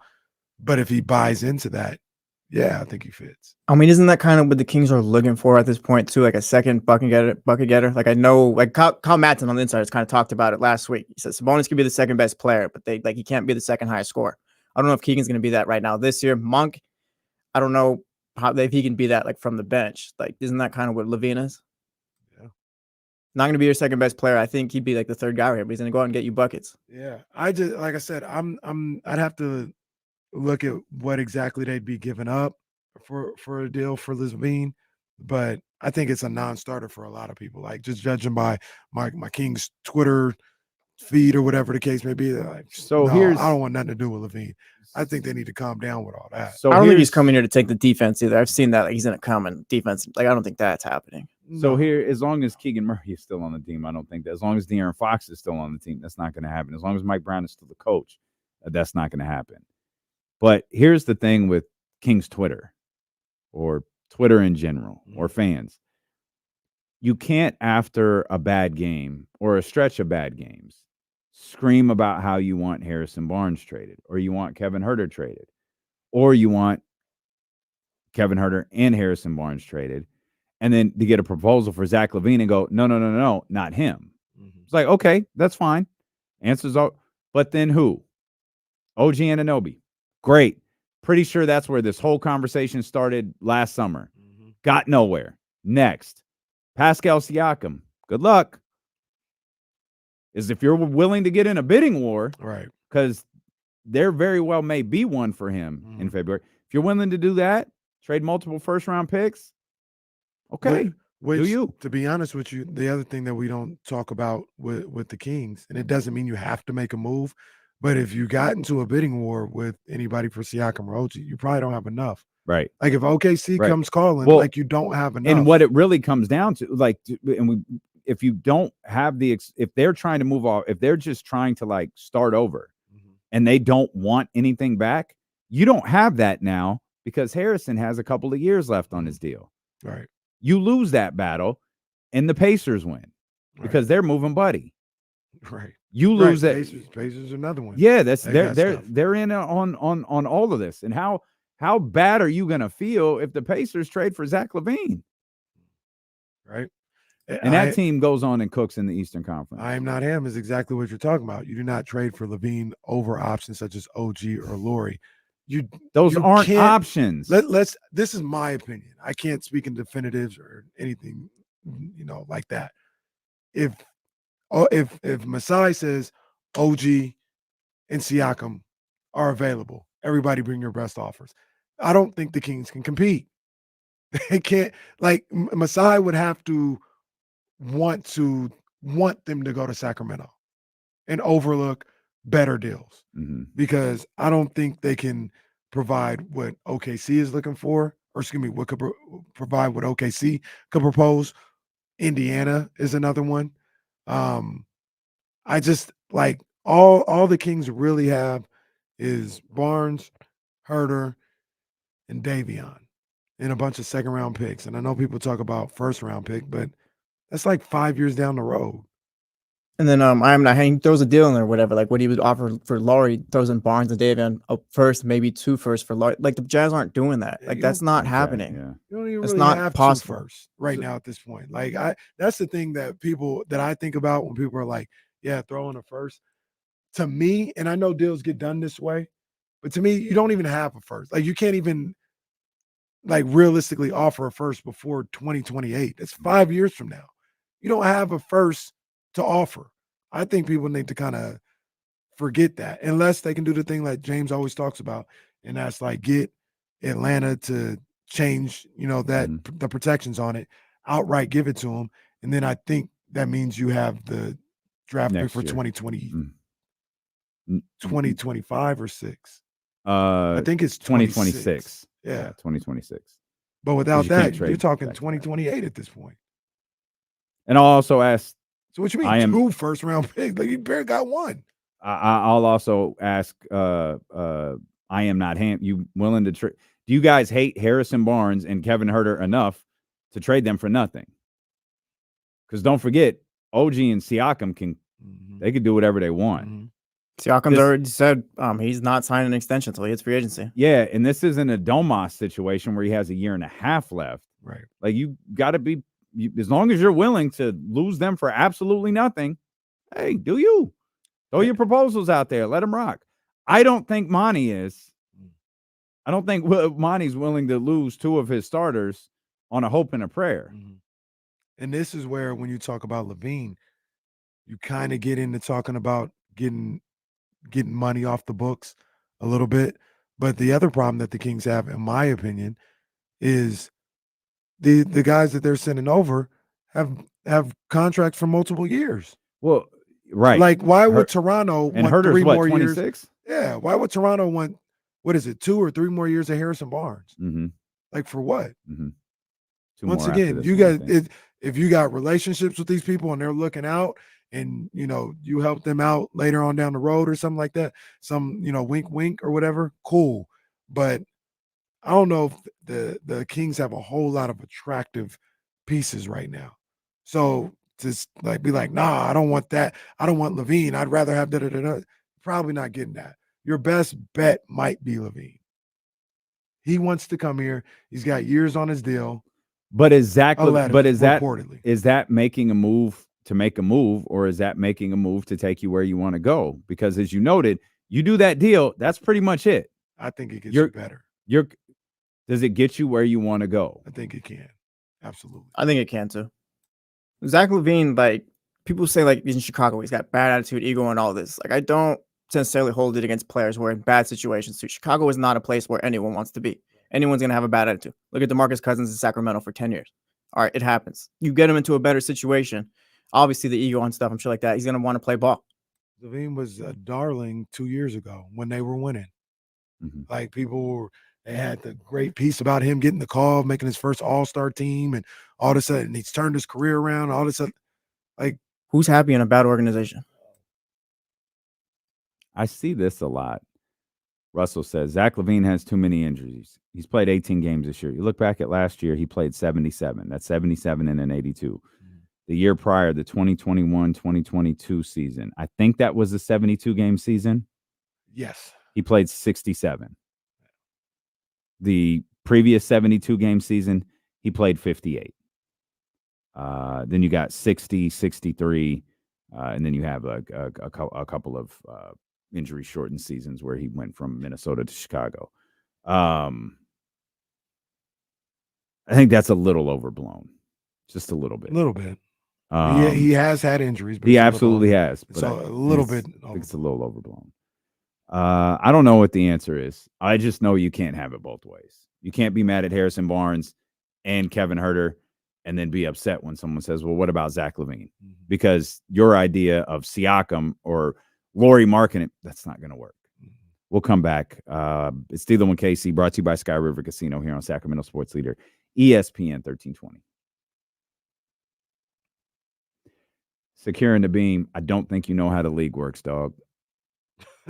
I don't think you know how this league works, man. Is he talking about Siakam? No, he's talking about Zach LaVine. So technically, Zach LaVine, you're yes, securing the beam. You're right, but use some critical thinking here. It's not. That's not what this is.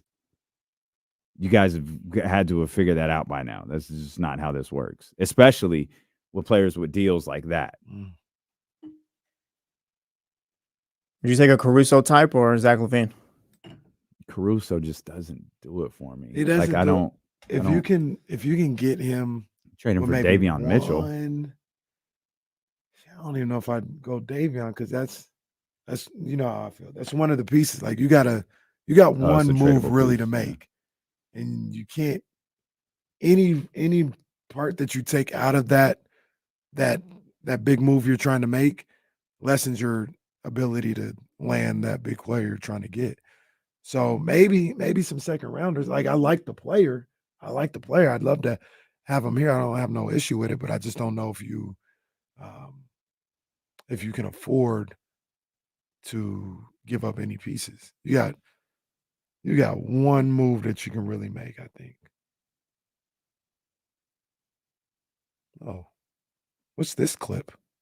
Kim Mulkey getting ejected has to be held back by Angel Reese. Fucking circus, dude. She is an absolute circus. I think they were up like 30 at the time too. Come on, man. She's ridiculous. Oh, is she Coach Patrick?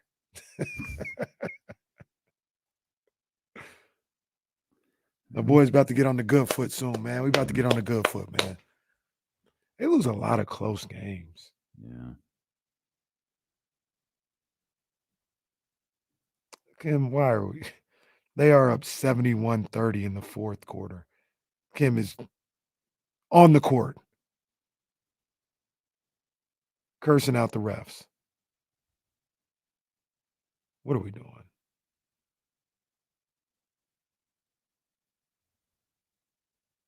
Yeah, you gotta go, Kim. Tommy DeVito's agent drags the Giants quarterback into a New Jersey pizzeria kerfuffle by doubling the price of DeVito's appearance fee. Oh, jeez. Oh man, it's like we about to get paid. We about to get paid.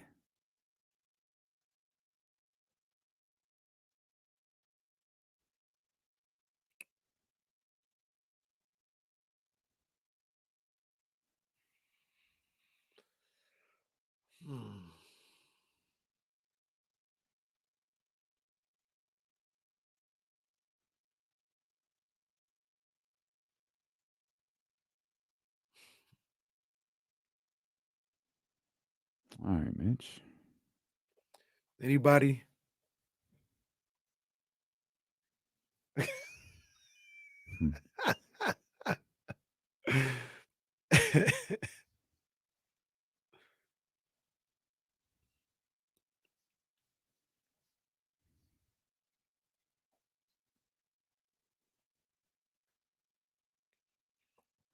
All right, let's hear from our man Mitch. You want to get in on the phone lines, be part of the conversation. How you feel? How you feel about these trade ideas, all of these different things? 916-909-1320. Let's get our man Mitch. Mitch, what's going on, man? Merry Christmas, guys. I don't want to say that other one again, but Merry Christmas. Happy holidays. It's all good, man. You can say it as much as you need to. All right. Thank you. I just can't wait for this week to be over. I like all the trade ideas, especially with Zach, even Lori. Jesse told me how to pronounce the last name because it's got, like 7 letters. Lori Marketing? Marketing. I know he's from Arizona. No. Pac-12 guy. It'll be his third team, though. You got to be a little suspicious. How come why these teams want to get rid of some of these borderline superstars or borderline star? Let's not put Zach or Lori a superstar or star, by the way, but they're really good. And as long as the Kings don't give up no more than one number 1 pick and 2 stars, which, Bonds and Mitchell or adios, amigos, I'll be happy with that. What do you think? And one more thing. I think, I mentioned to Jesse, I think we gave up too easily on Matu. That's my opinion. Okay. Well, thank you, Mitch. I don't think Mitchell's considered older. Just I could absolutely be wrong in that sense. I also wouldn't look at teams looking to trade players as getting rid of stars or borderline stars, as you say. A lot of times it has to do with contracts. A lot of times, at least in the case of the Chicago Bulls and Zach LaVine, it has to do with where you are as a basketball team. Mm-hmm. Zach LaVine is an extremely expensive contract. Yeah. The Chicago Bulls, they see the writing on the wall. You don't champion this type of stuff unless it's Luke Walton in Sacramento, but I don't think Billy Donovan is seeing another year as their head coach. Yeah. Like, that's a team headed in a different direction, and DeMar DeRozan doesn't work for them anymore, and Zach LaVine for 4 more years at 100 and some change doesn't make sense. Yeah. And you got Siakam and OG on expiring contracts. They're not, Siakam and Masai don't get along. I don't know what the situation is with OG Anunoby. Mm-hmm. And, Lauri Markkanen is kind of the same with the Utah Jazz. Danny Ainge is starting over. Why he doesn't want to build around Lauri Markkanen, I'm not sure. But, hey, let Danny do his thing, man. I don't care. Mitch, and Mitch made some good points, but him saying that, you got to be careful about these guys. A guy like LaVine being on his 3rd team, technically Markkanen would be on his 3rd team. What team? How many teams has Domas been on? Sabonis, this was his 3rd team. Yeah.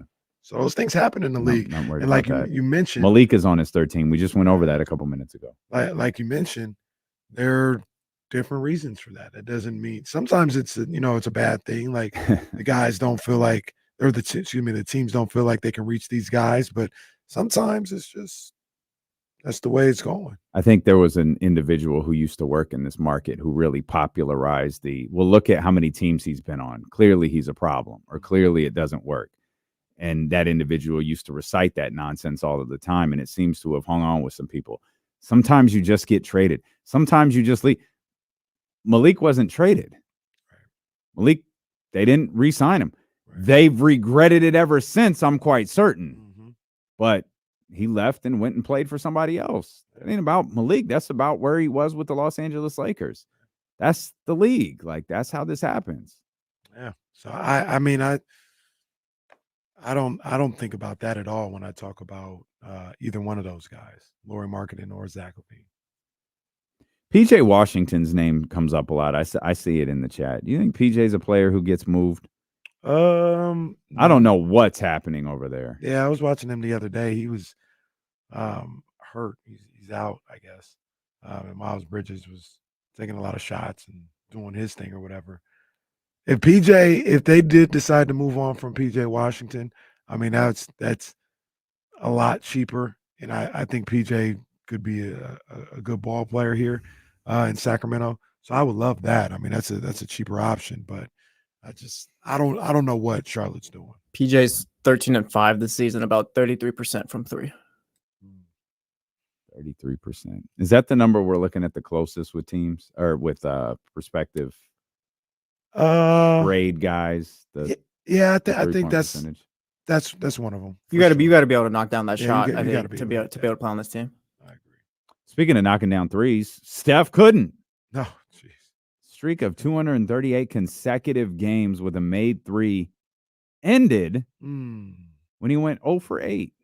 That's crazy. In a win. I didn't think that would ever happen. That man had 7 points. He went 0 for 8 for 3, and they still managed to hold off the Portland Trailblazers. That was crazy. That was a crazy finish, too. Steph actually could have iced the game and missed the free throw. Yeah, that was a weird. That was the worst game I've ever seen him play. That was a weird night for the greatest shooter in history. Well, they found a way to win. Another win without Draymond. He's the problem. Well, as long as he get his problems addressed, he'll come back and he'll make a difference for this team. And I'm sure he'll do a press conference where he says he can't wait to help this team win a championship. Speaking of, man, Bradley Beal's out again. That was tough. That was that was nasty. Tough ankle roll, man. And 2 to 3 weeks, it looks like, for Brad, who very, very, very in the most literal sense of the word, literally, just came back. Yes. And now he's right back out.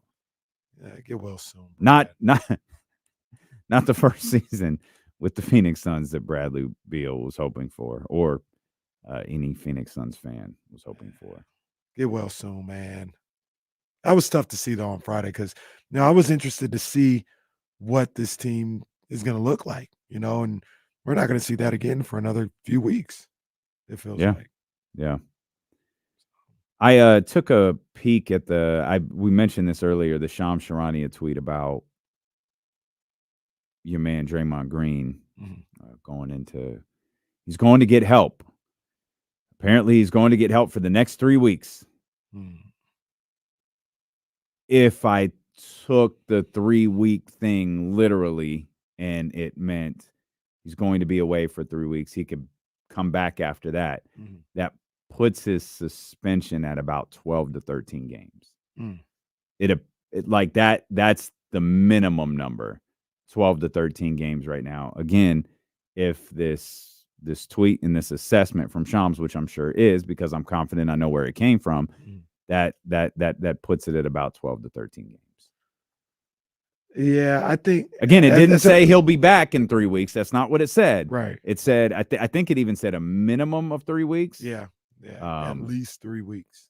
And so he'd be back about 7 games before the Sacramento game. I think that it's going to end up being at about 15 games. Okay. And that's fine, I guess. I still don't know. I still don't know why the league didn't. I don't think we'll be able to make up. I don't know why the league did this. We won't be able to assess whether it was right. It all depends on how Draymond acts when he comes back. Because if he comes back and he's Draymond, this whole thing was a sham. The fact that we got a timetable already when it's when you're talking about the dude needs help, okay, and he needs to go to therapy and stuff like that, you don't put a timetable on that. That rushes it. That kind of just I don't know what the right word is, but it's just. Well, yeah, Ja got therapy in 2 days. Exactly. It just kind of undercuts it. You're going to therapy, trying to work better. 3 weeks, you already know 3 weeks is going to be fine. So my thing is let it be, go to your therapy or whatever. You come back in 3 weeks, you come back, but don't put a time on it now. So to be fair to the NBA or whatever, that's kind of what they did, right? It's kind of what they did indefinitely. There is no timetable to it. And what we don't know, I'm just maybe playing devil's advocate, but the counseling thing that he's going through or whatever, we don't know how long that program is. That program might be 3 weeks. So it may be a situation where he can't even think about coming back till he completes this program, which is a 3-week program. Potentially. But they still haven't put a time on it. You're right about that, but it's the report came out, Clutch was going to talk with the NBA, Rich Paul or whatever, talk with the NBA. They're going to figure out the best way to get him back. And it's this comes out today. I think they had their meeting. They got their timeable. Now the report's out, I think. So I'm going to read Shams' tweet verbatim. Warriors 4-time NBA champion, because that had to be thrown in there. Draymond Green has started counseling process and is expected to remain sidelined via suspension for at least the next 3 weeks. Sources say. Sources being. This feels like, to me,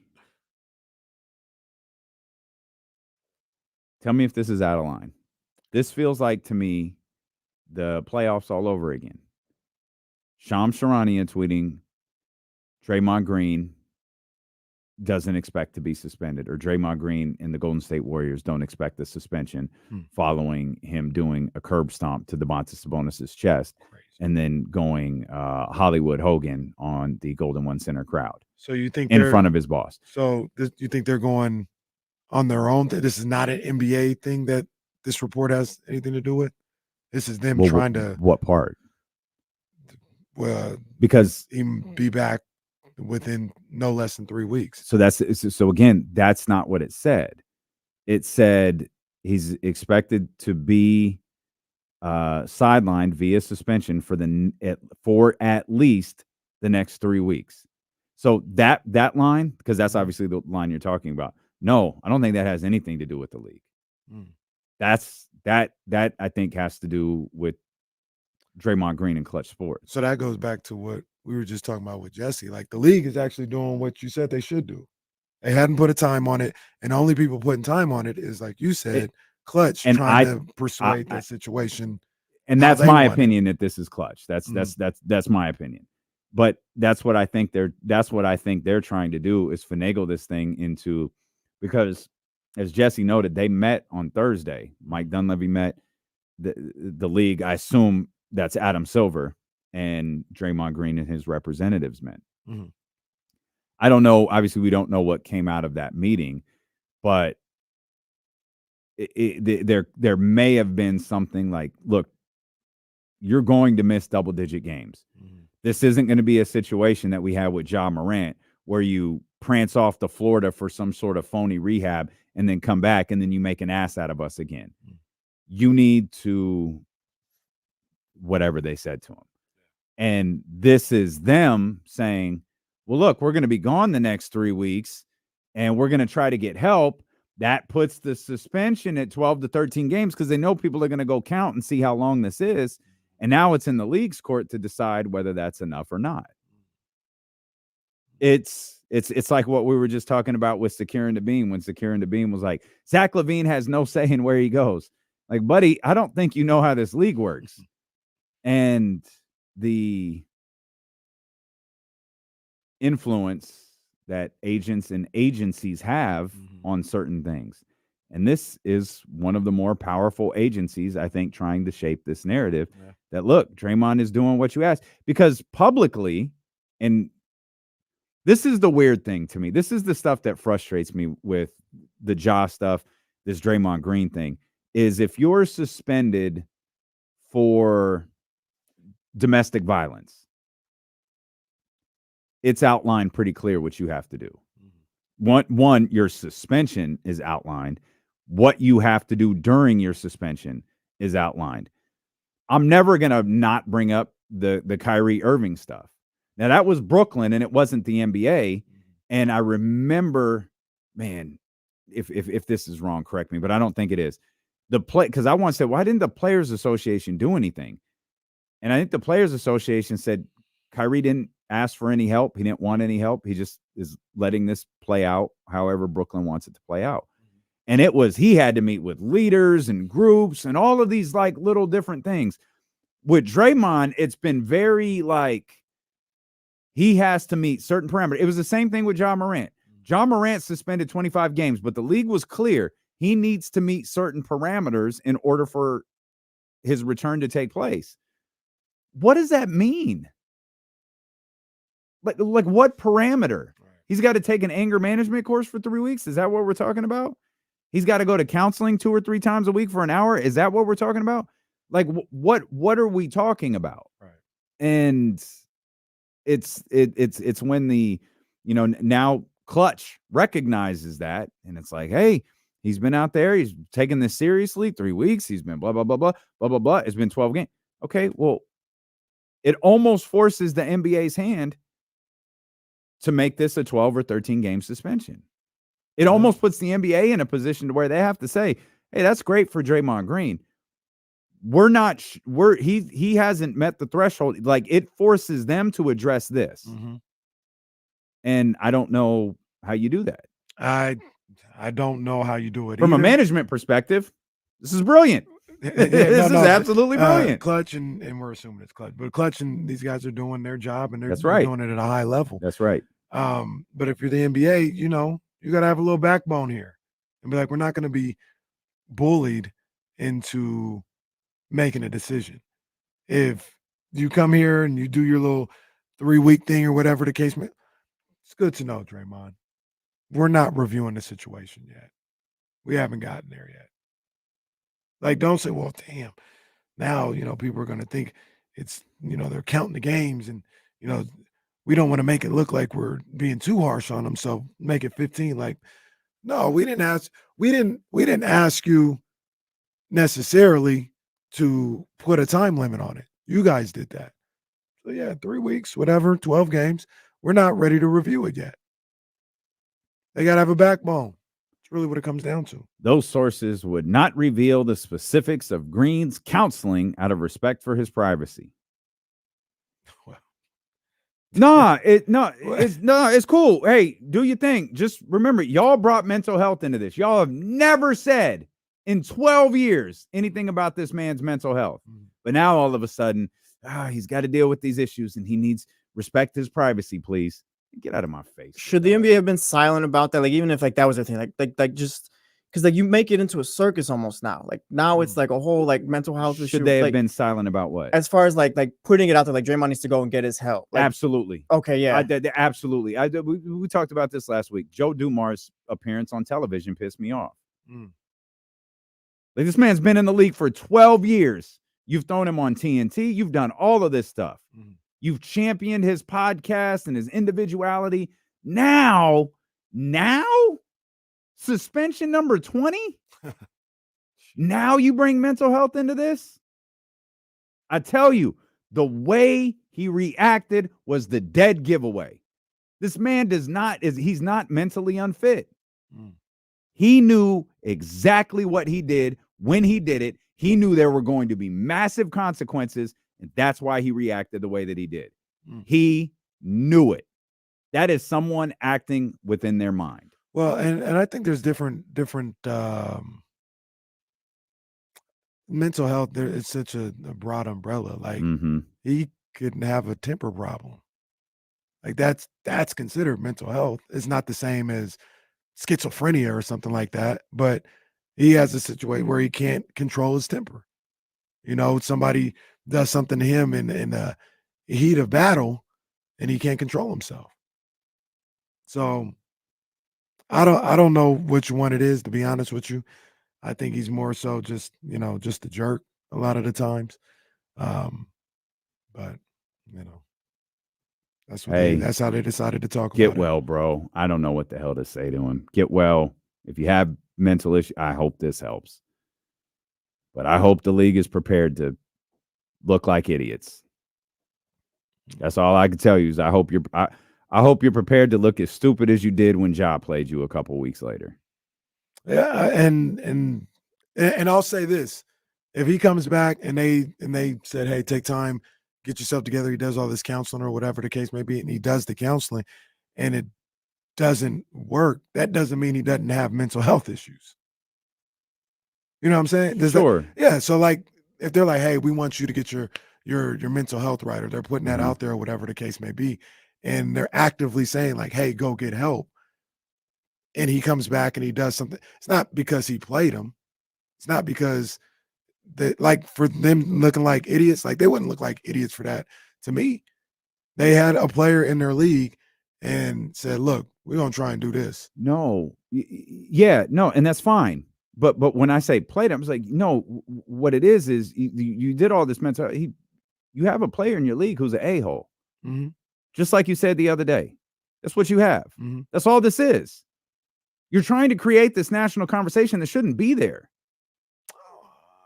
Nah. Conversation. They just suspended him and kept him moving. No, they didn't. If they had suspended it and kept it moving, Joe Dumars wouldn't have been on television. They didn't keep it moving. They went out there and tried to explain the indefinite part. The indefinite part, I don't think worked the way that they thought that it would work. There were people who I don't think understood what that meant. There was someone in this office who was irate over the indefinite suspension. I was like, I don't think that's anything to worry about. He's going to miss games. Yeah. But it's not like indefinite doesn't mean he's suspended forever. Doesn't mean he's suspended for the next year and a half. It means they didn't determine how long he's suspended for. Yeah. That's all it means. It could be 2 games. It could be 20 games. That's all indefinite. And they could have announced the Draymond Green suspension as, man, I don't know. He's just suspended. That's essentially what they said. How long is Draymond Green suspended? I don't know. Dude is just suspended. Yeah, I mean, that's all it is. They could have, but they put a number on Turner. Me, they put a number. What's not Turner? McHale's brother, Miles Bridges. They put a number on him. They put a number on Ja. They put a number on everybody. They didn't know what to do with this. I don't know. Yeah, because the other thing is this is more of an on-court thing. And somebody getting that's where you should feel better about it. Like you're you don't want to suspend. You don't want to deal with the domestic violence stuff. You don't want to deal with league perception stuff, whatever Ja was. Like you've got to manage the court. This is a little. This is where you can't make up your mind. But this is a little more unprecedented. We've never seen nothing like this. What do you mean? Like this guy's not getting suspended for fighting. He's not getting suspended. He's getting suspended because he can't stop getting thrown out of games and can't stop like flagrant fouls. Who's the other example of this? Rashid? He didn't get suspended. You know what I'm saying? Like we've never seen nothing like this. So it's like, and he does something, and now you have to. But Rashid was like technicals. Like it was just like technical after technical. We've never seen nothing like. What about Ron Artest? Ron Artest has the elbows and stuff like that. He went into the the 2 times I remember him get suspended. It could have been other times, but for the malice in the palace and the blatant elbow. Yeah. And that was 7 games. And 7 would not have been justifiable in this situation, in my opinion. You just gave him 5 for choking somebody. Right. Yeah. So it's almost like I don't even know how to deal with this guy. Just kind of go away for a little bit and we'll figure this out on the fly. I mean, now I like the NBA's turned it into an ongoing process now. Like it's not over when Draymond is back. To me, the indefinite part made this the circus. That's what made this the circus. How do you put a number on it? That's your job. That's what you're supposed to. Do judges go, I don't know, dog. You're going to jail. I don't know what to do with you. Judges also have more than 12 hours to come up with the suspension. He had a day off, and he was about to play the next day. See, and you this had to have been in your mind when you suspended him 5 games for the rear naked show. Maybe so. Yeah. Hell, you should have thought about this last year at the Golden One Center. But yeah, I was about to say, who can you? I guess you prepare for everything. But who would have thought this is just going to keep on this going? Is 3 incidents in a short span of time. It's been over 10 years. The Golden One Center wasn't that long ago. Yeah. I'm not disputing. Now, we've never maybe seen this before. Now, maybe from the Domas incident, maybe you don't there. From the Domas incident to the Rudy incident, you had to start thinking about it. Mm-hmm. Like the amount of technicals he's already, he didn't have a situation like this, but what happened in Sacramento when he wouldn't get out of the official's face? Like you should have started to think about this type of stuff then. To me, my opinion, the word indefinite has turned this Draymond Green thing into a circus. And his return is going to be a circus because one way or another, there's going to be groups that are unhappy with it. If it's 12 to 13 games, there are going to be people who say that's not enough. If it's 20 to 25 games, there's going to be people who say that's too much. You've created to me, the NBA has backed itself into a corner, which is why I still think at some point they're going to say a number. Well, it's like when he comes back and he gets hurt or not hurt again, like say he does get into it again, gets ejected or whatever, for whatever. I don't think that's the craziest thing to think about either. Like it's Draymond Green. Like you're going to suspend him indefinitely again after that, or are you putting a number on it now? Maybe you put a number on it now. Maybe you do. And that eventually, I think before his return, I think the league puts a number on it. Maybe so. I don't have the whole thing about I don't have a problem with the indefinite thing. It's whatever. Like he's not playing. That's the whole crux of it, right? Like, do we want a number or do we want him to like serve a suspension? You just don't. He needs to be suspended. He's suspended indefinitely. If that comes around to 10 to 12 games or 12 to 15 games, to me personally, it's no different than if they came out and said he's suspended 15 games. He's getting suspended. Okay. The part that is stupid is him being allowed to be at practice. That's ridiculous to me. That's the part I have a problem with. Ja's been at practice, right? Is that right? Yes, yeah. He just hasn't been able to go to games. Yeah. Okay. I think he's been practicing. Do we know if Miles Bridges was at practice? He wasn't even on the team. Oh, you mean during the 11-game one? Yeah. I don't know. Okay. I don't know. Yeah, there's a lot to throw at you. I didn't expect you to know. We'll come back. But I just don't think that he was, though. That's the thing that stuck in my head. I don't think that he was. Yeah. We'll come back. Willsey joins us. Kings play tonight. Spirited Washington Wizards team. We'll talk about it. Stilo and Casey. Stop laughing, man. Spirit is one word. It's a tough team. It's one word to explain these guys. Stilo and Casey on ESPN 1320. Yeah, I remember. I know Ja was. I just feel like Miles wasn't, but I would think he wasn't. Yeah, that's usually that. That's why I'm so surprised with that. Usually you wouldn't be able to. Let's see. 13th round. Jermaine Man, Kenny Caraway. Shout out to the dope ones. Shout out to my people over at Jordan Brand. You know, my people for sure. Shout out to Cola CMOS. ColaCMOS.com. Go get you some strawberry lime. That's always my favorite. And right now, today, I just wanted to talk about Showtime finally. Showtime Championship Boxing finally coming to an end. Sad day for boxing. Sad day. The announcement came a couple weeks ago that PBC is going to be on Amazon, so they'll have that going on. But Showtime, they've done a great job in the last 10 years of, in my opinion, becoming a legit boxing telecast company.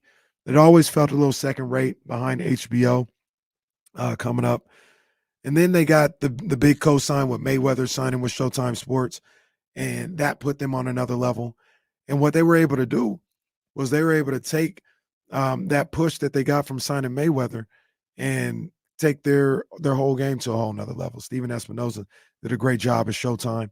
And the fact that they're out of the game now, like I said, I know the Amazon Prime thing is there, but still some type of regular TV, I think, is good for the sport of boxing. We still have Top Rank on ESPN, but I think something like Showtime would have helped. Now, they're not completely out of it because they're going to do a couple pay-per-views, probably for Canelo, probably for Tank. Maybe not for Tank. Amazon probably going to take over that one. But I think Canelo, they said they're still be in the business of doing pay-per-view events. But Showtime Championship Boxing, as we know it, is over. And I think it's a sad day, man. So shout out to all those guys at Showtime who did a great job in the last few years elevating their game and elevating their telecast and the way that they told these stories. And hopefully all these guys are going with PBC over to Amazon because they did a hell of a job. So shout out to Showtime. That's the 13th round. Showtime was solid, but I don't think we'll ever reach what HBO used to be. No, HBO was the creme de la creme for sure. Showtime got better. Yeah, it was good for what was out there, but because ESPN is trash. Top Rank fights are garbage. The way they present them and all that. ESPN is garbage. The telecast, the propaganda on all this stuff, it's awful. And I like Joe Tessitore as an announcer, just in other sports he does, like basketball, football. I mean, he just seems like a shell of himself with Top Rank. So much propaganda. So they present it too. It's like, oh yeah, Top Rank fights here at the Nest in Sacramento. That's how it looks. It looks like crap. They throw on their little stupid lights and think that it's gonna be. It's trash. Get out of here. It's like when you used to play Fight Night and you're in the career mode and you're trying to come up and you're fighting at like Johnny's gym or whatever. Yeah, Top Rank. I don't like their whole propaganda situation. You know, Chris Paul has an HBCU challenge that just happened in Las Vegas. They could bring this to Sacramento. There's 75 people in attendance. I'm sure 75 people would go see this in Sacramento. David, I don't even know what the zone is. They got that ring announcer that does his little like the Michael Buffer type, like like he does his little thing, and it's so like second, like it's knockoff. Yeah, he did something stupid. The zone is Dollar Tree Boxing. I was like, what is this? The zone, and the concept of the zone could work so well. It's just they're just awful. They're locked in with Eddie Hearn. It's a Dollar Tree presentation when Canelo's not there. Hey, real quick, sorry. I'm gonna do a read when we come back. Can you cut it and email it to me? The video. I'm gonna try to do something with this. Sorry to interrupt. The zone is ass, I believe. Well, it's true. Correct. It is true. Even I know that. I got rid of my subscription. That's saying a lot. It was a good idea. Just executed poorly. Just need new people to be part of it.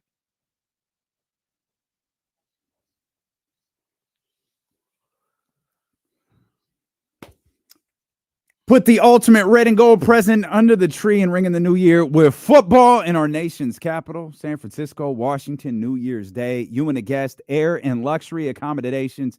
You can make your bid now at nvff.org, or you can bid on other amazing experiences like Aspen or Bordeaux, world-class golf trips, or Sacramento versus Milwaukee in a basketball insiders experience. Bid and win and do good proceeds towards arts and education programs at nvff.org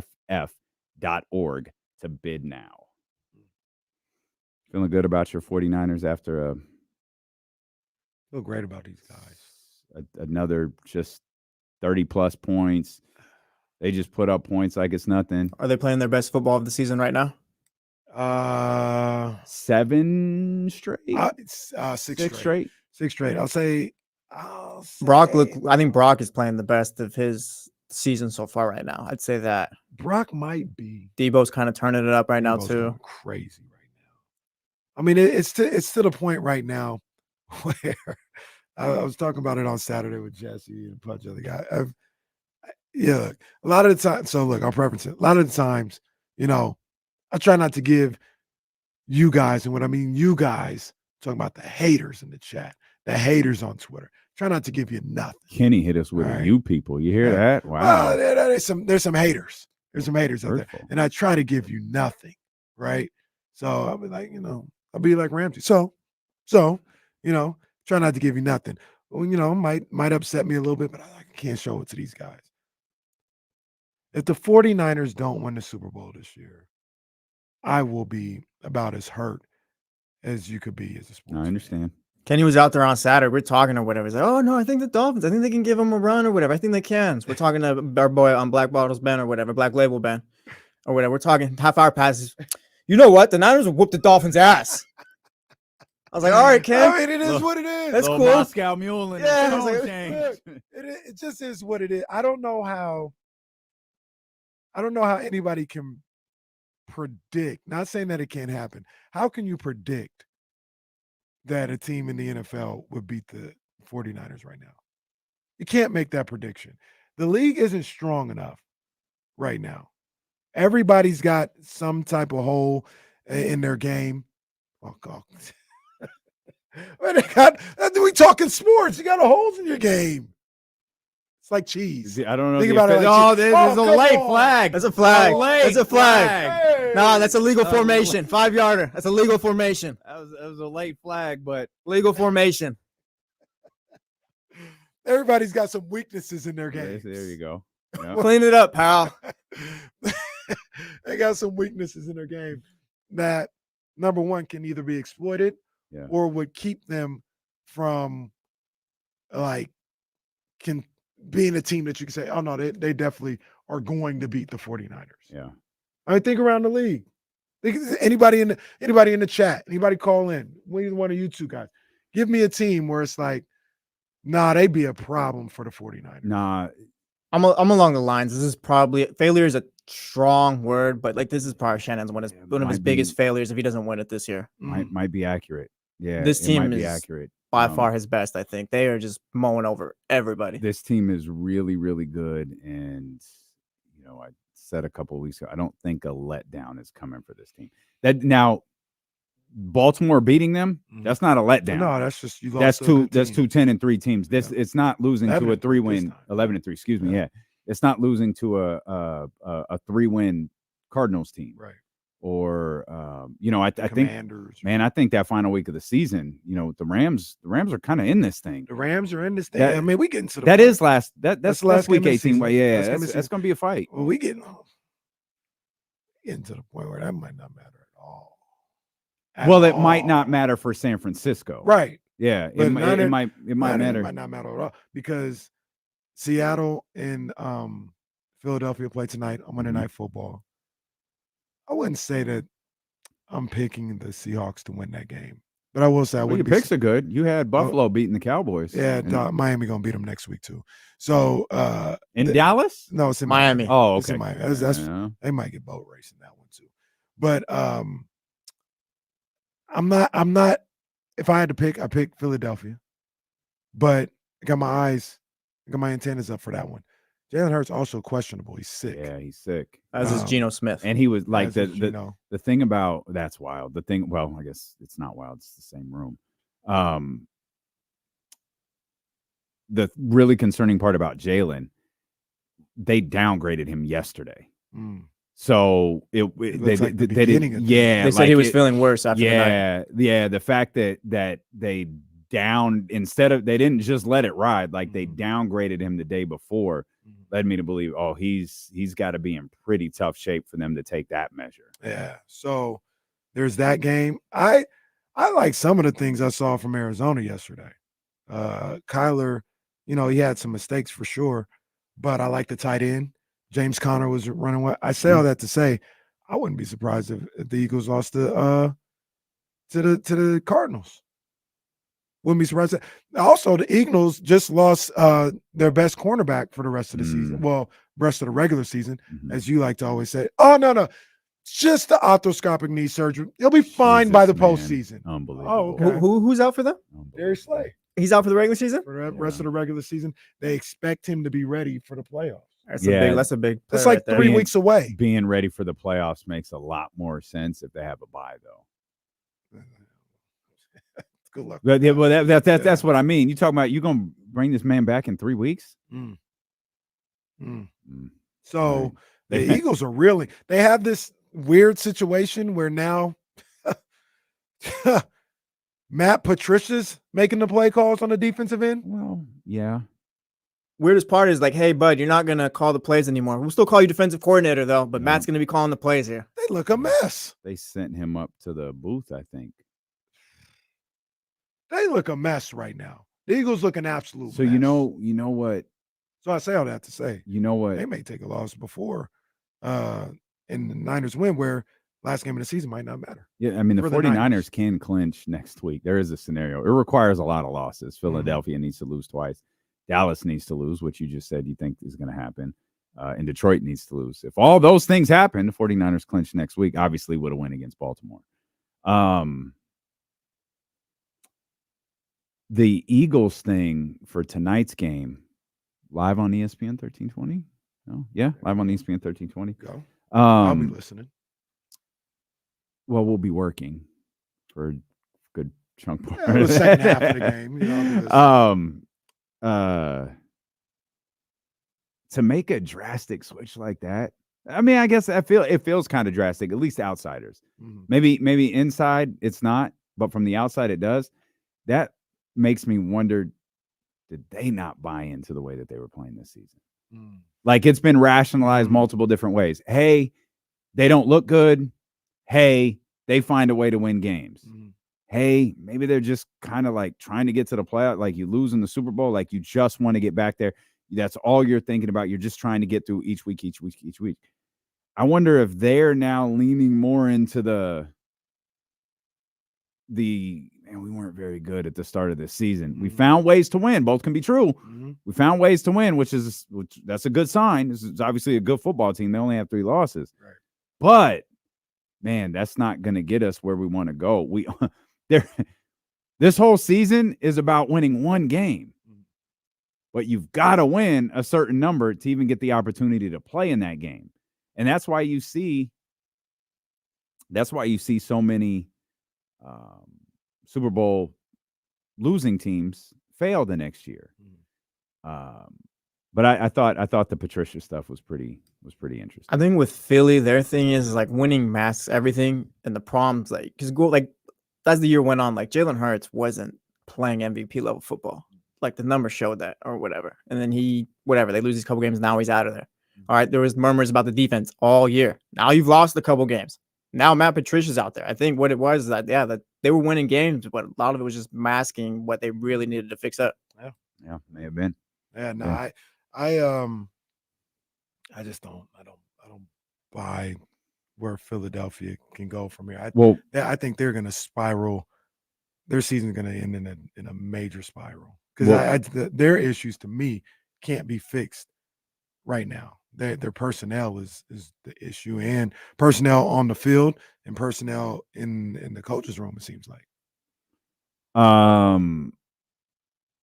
To your original point, I don't know how you pick against San Francisco. Yeah, I don't know how you pick against San Francisco in the way that they're playing right now. I can't wait for Christmas Day. Like I'm legitimately hyped for Christmas The crazy night. thing about it though is with the 49ers right now, if they're going to lose, like realistically, if they lost, how would you see them losing? I'll ask you both of you guys that real quick. If they lost the game, what's that score look like? To like a regular or any game? Any game.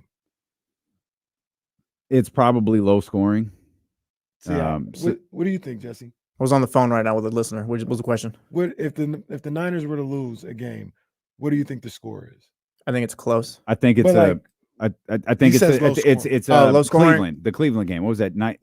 18, 16, 19, 16, whatever that was. I think it's something along those lines. See, I disagree. I don't think there's no way you're stopping that offense right now. And the dude yesterday, Cleveland did it though. Cleveland did it. Injuries. They did it, but Cleveland is like a 1-on-1. Well, yeah, that's I don't think they're losing. Cleveland's a 1-on-1. So that's what I'm saying. Like, unless they play Cleveland in the Super Bowl, maybe they could have those aspirations. You got to go into a game with the way this offense. They didn't kick a field goal for like 3 months. No, I understand. Like the way I envision a 49ers game going bad for the Niners, somebody gonna have to score at least 24. At least. So you don't think like the right defense can shut them down, kind of like the Miami Dolphins this year when they face the right defense, they're kind of 25, 20 points or whatever. I know Cleveland already did it. That's one of one. That defense don't exist in the NFL this year. I don't think this season, that defense don't exist. That defense is the Niners.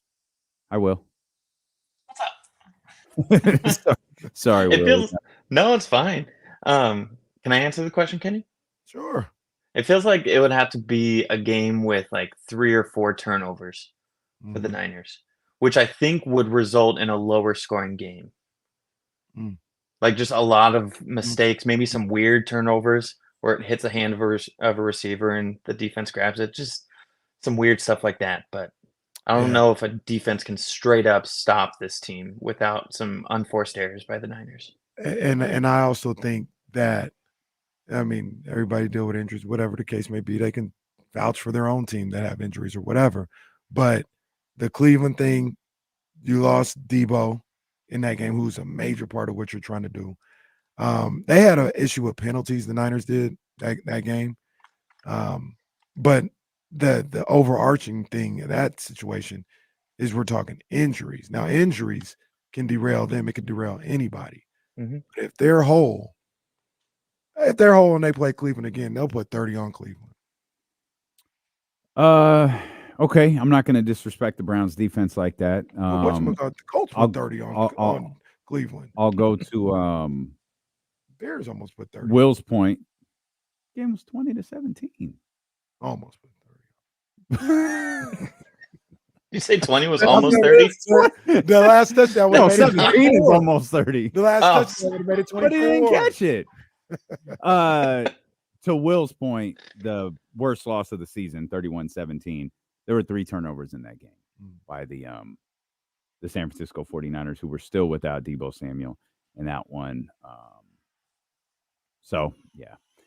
We bring in Will Z, not just to talk 49er football, is Will Z previews 49er games. That website hasn't been born yet, but Will Z Stats Online is, if you want a great numbers breakdown into each game that the Sacramento Kings play, Will does a great job throwing these out there. And Will, before can we just go back to Friday? Oh, man. What do the numbers tell you about 11 threes in a row? Jeez, it's just so ridiculous. And of course, Keegan would do that on the game where I'm busy and not really watching or looking at any stats. But it's just one of those games where you look at Keegan's ceiling and the Kings' ceiling and it becomes so clear that this team can go so far. If Keegan, that's like a historic game. If he can just do a portion of that and just really that higher volume with the 3-point shooting that we saw last year, it's just ridiculous. But when he gets on a heater, we haven't really seen that yet in his like newfound aggressiveness that we've seen this year. And it was just so fun to watch. Went back and rewatched the game, and he's just so smooth out there. No, it was incredible to watch him shoot that 3 ball the way he did on Saturday. And one of the things that, I'm always going to check in with you with, 22 3-pointers in that last game, 18 in the previous game against the Thunder. Mm-hmm. Have the looks changed? And, they're getting more, wide open threes looks, or you don't even have to be wide open, but better looks, and they're hitting them? Or is this just who the Kings are? Sometimes they're going to hit shots, sometimes they're not. But the way the offense runs is going to stay the same.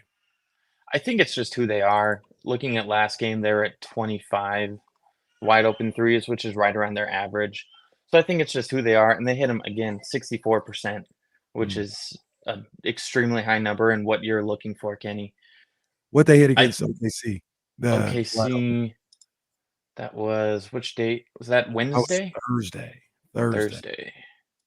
Because they were 18 of 45 overall. So you're looking for the number of threes that they just hit? a wide open looks, because they hit 60% on Saturday, which is when we started this whole thing a couple of weeks ago. I said if they getting, because what was the game where they broke the record or whatever, and they hit like 70%, 75% of the wide open threes. I was like, they should be about 60 to 70% of wide open threes. They have those type of shooters that can hit those type of looks.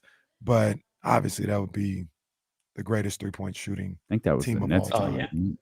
Yeah. So against OKC, they were 11 of 21. So again, just a few under in terms of attempts, but 52.4%.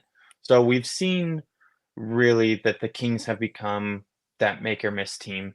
And I think a lot of that is that Fox has taken his mid-range shots that he was making at a good clip last year and transitioned those into threes. So the Kings are just upping that volume. And with him taking so many threes, it really kind of forces them to make them to win. But when they do, they're unbeatable. I put this out after the Jazz game. Kings are 10-0 when they shoot 36% or better from three. That's not even a high number. 36% is average. I think you can hit that on most nights, but to go 10-0 and have it have that much of an impact on winning, I think speaks volume to what the Kings are doing everywhere on the court. And another place, Will, that they were really, really good on the floor, and it just got buried because of the incredible theatrics of Keegan Murray the other night, was Domantas Sabonis. Yep. Domantas Sabonis was 9 of 10. We often say, Domantas, man, Domas, he misses some close shots at the basket. He misses bunnies, as they like to tweet, and that didn't happen. It didn't happen on Saturday. Yeah, and that's what we're waiting for. is when he gets going around the rim, he's so good. We saw that last year. I think I mentioned it last week that we're still kind of waiting for it to manifest this year. But 9 of 10, that's exactly what you want from him. His only miss was a three-pointer, so he was 9 of 9 on his 2-point attempts. You can't ask for anything better, and you throw in 10 rebounds and 8 assists, 2 steals. It's a great game that doesn't get talked about enough because of Keegan's 47 piece. Yeah. Domas. Is he turning into a little bit of the new Harrison, where he has these great games, or we just never mention it. We just never mention it. He's we more just consistent than. Well, yeah. He's a little yes. He's a little more consistent against. He's 18 and 12 every night. It feels like, and we don't even. Yeah. We don't bat an eye anymore. It's because Monk is so energetic, and Monk has a loud 20 points, whereas Sabonis can have a very quiet 20 points. Yeah. That's a good point. Let's get into tonight's game. Spirited matchup tonight. Will, it's a tough Washington Wizards team who champions. They're they compete in their own unique way. And this is a team that can catch you if you slip up. You can ask the Indiana Pacers about that a couple of days ago. All kidding aside, what does Washington do well? Do they? This is a 4-21 team. Does Washington do anything well? Like, what is Sacramento focused on in the film room today? Yeah, I think they're an okay 3-point shooting team. I think if the Kings were to lose, that it would probably be just Washington as a team getting hot from beyond the arc. But if you look at their field goal percentage, they're sitting at where did it go?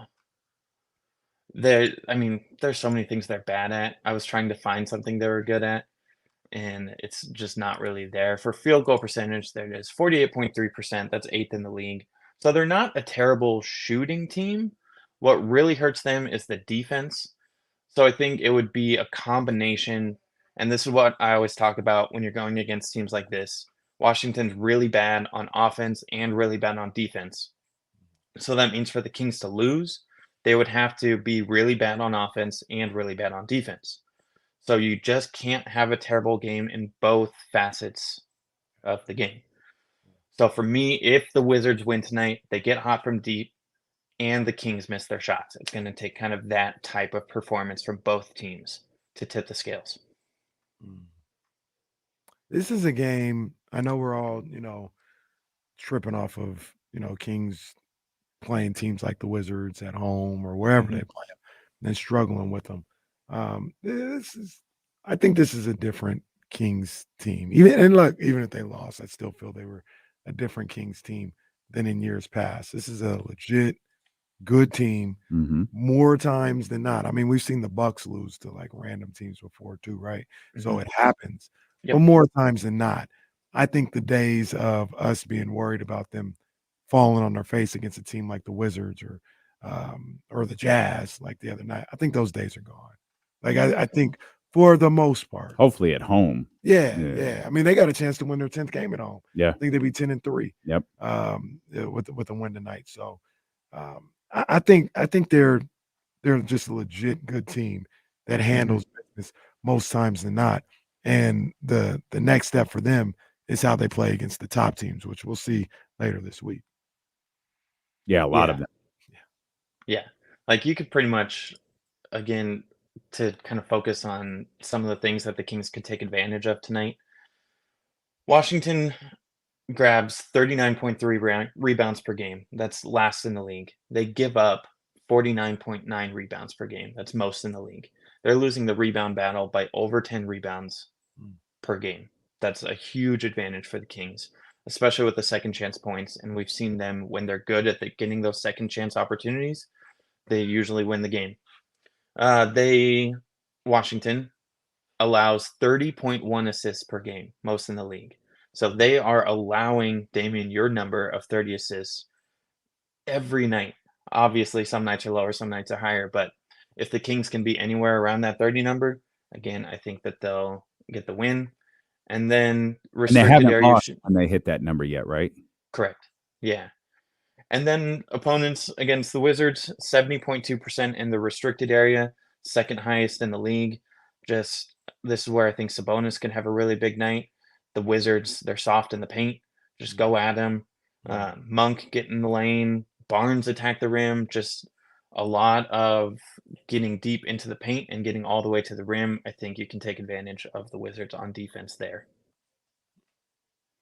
Okay. All right. Smack these guys around. No. Do that. This is a tough team. It's a tough team. No, it's Let's tough. do that. Not afraid anymore. Go to willzstats.com. Check out Will's great previews. Will, we always appreciate you making time for us between meetings and chopping wood and building log cabins and all of that stuff you do. Carrying the tree trunk on his back up the snow. Yeah. Oh yeah. Will Z. It has like a Rocky type chant. Rocky chant. Yeah. Will Z. Will, we appreciate you, my friend. We'll get to see you a lot this week with a big game coming up on Wednesday and another one on Friday. So we look forward to talking to you then, my friend. Looking forward to it. Thanks, guys. That's my man, Will Z. Go back to chopping a tree down or something. What he does. That's what he do. That's what he do. And James Ham talks Kings basketball. He'll join us when D'Lo and KC return here on Sacramento Sports Leader, ESPN 1320. That read I did, you could just email the video to me later, and I'll try to make. Oh, whatever. It doesn't matter. Yeah, whatever one's fine. Thank you.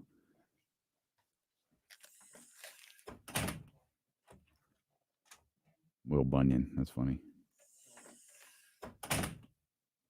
That's funny. Y'all have a good weekend.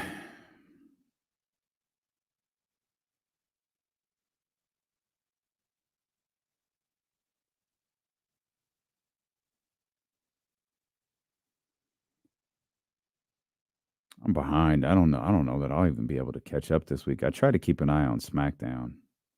Maybe I'll watch some highlights during the commercial break. During the Kings games tonight. Kings game, singular. Only one Kings game tonight. I'll try to catch up because KC told me about the Jimmy skit and said it was funny.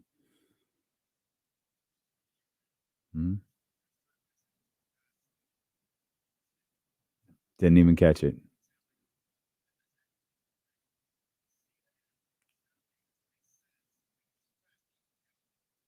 Oh, that's all right. That's all right.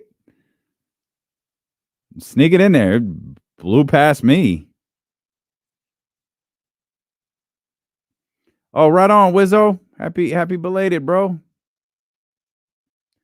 Wizzo Mac. That's good stuff, man. What'd you do? Okay. Relax there, Manny. Remember, 25% off sale over at DLoandKC.com. If you want to head over there and grab some merch, do that.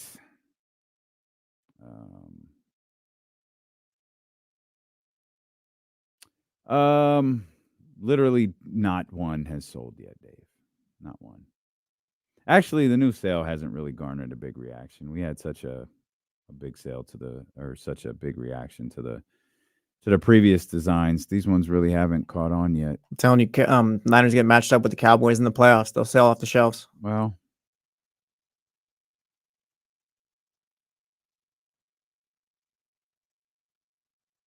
oh, y'all, Drew Down. Did you get caught? Drew Down out here tweeting fakeness. Come on, Drew. What's the Kieran the Bean tagging us in? What's this? Jalen Hurts is pulling up to the game in MJ gear. Flu game incoming. All right, Jalen. Yeah, he doesn't look good, though. Goodness gracious. He does not look well. Sound funny. He looks. Well, it's probably the light. I like Jalen. I'm a Jalen fan. I don't care who wins or loses the game tonight, but I like Jalen Hurts for sure. The kid is the real deal. And I love the fact that Philly pretends they love him now after trying to get rid of him for like a whole year. I'll throw this back on the screen for those who haven't seen it yet. Our new D-Lo and KC merch over here. Shout out Dave Garcia. This was the design Dave Garcia was speaking of. Smash them, boys. Familiar San Francisco style right there. A couple of different colors on these association joints. Take the one with those bags. Just put them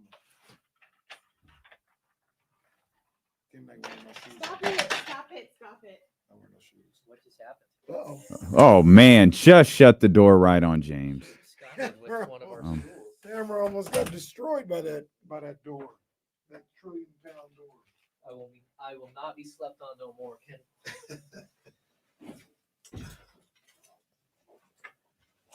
Oh. You get all kinds of stuff on there. Yeah. DealOnKC.com. 25% off everything. Oh, very cool. Yeah, everything. I haven't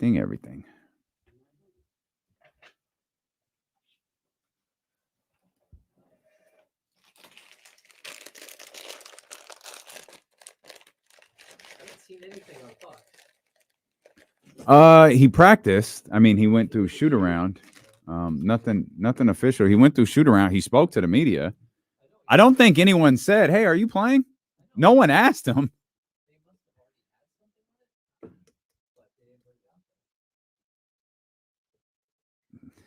Yeah, what they say? Hey guys, De'Aaron's playing tonight. Just don't tell anyone.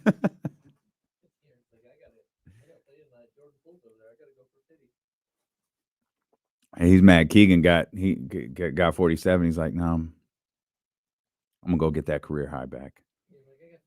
He said, I'm great on a consistent basis. Yeah, on a nightly basis, I think is what he said. We are back here with our man James Ham. That's the beauty of these home games, man. James doesn't go home. He just hangs out in the studio and comes in and hangs out with us early. I made a run to Costco.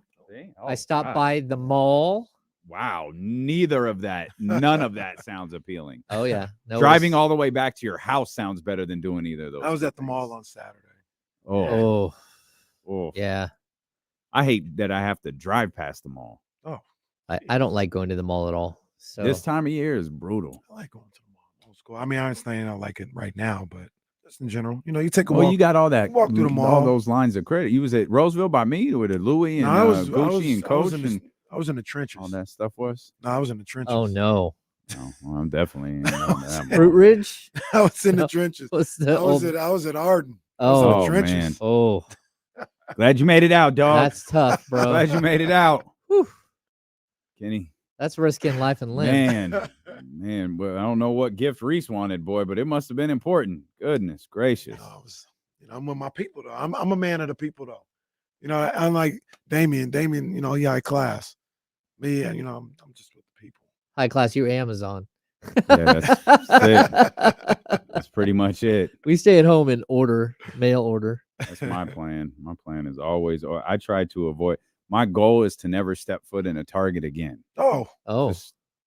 What do I need? Amazon. Order it. Oh, I forgot something. Fine. Place another order. Doesn't cost to place multiple orders. It's not like it's more expensive. I just think of some 9 Amazon packages showing up per day because I forget to order stuff. Sometimes you got to get out the house. I don't mind getting out the house. I just don't want to go to Target. Target's fine. Our Suburban, we only keep around just to stack cardboard boxes in. So then we run them to the cardboard box place. That's all we use it for. That every once in a while we put a boat on it, but every once in a while, one of your many, yeah, one of your many boats. As we welcome in our man James Ham here to talk some Kings basketball before we look ahead to that battle of the Titans tonight against the Washington Wizards. Let's go back to Saturday. You were in the building. How loud was that third quarter, and how much was that Golden One Center crowd hanging on everything that Keegan Murray was doing? Oh yeah, fully engaged, like very, very crazy, wild atmosphere. I was telling Kyle earlier, it was so difficult to keep up. So he kept hitting 3-pointers, but in like twos. So he would hit one and then they'd get a steal, they'd go down, or they'd get a stop, they'd go down. He'd hit another one. So before you could even put out one tweet, he'd already hit another 3. And then next thing you know, he's got 26 points, whatever it was in the quarter. And I mean, I was lucky enough to be in the building when Clay went crazy. What was it, 37 and a quarter? And even when we had the Omri Steph Curry shootout, I remember that. That was wild. But this was just one player that. For those that aren't aware, that is an incredible sentence you just uttered. The Omri cast. Oh yeah, like that was crazy. Yeah, for those who that it was a real thing too. I'm sorry, what? Yeah, it was a real thing. It was wild. I think Omri put up 18 and Steph put up 17 in the second quarter. It was just like a heavyweight battle, like out of nowhere. But this was different. Like you're watching a young player who's coming into his own, and we talked about this just last week, right? That we need to know who Keegan is going to be, right? So if we think Keegan be a 20-point per game guy, and you got your choice of OG Anunoby or Pascal Siakam, then I want OG. If you're not convinced that he's going to be a 20-point a game guy, but he can maybe be 15 and a really good defender, then I want Pascal. I think he just answered that question. I think it was that quick. Everyone in the building, everyone who watched it from wherever they were, they went, oh, that's why the Kings think so highly of him. So I want to revisit that a little bit, or just that discussion in general.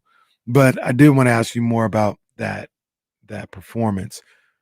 Where does that rank for Sacramento Kings history? That night, that obviously it's not the highest point total, but I mean the threes, obviously being there and seeing it happen. Like we were thinking about obviously Cousins, ejection.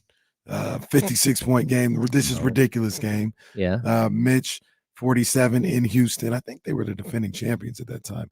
But where's this one? Jesse brought up a good one. De'Aaron's game one in the playoffs last year is probably up there. Yeah. Where's this game rank for you? I mean, for a regular season game, I'd put it right there with the Cousins game. Because Cousins was on a tear at that point. I think he had two 50-point games in a row. Like what he was doing was just next level. And unfortunately that was such a blip in his career where he was focused, he was talking to somebody, he was doing the right things off the court, like everything was focused, and he had this incredible stretch of games and then slipped right back into what he was doing before, which was none of that stuff. And you saw him dramatically dip as soon as he got past it. But that the night where they had to call Cousins back out of the locker room, that might have been one of the craziest. I mean, that was the craziest night. I mean, that was a 56-point game, right? Or was it? It was 50 something. Yeah. And we had the the puke game is one that stands out of just like a totally bizarre night. Well, some would say that's one of the greatest performances in Kings history because of what it resulted in. Yeah. Well, and I mean, in all honesty, it was the lead up, and then of course they fire Luke Walton after that game.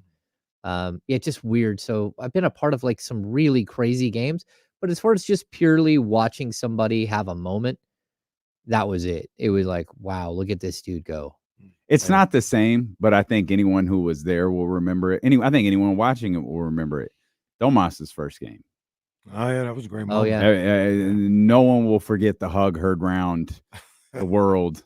Where De'Aaron just falls into Domas's arms like, I got a real NBA player on my team. There's two games too that stand out. There's the game, I think the Kings were in Chicago when they went on the 30-1 run to come back.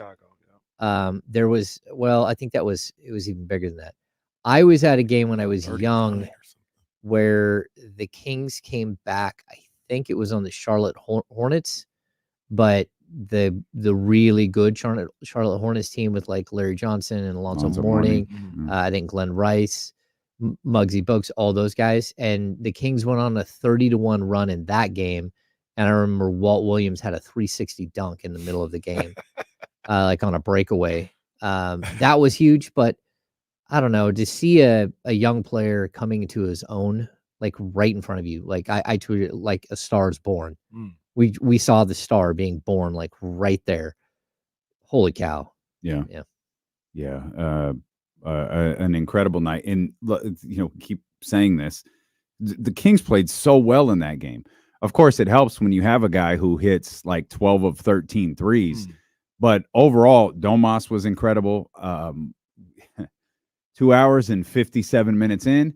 Nice bounce back games for both Kevin Huerter and Harrison Barnes. The new Harrison, because Harrison is still Harrison. Especially Harrison. That's right. Yeah, Harrison, like he was. It felt like he was hitting threes at a comfortable clip at a certain point in that game as well.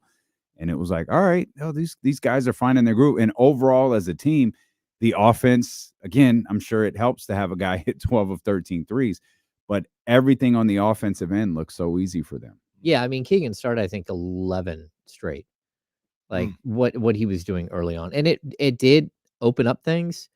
I mean, I thought Domas was really good. He was directing traffic. I thought Malik Monk just continues to have huge games. But to have one player, like some of the statistical stuff that Keegan did in that game, he jumped from like 13.8 points to 15.5. He jumped his 3-point percentage. He walked into that game at 30.4 and came out at 35.7. Over 5 percentage points he raised in one game. Like, how do you even do that? I mean, we're not talking about 8 games into the season. We're talking like 24, 25 games into the season. Just like watching that was crazy. The Kings getting the 6 games over 500 mark. It took them until January 15th last year to get to 6 games over 500. They're a month ahead of schedule. So like all of these pieces to the puzzle kind of like falling into place. And it's good to see, that on a game where you don't have De'Aaron Fox, that a guy like Harrison Barnes can still show you, like, he still can play. He's just not getting any play calls for him. And when he did go out there and, he had opportunity, I thought he took advantage. Yeah, I mean, I can't believe Keegan hit 47 points. To be honest with you, like, I know that may sound like shade or whatever the case may be, but I didn't know he'd have that type of game in him in his career. You know what I'm saying? 47, and it felt like could have easily got 50, 55. You know what I mean? If they would have kept feeding him in that fourth quarter, let him play a little bit more in that fourth quarter. If he was a different type of individual as far as like hunting for shots and things of that nature. I mean, like you said earlier, Ham, this kind of feels like it changes in one game, maybe for some people, who you think he possibly could be. Well, I think you always need to find the perspective in it too, because I'll point out Kevin Huerter's been in the league, 6 years. His career high is 30. Harrison Barnes has been in the league for, I think, 12 years. His career high is 36. De'Aaron Fox's career high is 44.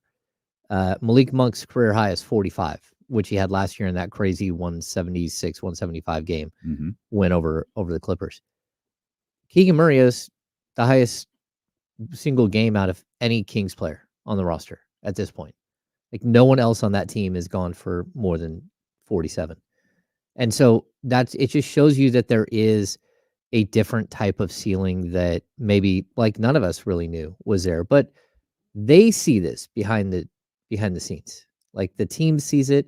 They know how good he's going to be. Like, De'Aaron Fox has played alongside him all summer long, working with him.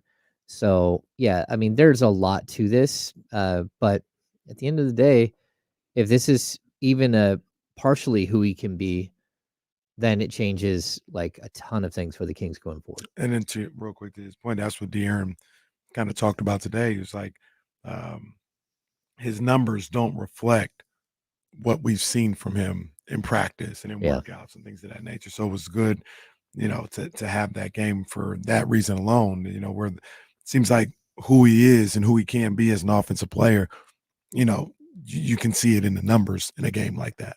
Yeah, I mean, I think what we're all hoping for is that he can be a guy who averages 20 a game plus, right?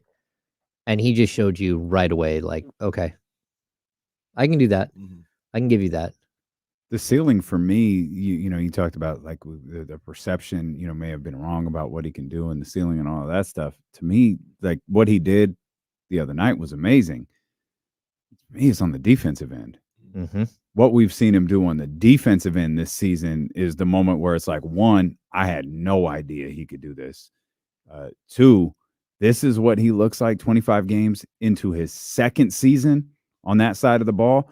And I told Kenny this morning, the biggest eye-opening thing for me in the early part of the season is like, I think you can have conversations about, Paul George, Klay Thompson comps when you talk about two-way players in the league. Mm-hmm. Great two-way players, guys who could score, who have the ability to shoot, have the ability to do a lot of things, but can be the team's top or one of the team's top defender on the other side of the ball. Yeah, I mean, we're seeing right now he can be a plus defender, right? And even coming out of college, I think everyone knew he would be a solid defender at the NBA level, but league average maybe a little bit above. But then he went out and he did all this work on his body in the offseason. And he's even said, like, I'm just way more athletic than I was last year. And it's really odd to hear an athlete say that they went away for a summer and they came back, they're more athletic. But it's what we're seeing. I mean, we're seeing him attack the rim and dunk on, he dunked on Harry Giles. He's dunked on a handful of players already. And there's just like an aggressiveness to him, a confidence to him. And if he's going to be that type of defender, which I think, De'Aaron mentioned it today, he thinks that part of the reason why his legs haven't been there as a shooter is partially because of the defensive end. But that's just him adjusting and his body adjusting to what's happening. And eventually he'll get there where he'll be able to play on both ends of the court at a high level. But, this is just another step in the progression of what we're going to see from this player. And it's why, I put the story out on Saturday morning, like they are not trading him. He is not part of any discussion at this point, according to my sources. They're like, he's not in any discussions. So people can call or people can say that that's what they want. He's not part of any discussion. They're not going to trade him. And, that's not to say that like some crazy, like if someone walked up and the Bucks called and said, we'll give you Giannis for Keegan. I'm like, you have to do what's right for the team and the franchise and go ahead and make the move. Right. But outside of something that's just so out of the norm of what would possibly happen, like he's not getting traded for Pascal Siakam. He's not getting traded for Lauri Markkanen. He's not getting traded for an OG Anunoby because they believe he'll be better than those players and that he's younger and that they've got control over his contract status for a while. But again, to get back to the two, like if we're looking at Toronto and we keep bringing up Toronto because they're the team that's out there with these two guys, right? Well, one of those guys makes $38 million and the other one makes $19 million. The $19 million guy is probably going to get 25 to 30 a year going forward. The $38 million a year guy is looking for 40 for the next 4 years or whatever.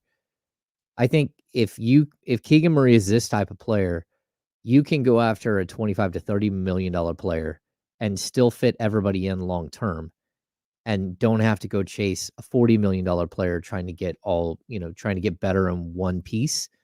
So I think it really just like opens up everything for the Kings. Yeah, for sure. One of the things about that back on the trade front is, we had a discussion earlier about Pascal Siakam, OG, Zach LaVine, the reports and everything like that. And the thing that I would say, and we'll talk about Toronto because that's what everybody's talking about a lot of the times.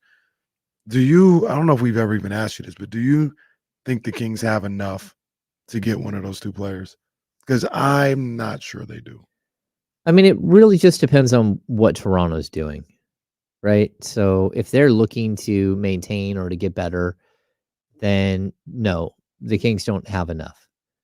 But if they're looking to, like, I don't know, if they're looking for draft picks, the Kings can offer draft picks. If they're looking for draft picks and a solid veteran or two that can help hold down the fort while you're rebuilding, the Kings have enough, I think. Now, again, coming up with $38 million for Pascal Siakam isn't easy. I mean, it's one of like Kevin Huerter or Harrison Barnes. And then on top of that, it's Davion Mitchell, it's Chris Duarte, and it might even be one more piece other than that. That's where it's much easier to chase a guy like Pascal Siakam, where it's just a straight up trade.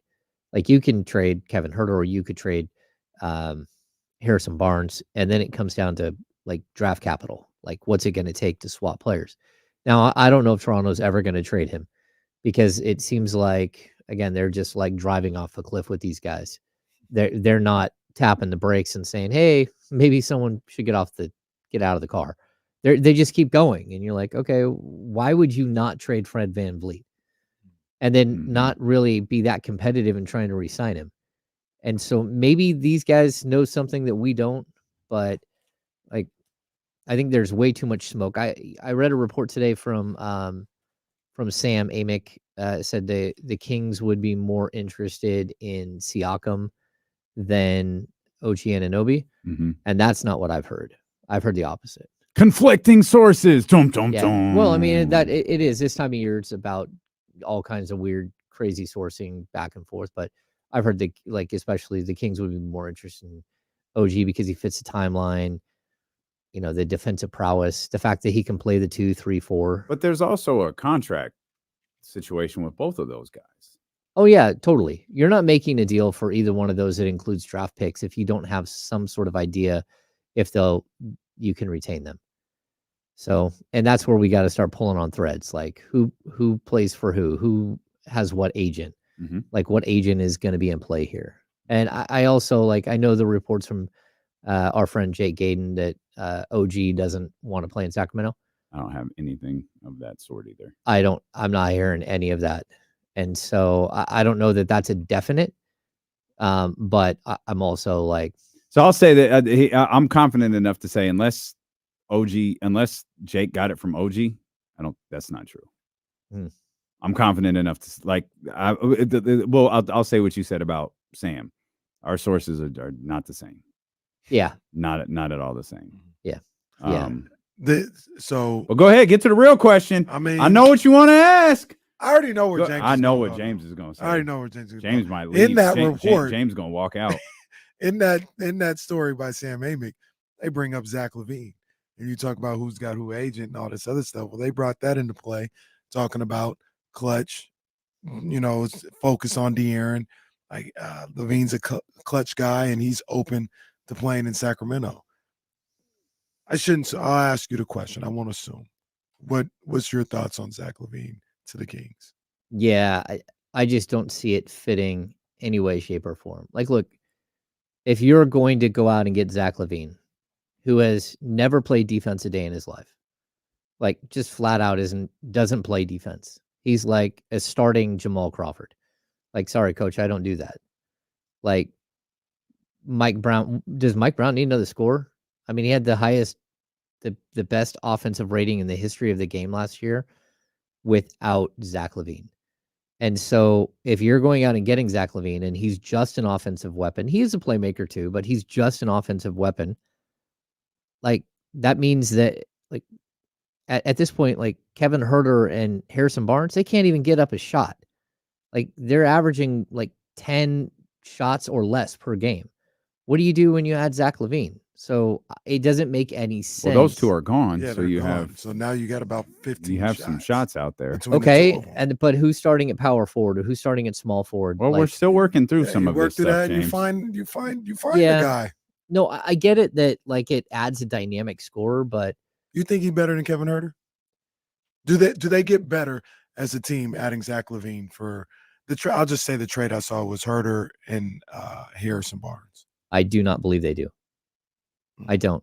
Just because you can score points doesn't mean anything. And especially he's the guy who wants the ball in his hand. He likes to he likes to direct traffic.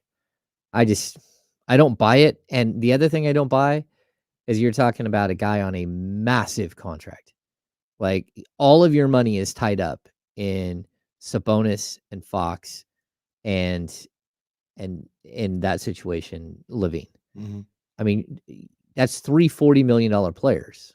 Adding anything else, retaining Malik Monk becomes very difficult.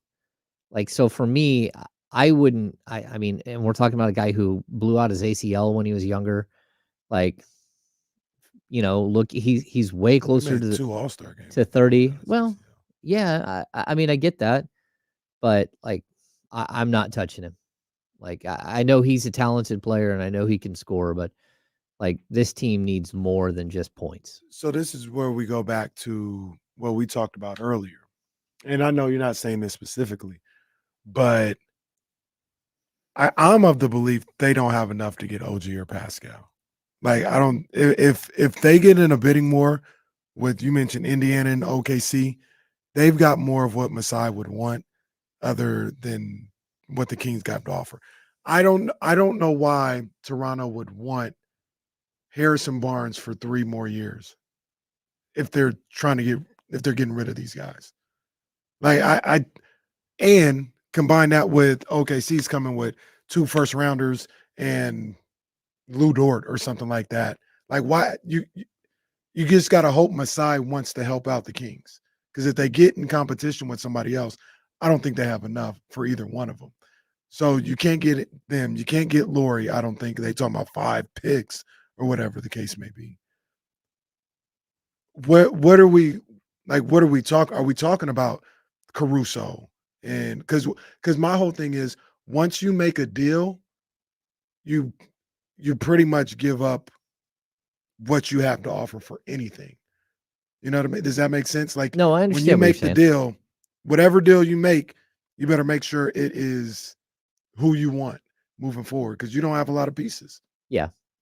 Okay, so when it comes to like Harrison, first of all, Harrison is still a reasonably he's a solid veteran player, and his contract is not that bad, and it's only 2 years after this year, so he signed a 3-year deal. So you're picking up 2 more years, but like, look, if you're a team that's resetting and backing up, it doesn't hurt you to go out and trade for a guy like Harrison because number one, you get him for 2 years, so as opposed to OG who will walk this summer.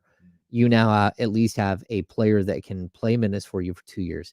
He also, his salary isn't so prohibitive that it's going to totally impact your salary cap number. But on top of that, you have to spend at the NBA level. So if your plan is to build around a guy like Scotty Barnes, but Scotty Barnes doesn't make any money, you still have to spend money. Like if you're having Siakam walk off the books for $38 million, if you don't have someone coming in to replace that, you're going to have to go out and sign free agents and overpay guys just to get to the salary floor, which is, again, it's 10%. So the salary cap, I think, is going up to 144 million, which means you got to be 130 million. So having guys that make 12%, 13% of your salary cap, they're not a big deal. The other thing with Harrison is that if you were to trade for Harrison, and let's say you let's just spitball here. If you were to do a straight up swap OG for Harrison, and then you're to throw in, say, 2 first-round picks. But that comes with the understanding that OG is going to stick around. The Raptors could then turn around and try to get another first-round pick out of Harrison in trade because there are teams around the league that value Harrison, that know that he still has plenty of game, that knows he's still a starting level player, and he's under contract for 2 years. And so then they could go get other assets in addition to what they already got from you originally. So I don't think that, trading Harrison Barnes is not a big deal. I mean, Joe Johnson's ridiculously stupid contract got traded. I mean, he had 90 million left or something. You can trade Harrison Barnes. But that's if my point is also if Toronto's like nobody else in the league wants these guys, we can only deal with Sacramento. Do you have enough to outbid OKC, Indiana, and Team X? Okay, I would say possibly, but the players are going to have some say in this. So if OG doesn't want to come to Sacramento, he's like, hey, I just tell them I won't sign there. He'll tell his agent, tell them I won't sign there. So if they're trading for me, they're renting me, right? And if that's not the case, that player can do the same thing to another team. They can say, hey, I don't want to go to Indiana. Trade me to Sacramento. Trade me to Team X, but I don't want to go to Indiana. Until Indiana, I'm not going to sign an extension. That's what I'd say. So a player has plenty of pull within this. But, again, I think OG has always made a ton of sense. He fits the player arc, the timeline. He's 26 years old. He can shoot the 3, and he can play the 2 or the 3. You can start him at either position. Him and Keegan Murray as switchable forwards would be elite. So, and the 3 of them together with Sabonis on the front line, that would be absolutely spectacular. I mean, you would really, really be cooking with something there. That move, sorry. Yeah. Absolutely. That move to you makes them contenders? Yeah, I think it does. Well, if Keegan's the guy that can go out and do this, then yes. Yeah, I mean, you might have to wait a year for them to truly be contenders, for this thing to grow. But yeah, I don't see why not. And then the other thing is what if it's not Harrison Barnes? What if they would prefer Kevin Huerter, who's from upstate New York? wouldn't like. I'm sure Kevin, while he loves Sacramento, would go, oh, okay, I'm right by my family, not that far away, back on the East Coast. But if you were to make a move like that, and you slide OG Anunoby alongside De'Aaron Fox as your starting 2, okay. I mean, Giants that's lost yesterday, tough. by the way. Poor Kevin. Poor Kevin. Yeah. Well, poor Kevin's had a rough season. And he was DeVito got beat up a little bit. DeVito and that damn pizzeria appearances. DeVito got hit so hard on one play, and then Oh, they made man. him come off the court because when he got hit, he kind of played dead a little bit. And then they're like, bro, you can't play dead and then just like pop He's like, up. no, I'm a after." Draymond Green fan. Yeah. I was watching the Kings Warriors. Yeah. Laying out Anyway, here. like all of this is speculation. All of it's crazy. The Kings are going to be aggressive. I know that. They're fully like they're under the same understanding that we are, that they aren't quite there, but they are very close. But you also have to look like there's a good chance they go 7 games over 500 tonight. And I mean, that's huge. Well, you got a chance to go 7 games over 500 for sure, but you have a really difficult stretch of basketball coming up with Boston, Phoenix, and Minnesota. And obviously they're capable of beating all of those teams. They've already beaten 2 of them this year. But the Boston one I find really intriguing because last year's top 3 in the East were Boston, Milwaukee, Phoenix. They were 0-6 against those 3 teams. Oh, Boston, Milwaukee, Philly.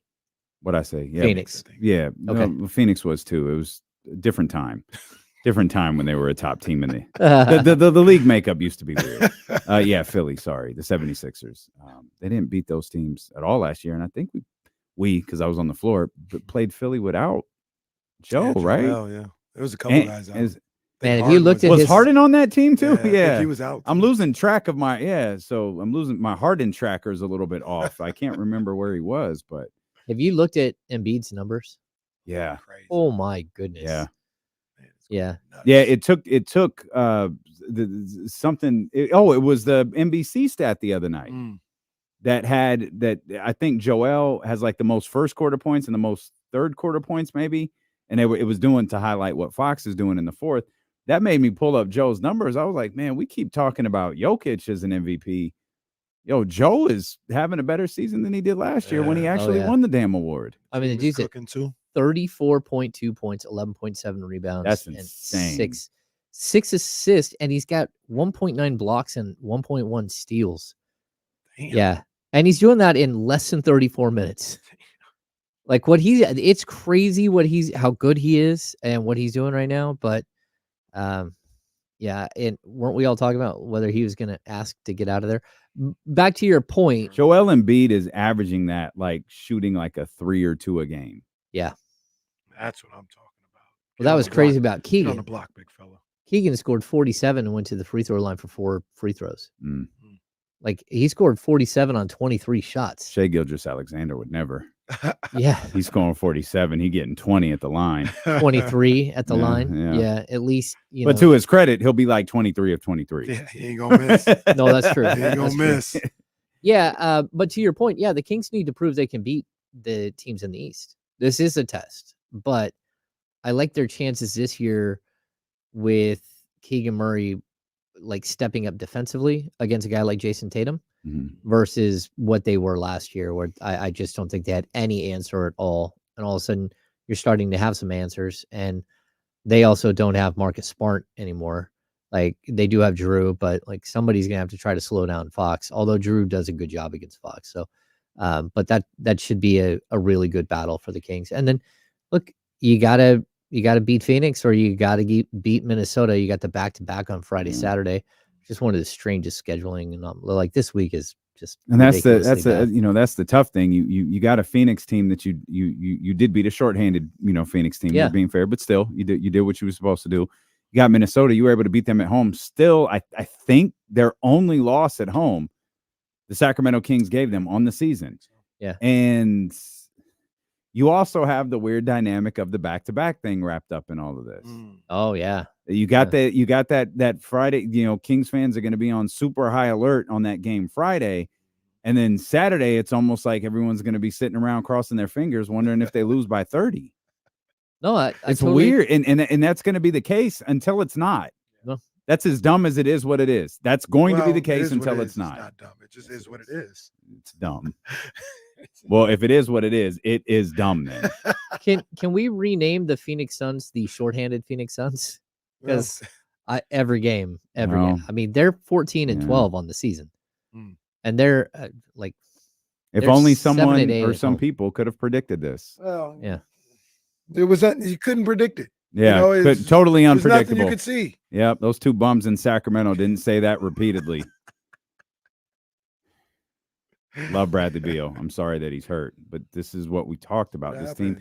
I mean, I'm happy KD has played as many games as he had, but this is what we talked about with this team. Like there was no chance you were going to be able to see what this team looks like. And now, I don't know if you're a Kevin Durant, hell, if you're just a basketball fan, you got to at least have the Brooklyn Nets thing in the back of your head where is this team actually going to play games before the playoffs get here?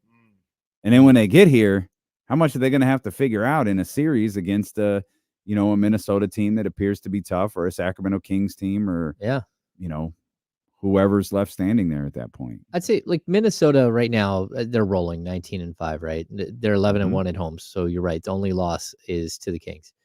They're going to go through like a stretch because this is the first time they've been in this type of situation. They're going to go through a stretch where they lose 6 of 8. They'll let everybody right back. Ant-Man's going through a stretch right now. I'm about to say, it might happen now. He's a little distracted. The stretch may be beginning. Yeah. Yeah. All right. And did Are you not caught up on the Anthony Edwards story? No. Okay, we'll fill you in during the commercial break. Did you see that Canada denied access to Miles Bridges? They said, nope, you're not allowed in the country. So he will not be playing tonight against the Toronto Raptors. Oh, wow. I didn't. They don't allow felons or whatever he is. Well, I think like his case is pending. I think that has something to do with it, right? I don't think it's pending anymore. Well, no, he got another one, didn't he? Well, he had was it a car? Something happened when he picked cue up balls he threw that's billiard that balls. was the second one. Yeah. But I don't was think the second one. That's I don't know what's well, it's going not on. legal, so No. it's definitely something. No, child endangerment. The kids. Yeah. That was a part of it too. Yeah. That's an open case, I guess, or open situation. Did anyone try to get him mental health, or did no? That wasn't convenient for that argument. Okay, good question. No, I'm just trying to view the parameters of when we start evaluating a player's psyche. Yeah, who's been in the league 12. Charlotte Hornets restricted free agent Miles Bridges pled no contest to felony domestic violence charges. You cannot go to Canada with a felony charge. Man, Canada got it right. Yeah, just y'all can't come.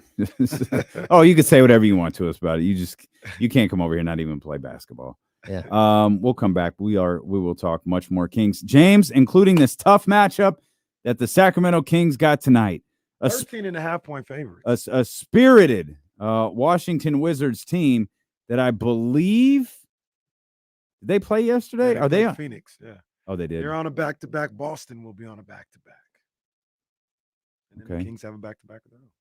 Well, the Wizards are on a run right now, having won one of their last 2. They're starting to find their form a little bit. So we'll talk about this matchup between the Sacramento Kings and the Washington Wizards with our Kings insider James Ham here on Sacramento Sports Leader ESPN 1320. That's the thing, David Jackson. Is Brett Favre even a felon yet? I don't know that he is. I don't know that they've constituted him a felon. Nope. I don't even know that they've charged him with anything.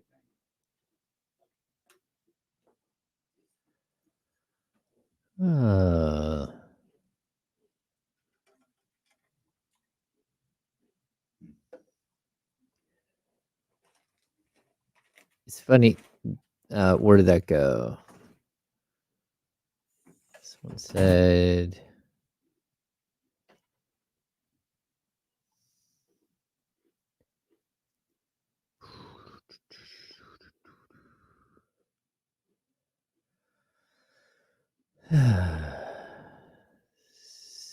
Somebody said something in here about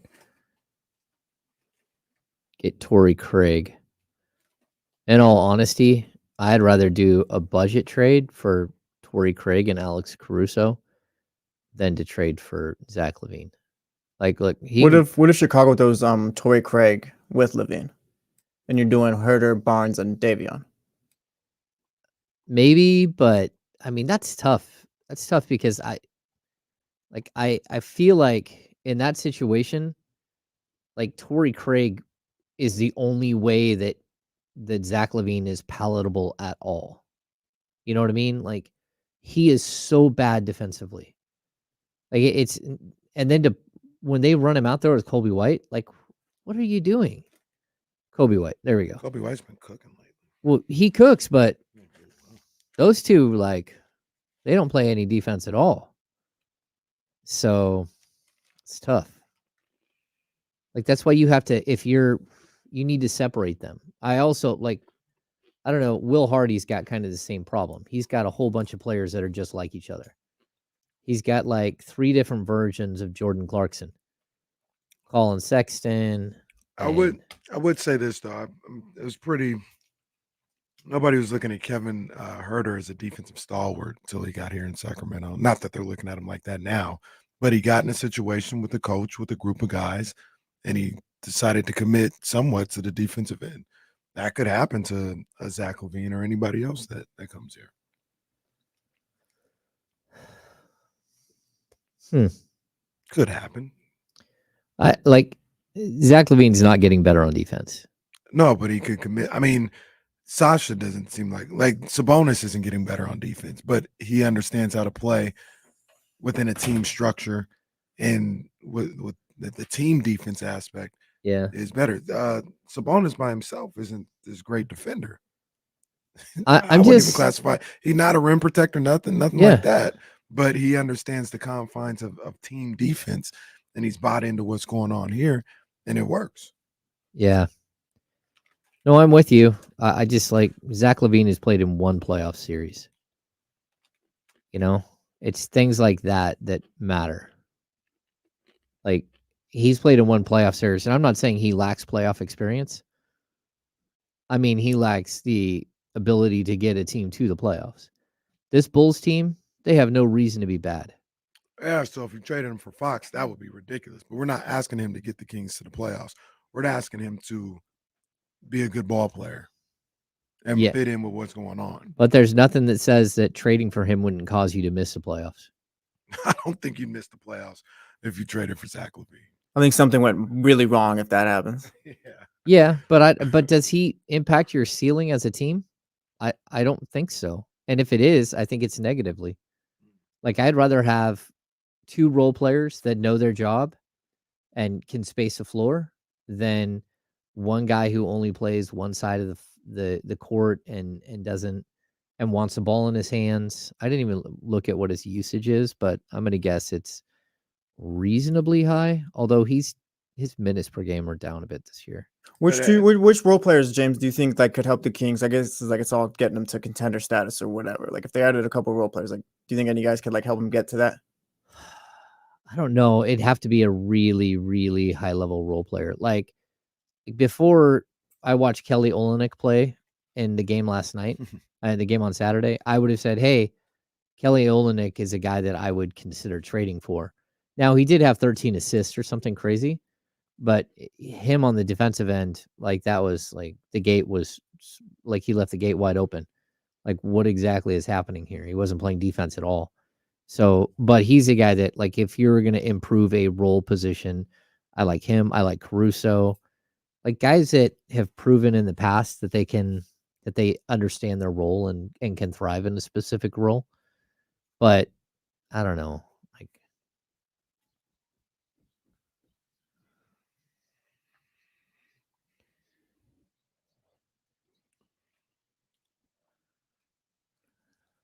I can sum up that entire commercial break for the radio audience. James really does not like Zach LaVine.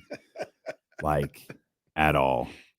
Like if it's not coming across enough on the radio, like James is not a fan of anything involving Zach LaVine. I don't know this for sure. James might hate everyone named Zach at this point. They don't hate Zach Morris. Don't do it. I love Zach Morris. Yeah, Okay, come all on. right. So we know Zach Morris is number 1 on the power rankings. That's right. Say by the bell, baby. Okay, all right. Yeah, I mean, like the advanced statistics aren't kind to Zach LaVine. So, I mean, he's a 15.7 PER guy, which is like slightly above league average player. But he makes $40 million a year, and it goes up from there. Like, you're talking about an investment in a player who plays one side of the court, and you're a team who doesn't need offense. If you're a team like the Orlando Magic last year that can't score at all, then yeah, Zach LaVine makes a lot of sense. Or if you're a team, let's say like Cleveland, that has all of these defensive bigs, and you know, even like Isaac Okoro at the wing, then maybe he makes sense if you can defend and protect. Even I would say a team like Minnesota that does have rim protection and like defensive capabilities. Sure, if you can hide it, but what you don't do is hide a guy on a team that doesn't naturally play defense. And look, the Kings are up to like 15th in the league in defensive rating. They're doing a good job. They're trying to improve. They are getting better. There are moments where they're really good. It's those games where they just get, you know, stomped, where you're like, oh man, the defense is bad. The other games, I think they're highly competitive. My thing, I'm not even sure that I would trade for Zach LaVine, just because, you know, I'm not even sure I'm ready to make a move just in general. You know what I mean? So I'm not necessarily advocating for it, but I would say, I mean, all his numbers are in that particular situation. And that's assuming that Zach LaVine would look at this situation coming to Sacramento and be like, I'm going to just be the same Zach LaVine I was in Chicago. Not a guy that looks at it like, man, I got an opportunity to win. You're right. He hasn't been on a lot of winning teams. He may be a guy that's like, I've gotten stats. I've made all-star teams. I want to be part of something special. And we go to Sacramento, get in where I fit in, and buy into what they have going on. Like that, but everything, when people say that stuff, that's assuming that Zach would never do that. And that's a little unfair too. No, I get that, but like, I don't know a lot of 29-year-old NBA players that completely change who they are on purpose, like at this deep into their career. Well, Carmelo did it. Carmelo did Russ it. is doing it right now. Zach LaVine, 2 years, he's a two-time All-Star. He's a two-time All-Star. This year, I get that. Zach LaVine could be the greatest teammate in the world this year. The Bulls stink. They're not good enough. That's not Zach LaVine's fault. Yeah, but I find it weird. Is it DeMar DeRozan's fault? Well, no, but I find it weird that every time we look at the Bulls, we think of all the players on their team you'd like to have. Like I don't think DeMar DeRozan fits with Sacramento because he's just like straight up loves a mid-range and would shrink the defense, right? So that's one guy. But Vucevic, you're like, oh, I wouldn't mind having him. Patrick Williams, oh, I wouldn't mind having him. Torrey Craig or Alex Caruso, you're like, oh, yeah, I would consider that. You know, if you were to lose, are you blaming this all on Zach LaVine? No. What I'm saying is that like they have all of these pieces, but none of them work together for some reason. And at some point, like they don't have as good of a coach. I guess that's part of it. They don't have Mike Brown, that's for sure. Yeah, they're going to be without Billy Donovan, I'm sure, at the end of this year. Yeah, so really, my biggest concern. Well, that's the thing. Billy's worried about the wrong things. Yeah. Sorry, James. My biggest concern with Zach is, number one, the defensive side of the ball is well documented. Number two, offensively, I don't think he's a great fit. Just because he can score, I don't think that's great. But the biggest issue, 40 million, 43 million, 46 million, 49 million. Yeah. 49 million when, you know, and we got to do the bookmark Keegan Murray's contract thing here. Yeah. We got to make sure Keegan gets paid. Well, I mean, you're saying goodbye to someone like Malik Monk if that's the case. Like, you guys look like that's what that's saying. Like, you can't afford to have all of those guys, and we're going to give Malik Monk a 4-year deal worth $20 million. So if you got 20, 40, 40, but isn't that a guy going up to 50, and then De'Aaron's going to get 50 eventually? Isn't that also the case? Yeah, De'Aaron about to be at 80. Isn't that also the case for? Just this is all hypothetical stuff, the Siakam and OG stuff. Yeah, I would say it's definitely the case with Siakam. But I mean, is Siakam? I don't know that Siakam, like almost 30, is going to expect to get, like, he might hover at 40. I don't think he's going to go 40, 45, 50 plus, right? Mhm. As he's hitting like 30, 31, 32, 33. Maybe I'm wrong. With OG, I mean, he has a player option next year at like 19.9 million, which he's opting out of, no question. But I don't think he's a $40 million player on the open market. I don't think he's getting that. Like, there's only so many teams with cap space every year, and it's usually like 3 or 4 teams. So either he goes back to Toronto and gets paid, or he goes like somewhere else and has to deal with the whole free agency stuff and who has money. It sounds like the Toronto thing is at least a possibility for OG. Oh, I think so too. Yeah. But he's a guy that I would put more at like the $27 to $32 million range for a 4-year deal. Mhm. Like, so he's going to be a lot of money, but he's not going to be a lot of money, which again, he's not going to hit 49 million as a 33-year-old like Zach LaVine. That's just like, there's no way, in my opinion, there's no way he lives up to that contract. The biggest thing for me with all of this is I don't think I necessarily make a move if I'm Monty McNair, because the team, to me, hasn't shown signs of needing a move to be made, if that makes any sense. Like, I thought they did, though. I mean, I thought they showed signs of it when they played New Orleans. I thought they showed signs of it when they played the Clippers. I thought they showed signs of it when they played the Warriors a couple of times early in the season, where you just kept thinking they don't have a guy to defend. Like, they've got one of them in Keegan. They don't have another that can defend these big teams. Yeah, but they can beat OKC then. Like, I think we're overreaction. The overreactions we have to one game this year, because I'm going off of my criteria, right? Like, I asked them, I was like, let me know you're real. Win 8 out of 11. I think they've won like 7 out of 10. Yeah, no, they're like right there.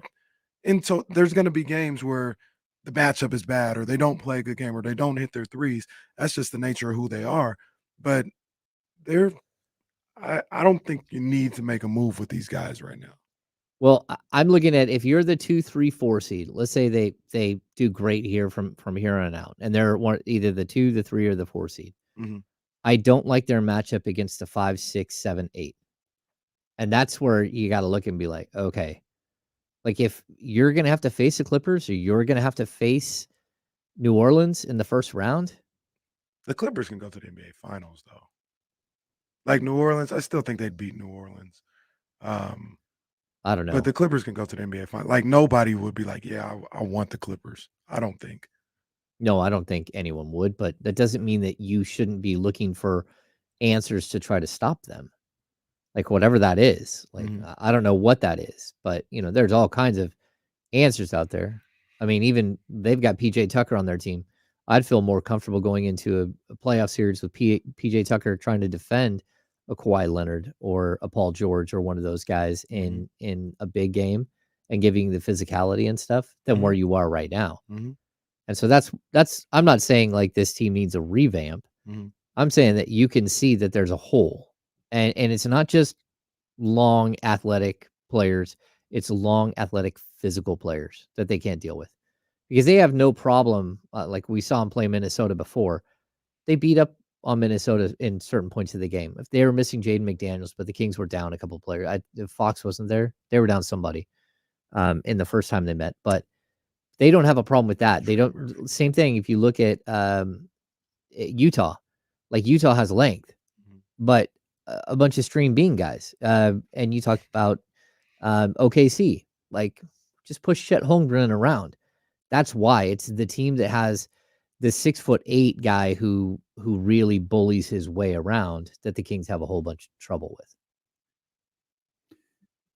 Find all of this weird. Kings are 15-9. There's a scenario. It's not a likely one. There's a scenario there in the 3 spot tonight. By the end of the night, they get a win. Memphis will need to gut one out against Oklahoma City, and Dallas plays Denver. If Dallas wins, they'll jump Denver. If Denver wins, they'll jump Dallas. They could be in the 3 seed by the end of the night, and we're we had a second-year player score 47, and we're trying to acquire Zach LaVine or OG Anunoby or I'm with you. The same names that we have for the last 6 months. I'm with you, but I'll ask both of you guys this, not in the same vein, but is this akin to when you talk about that, when you're like, if they win tonight, beat a bad Washington team, they could be the 3rd seed. Like, what are we talking about? Is that akin to what people would say about the Philadelphia Eagles all year? Like, they're winning, but it ain't right. I don't think so. I'm just asking a question. I don't think it's the Eagles. You're gonna hate when I say this. It's the Cowboys. Oh, that's where I'm at. Where you get to a certain, and you're like, well, James hates the Kings. no. Jesus. I think they can be a 3 Wow. seed, but like, look, if you're gonna keep talking contender, Sean, Brendan, and James hosting the Kings hater. Yeah. Look, as of right now, Minnesota in my book is not a contender. OKC is not a contender. Dallas is not a contender. Minnesota, New Orleans not a contender. I don't like the Timberwolves, but man, I feel like they've proved me wrong. Well, it's possible, that's but a like team they that can win the looks like it's West, together. but I don't think they can win. I don't think, as of right now, I don't think they can win a title. Like maybe they figure it out and they're this team all year long, and they show that that's who they are. But I'm still like, I'm not 100% sold. I would still take Boston. I take Milwaukee. I take Philly over them without any question. And then you get to like the other teams in the East that somehow pop up and are great, and like the Heat, who somehow get to the finals. We keep saying, man, but there they are. But then in the West, it's Denver. They beat them. You might be right about the Clippers. Like you might be, beat them. yeah, you might be right about the Clippers being one of those teams. You hate to say it, but it's possible the Lakers beat them twice. I don't know, but I'm not Lakers sure. got a lot I'm to not show sure. me. Beat them So- twice. Beat Phoenix. But look, if that's the Kings' objective, Right now, if they play Houston in a playoff series, we got a problem. That's about Houston. We've got a problem. Thank you. the Kings not play quite- Houston. Yeah. If they play New Orleans in a playoff series, they're in trouble. You got to find I it. was You being got to figure it out. sarcastic. Yeah. Yeah. They'll figure it out. Yeah, we used to have the. We'll just send Keegan out there to score 47, and everything will be fine. Yeah, that's how it works, right? We could just do guess. it that way. We used to have the designated. Who Kobe do you stuffers. hate more, Zach LaVine or the Kings? That's funny. Yeah. Wow, a Cowboys comp. I think the worst part was it cut me because I was like, oh, I think I know what he means. Kings are definitely not the Cowboys. No, I don't think so either. Definitely. I understood your Eagles comp. I understand both the comps. I think the only way you can make the Eagles comp if you don't like what you've seen from Sacramento is your expectations were just a little bit different following last year. And I think the multiple losses to the same teams is a little confusing. You have the multiple losses to the Warriors. You have 3 losses to the Pelicans. The 2 to Houston. Like that's like, the hell is this? They just keep showing you Those teams are fine. They're not Boston. They're not Philadelphia. They're like, these teams are fine. Like, how are we getting our ass kicked by them? But like I said, and maybe it's just purely we all breaking down the matchups, maybe, because then they turn around, they handle the Nuggets. They've handled the Lakers twice. Well, we tried. It was a shorthanded Nuggets, but we don't team. do that with the Kings because we talk about Houston. We don't talk about De'Aaron not being there. We just say it's a bad matchup and they can't play. Oh yeah, but like Houston, I'm just writing off as 2 really bad games. I am. I'm not writing off Houston as like a bad matchup for the Kings. I just think it was a weird stretch in the season where you had 2 bad games. Kings can't get past Dylan Brooks. Yeah, and like, look, I would can't like get past Shaq, Kobe, Steph Curry, and Dylan Brooks. There it is. I would like to see the Kings play against the Clippers when they're not on the second night of a back-to-back. I know the Clippers were on the second night of a back-to-back too, but just have a game that's straight up where no one is on the second night of a back-to-back and like see how they fare. But I still feel like we've seen too many times you can just circle the guys, whether it's Zion, whether it's Kawhi Leonard, whether, it's like Brandon Ingram. Like there are these players that the Kings cannot get around, and they have to figure out how to do that. But they also just might not have the bodies to do it. And that's okay. That's what team building is about. Sometimes you get to a point where, you have a team and you can see, like, we can see that there might not be a ceiling on Keegan Murray, but that doesn't mean that you can't see that there might be a ceiling on the Kings if they don't address, XYZ.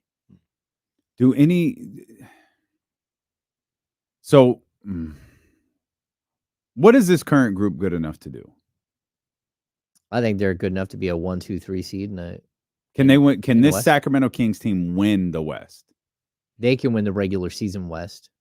That's not. No. That's not what I'm asking. Can they represent the Western Conference in the NBA Finals? I have a tough time seeing that.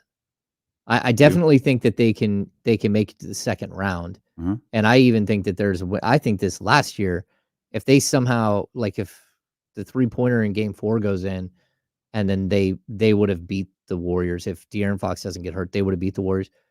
I think they would have won again in the second round, and they could have been in the Western Conference Finals this last year.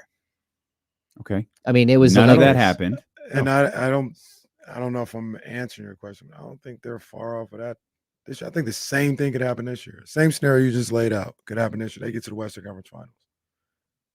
Same scenario. So, okay, great. The question was, can this team represent the Western yes, Conference? Yes. Yes.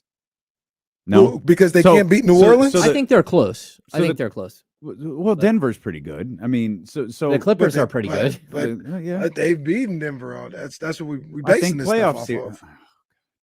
They beat them. No, I hate to be because right now today, I think they would beat the Pelicans in the series. I understand, but because they lost, people are like they can't beat New Orleans. No. I said Denver, and I think a Denver playoff series is different than beating them in the regular season.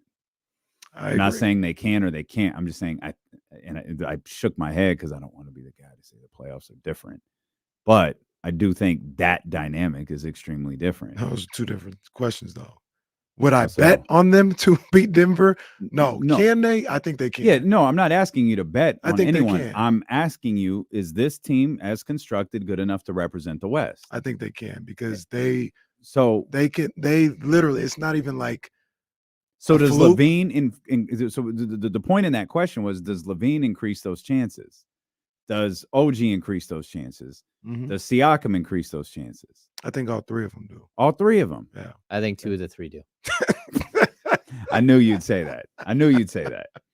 No, I mean, because again, you're going to spend $40 Does million. LaVine decrease their chance? Yes. You got to be able to get stops at some point. You've got to be able to. You have got to find a way to match up against the players that we keep. So you rely on Kevin Huerter to get stops for you? More than I would Zach LaVine. Wow. Yeah. Don't do that to Kevin Huerter. I don't think it's that much different. Like, I don't think it's that much different. Like, we kind of talking like Kevin Huerter is. But like, remember, Zach LaVine, the Brown. addition of Zach LaVine also costs you probably Harrison. So it creates another. You're losing something somewhere in that regard. Even if you think two scenarios, if you think Zach and Kevin are a wash, you have a deficiency at the Harrison position because he's probably involved in this somehow. If you think Zach is a plus over Huerter, it's probably not enough of a plus to lose Harrison and then pull a different rotational piece out, which is why we came up with the idea of, because we're geniuses, obviously. We should be running a basketball team. You probably have to get a 3 or a 4 or 3 and some sort of combo forward or one of the positions back. So either to fill Trey Lyle's spot because he's in the starting lineup, or if you want to keep Trey on that second unit, have a guy who can work with Domas, or maybe more specifically work with Keegan. And it could be as simple as what you're talking about. Trey moving the starting lineup, Sasha backing him up. That could be part of the rotation as well. I think, but to your original Can't wait till point, Sasha scores 47. To your original question, though, I don't think I'm not at the point where I feel like they need to make a move right now because I don't see the assets that the Kings have and a move that they can make that would justify being locked into this team for the next 3 years. Like as much as I like Zach LaVine more than James, I don't know if I want to be locked into him for 3 or 4 years. Jesse, What's the goal this year for the Kings? What's the goal? Make the playoffs. Is that it? Mine hasn't changed. Like, what are they trying to reach this year? I think your goal and their goal are different. Yeah. I think what everyone in this room would be comfortable and in that room would be comfortable with is not just making the playoffs, but making it to the second round, solidifying themselves as a team that's on the rise, right? That would be like, okay, perfect. But that's not what their goal is. They keep saying championship. They keep saying these things. And like, I get Yes, it. they should. They should. But at the same time, in order to get there, like, I just don't know that you're there, that you have the team to do it yet. So if you don't have enough, it goes. How are you going? I don't know. I don't see how you trade for somebody that's going to get you there. So with what you have not being enough, why would that be enough for somebody else and what they're trying to do, whether it's rebuild or contend, but it's not enough for you? So then my question now is, are we a year too early with the contender talk? Like maybe this is another development, see what Keegan is in year 2. Like, are we too early as far as like getting them to championship contenders, as far as like making a move this year with their assets, what they have right now? No, because this is how I feel you should talk when you have 2 All-NBA players on your team. And I think you're talk about winning a championship. I think you're right. I don't think it's too early, but you have to be realistic about what you're missing. Sure. Like this team with a tweak, a substantial, strong tweak, the right one. Sure. Why not? Real quick, the other thing about being a contender is also the fact that the West is not dominant the way people make it out to That's be. right. So if you were in 18 when it was the Warriors and the Rockets at the top, you can't contend with them with this team. This group in this West, I think they can come out of the West. Yeah, I'm 100% with you in that regard. I give my respect to the Denver Nuggets. We like talking about matchups. I think the Kings are a great matchup for Denver, whether with Jamal Murray in the lineup or out. Like I think they're a great matchup.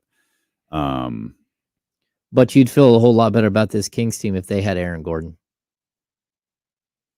That's that type of piece that this team is missing. Like, find me that piece. I just want them to get through the difficult matchup tonight against the Washington Wizards. Washington Wizards, as Kenny said, they're hot. They've won one of their last 2.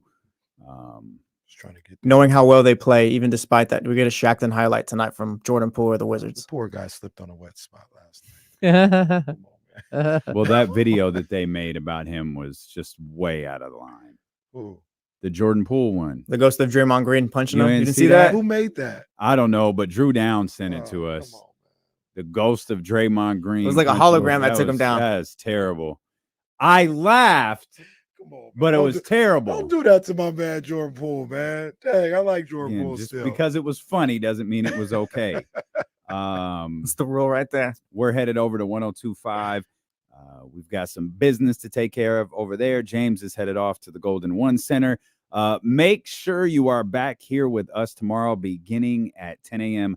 With the Insiders for coverage of everything that happens tonight between the Kings and the Wizards at G1C. Hit the thumbs up if you're on YouTube before you go. We'll see you here tomorrow. We got Monday Night Football coming up. The Jalen Hurts flu game on the way, allegedly. That's here on Sacramento Sports Leader, ESPN 1320. Vamos Seahawks. Vamos Kings like the beam. Oh, you really threw the Seahawks? Yeah, I could never do that day? for a divisional Wow. rival. No. On a Wow. That's real Micah Parsons. Go do it for us. Go do it for the division. Nah. There's principles. No, there's principles to this. Violation. The Kings playing tonight, and he's talking about Vamos. Nah, there's principles to this. Like, nobody. I could want like the Jets to beat someone or whatever. I would never say let's go Jets. We ain't worried about them. Vamos Seahawks. Ain't worried about them. Kenny moves funny. Ain't worried about them. I don't know. You know what I'm saying? I'm trying to go ahead, get this home field advantage clinch. You know, I don't need no wacky stuff happening because that Eagles schedule afterwards is a little cake. Although I think the Cardinals might be able to give them a little something. So you can't say go Hawks though. Like if the Seahawks beat the Eagles, you got to be like, oh well, I'll be damned. Like the dude from Young and the Restless, the impersonation you do. Well, I'll be damned. You do that after that. When you don't say go Hawks. I didn't say go Hawks though. See, that's go Seahawks. Go Seahawks. I heard go Hawks. That's right. Amazing. All right, y'all. Thanks, We're Tess. shutting down and going to do another radio show. We'll see y'all tomorrow. Thank you as always. Hit the thumbs up before you go. Subscribe. 25% off everything over at DLoandKC.com.